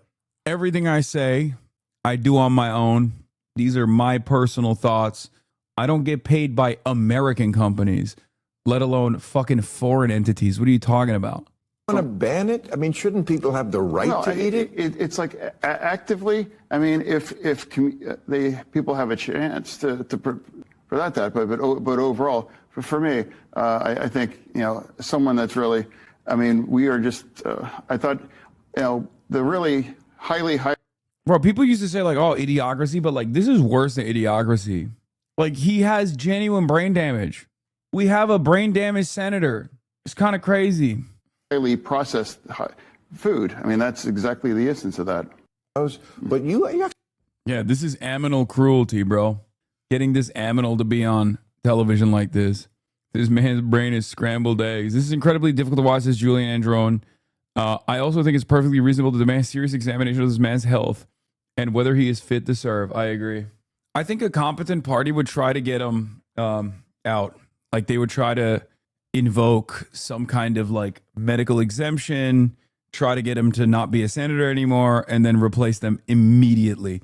Because there's also a very real danger that if there is two flips, or if there is, the Michigan seat goes to Abdul, inshallah, and then Graham Plattner wins in Maine, there's still going to be a person that can spoil any kind of Democratic majority in the Senate, which happens to be John Fetterman. So I think they should do that regardless. I don't know the rules in the Senate for expulsion. I wonder how you could do that. No, I don't think. Oh, it takes 2/3 vote to expel from each chamber. Yeah, that's not happening. I was thinking of like, that's not what I was even thinking of. I was thinking of like some kind of like 25th Amendment style situation where you invoke some kind of like medical reason for why he's unfit to serve. I guess you could also trick him. You could be like, Israel's this way. And he's like, oh, I love it. I love Israel. I'm an aminal for Israel. Oh, yeah, you could just trick him like a dog. Yeah, like, come here, Fetter. Come here, little Fetty. Come here. I'm an aminal. But like, I do think that we got to get rid of him. Like, we actually have to replace him ASAP. Give him a fucking Kong chew toy, extra durable. Let him go to town. The editor at the California Post, Joel Pollack, is with me now. So you saw some of the statements in the plea agreement and the things that she published out there. According to the plea agreement, she acted, quote, at the direction and control of the Chinese Communist Party. This happened before she became mayor. This happened after her fiance, who she'd been working with, had been sentenced to jail, yet she was still elected. What are y'all doing there in California? Well, this is really striking because if she had simply posted these opinions, they would have been protected by the First Amendment. But she admitted now in this guilty plea to taking instructions from someone directly linked to the Chinese government. And it almost seems clumsy, some of the messages that have come out, thank you, leader, and so forth. But it does tell you the high degree of coordination between the Chinese government and senior public officials in towns across America, and very junior. You ask me, he's the only dem with a lick of sense. Them leaves need more people like him, says Short Gamba Moth. Hell yeah, brother. He's the only dang liberal I like. And of course, I don't like him very much, regardless of the fact that he's 90% in support of my big, beautiful president. And he's on 90% of the time, he's on my favorite TV channel, Fox News. But he still has got a goddamn D next to his name. So I hate him because I'm a part of a cult, brother. Like, there is genuinely no reason for John Fetterman not to be rewarded for all of his loyalty to the Republican Party. But he's not making it out of a fucking Republican primary, in my opinion. Officials, by the way, the penetration of the Chinese Communist Party is not limited to people in Congress, Eric Swalwell and Fang Fang, for example. It's going right down to city council level, very local officials. the purpose appears to be, in this case, propaganda, but there may be other objectives as well. Yeah, I mean, when you take a look at what Alyssa Slotkin said, might have been yesterday or the day before, about Chinese penetration into the United States market, all of the cars that are now flooding the U.S. market from China, they're cheap, they're very attractive for people to buy because where are these? What are you talking? Where do these guys live in an alternative reality? What do you mean? There's cars penetrating the U.S. market from China. Where is the Chinese penetration? Penetrate me, China. What the fuck are you talking about? Yeah, penetrate me with a Yangwan. Are they just like inventing shit now? What are they saying? Like what? They just lie nowadays? It's like, I mean, they've always lied. It's not new, but now they're lying about like observable things. Very sophisticated. She calls them surveillance machines on wheels. We see what China is doing in terms of AI. They're trying to buy up land close to military bases. I mean, it's insidious what's going on here. And now we see that elected officials are working for the Chinese. And also, as you mentioned, private industry, you have people. Yeah, China's made significant overtures. China has captured the people of Arcadia. It's over. It's over. We are now officially under communist China control. Arcadia first, Washington, D.C. tomorrow. You and Will are getting mocked. Any response? Team China? They don't deserve it. They don't deserve it. You hate to see other people living your dreams. Inside companies, AI companies feeding information back to China. And sometimes we do catch them and prosecute them. And many times we do not. And what I think this case shows us is we need to continue digging deeper. And as President Trump leaves for China, as we saw him talking to reporters, that really has to be a question he brings up with Chairman Xi. Why are you doing this? Stop doing it. Oh, it's pretty obvious. Yeah, but it's ruining the relationship. Yeah, I mean, that's a good question to ask Chairman Xi. Chairman Xi, why did you choose Arcadia as a landing pad for, pro-PRC, pro-CPC propaganda? Like, was there perhaps not a bigger city? That's what I want to know. I want to know that as well. So that's actually a good question from Fox News. Between our two countries, which is difficult anyway, but we do still have a productive trade relationship. Mm-hmm. We are superpowers that need to get along well to run the world. And yet China is continually planting the seeds of some kind of future effort to undermine the United States. It has to be a serious issue that comes up between these two leaders. Yeah, well, and I imagine it will. Spying on another country is as old as the hills. I went to the Christmas party at the CIA, and they have an amazing museum, by the way, that nobody gets a chance to see because it's inside the CIA. It's got all of the spycraft stuff going back to the 1940s, and it's remarkable the lengths that we went to spy on other countries. So now it's just becoming much more modern. If you can have somebody driving in a car that is spying on them every mile that they go, or you're using an AI model that's spying on you with every keystroke. I mean, that's just spycraft in the modern world. Well, with the cars especially, they're not just spying on the drivers, but think of it as Google Earth for a Chinese company. So they're going around with cameras and they're getting images of streets. They know the ins and outs of different parts of the United States. It's basically creating a virtual map of our country using these cars and the cameras in these cars to send information back to China. Yeah, if they were spying on potholes and doing something to remediate those, that'd be one thing. Yeah. I guess they're not. City of Arcadia says, nothing to see here. Everything's cool. They said the allegations at the center of this case that a foreign government sought to exert influence over a local elected official are deeply troubling. We take them serious. However, following an internal review, we can confirm that no city finances, staff, or decision-making processes were involved. Can they be so sure? Well, you just look at other cities in Southern California that have had similar problems, Lancaster and others. And what comes out of this plea deal is the admission that these Chinese officials were trying to make as... Yeah, I also had a take on this because Patrick Bet-David was talking big shit about this, being like, where are some of these other Chinese nationals, like, or Chinese Americans that potentially are also spying for China? And I, of course, said, as a big Patrick Bet-David fan, as you guys know, Patrick Bet-David, Valuetainment, you might know him from his MLM schemes, or you might know him from Valuetainment. I know him from being the greatest podcaster to ever do it. But yeah, I said, Patrick Bet-David said, how many more Eileens are out there in politics, Fortune 500 companies, universities, and military? Okay? And I replied to that. I said, Patrick, longtime listener, love to be valuetained. I'm a numbers guy, Patrick. I'm a numbers guy. Okay. I said to myself, Patrick Bet David, let's grok it. Let's ChatGPT it. Okay. I said, you're literally an Iranian brown man with the most Israeli name of all time. Do you really think the racists will protect you if you keep this up? I said, let's grok it. And I found out when I grokked it that Patrick Bet David is not seen as a white guy for a lot of white guys. They don't. I grokked it. Grok told me Patrick Bet David, is he Israeli? Then I ChatGPT'd it, and ChatGPT told me Patrick Bet David, Assyrian Iranian. But yeah, it's always funny to hear any kind of commentary from Republicans on this because they are maximum dick riders of Israel. And it's always, yeah, ran the numbers, not a white guy. Hassan, you're better than that. Don't use that shit. That's so funny. Guy who thinks I'm now actually using AI because I keep saying I ChatGPT'd it, I grokked it in my Patrick Bet David voice. How about you grok it? Vinny, we got to grok it, Vinny. We got to grok it. We got a guy who is asking, can you ChatGPT? Can you grok it? We got a guy who's not a numbers guy, and we got to work on it. I had honestly positive feelings about McMorrow until the campaign just became a nonstop smear effort.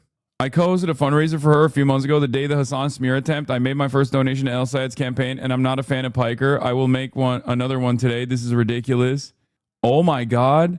Hashtag Ellen, hashtag Vote Blue, co-founder of Democracy Marker.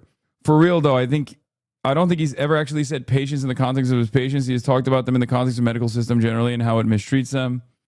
Yeah, look, NAFO, guess who's back? I personally don't think Michigan should nominate a raging bigot. Oh my God, look at all the flags. Look at all the fucking flags in the bio. Oh my God. Might be a dumb question, but how do you get your news? Do you just have a bunch of subscriptions to the New York Times and such, and you go through them every day? Thanks. Okay, so we got a guy, Pedro Mendez. He asked me, how do you get your news every day? They say, Patrick, you're so good. You run a big business, multi-million-dollar business, okay? You run a multi-million-dollar business, and then you got a podcast empire. And I tell him, Pedro, I just ChatGPT it. I grok it. I'm a numbers guy. I say, I got a question. I got to ask Gemini. I got to ask Grok. I got to ask ChatGPT. Yeah. You don't sound like PBD. Not one bit. Guy who's really loyal to Patrick Bet David and is offended on his behalf. By the way, oh, that's true. By the way, I'm a numbers guy. By the way, you got to grok it. By the way, this bro's evolving in real time. Yeah. Right. You got to end sentences with right. Can we watch some Patrick Bet David? Said no one ever. Yeah, this is literally the Zoran called a woman auntie who was in his auntie stage of Abdul's campaign. Never forget what the mullahs did to us. Yes. When I was a kid, I was 7, maybe 6. And the mullahs, they were terrible. Things were so good. When the Shah, Reza Pahlavi didn't come on the stream and didn't come on the show. So that's when I knew he's with the mullahs. He didn't want to win. Just staring at a mirror screaming, I'm Patrick Bet David, grok it. Your Persian diaspora is much closer to Patrick Bet David? No. Patrick Bet David's accent is not Persian diaspora. I am not Iranian. I am Persian. Is very different. Okay? It's very different. Patrick Bet David has a very unique accent. He has a very unique accent. Bernie defending Abdul. He's actually written the book on Medicare for All. He's a doctor. He's actually written the book on Medicare for All. He is literally a doctor. Like, that's not in dispute. It's kind of funny that, like I said, when they were attacking him, the best thing that they could possibly hit him with was, look at his fucking credentials, which is only going to cause people to go, oh my God, this guy is like unbelievably credentialed. Perhaps he shouldn't be running. It's almost like a waste that he's running for Senate. Any other black folk want to engage in radical activist language in this fucking chat? Dr. Abdul El Sayed in the building, running for Senate in Michigan. Shut the fuck up, you stupid fucking idiotic old lady. Yo, fuck this refugee. I'm not here to disavow people's views. Mao Zedong is one of the great leaders of this world. Woo! America deserved 9/11, dude. Fuck it. It's so funny because like all of the clips they have of me are so bass boosted and so deep fried at this point. I'm saying it. This is hummus. You got baba ganoush. Oh, let's talk about our favorite flags. Oh, like overall, what my favorite flag? Yeah. Hezbollah. Kill those motherfuckers and murder those motherfuckers in the street. Let the streets soak in their fucking red capitalist bloods, dude. But you're actively campaigning with him. This is a choice you're making. So for sure. I know that he's having a conversation with a number of folks who feel locked out. If they serve in the military and then they get their fucking untrained, inbred asses shipped into southern Lebanon, very funny. The people who listen to Hassan are engaging in good faith. They want. Oh no, they put the Israel one in there too. That's way funnier. Patrick Bet David TikTok on Spencer Pratt for research purposes.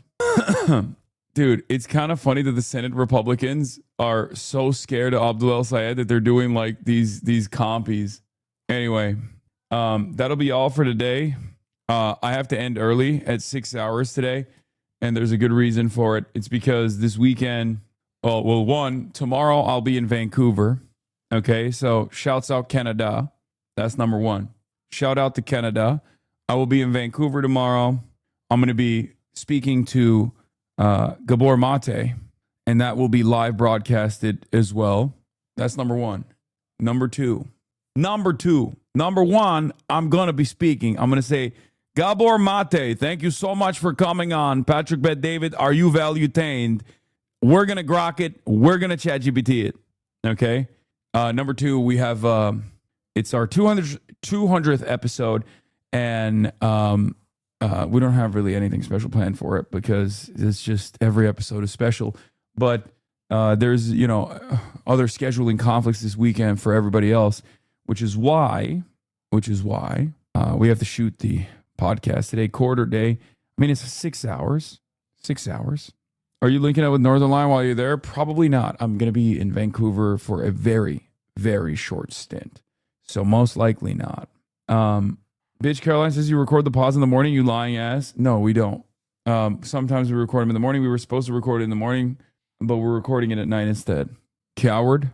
Yes, I'm terrified of Northern Line. That's why I'm not going to be seeing him. Anyway, tell Northern Line I said what's up. Will do. But yeah, your pod has more episodes than Smallville. Hell yeah. Anyway, love you guys. And I will see you tomorrow from Vancouver, British Columbia, Canada. And we'll have a segment in between from the Web Summit that's taking place right now. Love you guys. And I'll see you tomorrow. Same time, but not the same place. Peace. To the topic's just begun, 'cause there is again, her sun is streaming, her sun is streaming. There is again, her sun is streaming, her sun is streaming. Reviewing a Chinese train, telling Kaya place, sun and Asmin chatter loves, giving Grenin's grace. Zoran winning and was seen, woke to back with the force. The Rogan of the left, to me a dumb himbo still of course. The Charlie Kirk assassination, the Fear and Online show. 8 full fucking years of this, and plenty more to go. Doing fun stuff tomorrow, throw PBS up on the screen. A man-made horror reaction brought to you by this life's dream. 'Cause there he is again, her sun is streaming, her sun is streaming. There he is again, her sun is streaming, her sun is streaming. Kicked out of the DNC, IRL with March the Goat. Combating the propaganda that shoved down people's throats. CBS Israeli news, a coup, a regime falls. A full-blown fascist takeover, and still the duty calls. Total radicalization coming out to see. The system will always fail, it's up to you and me. On these daily streets, whether short or whether long, have helped millions of people keep it moving right along. 'Cause there he is again, Hassan is streaming, Hassan is streaming.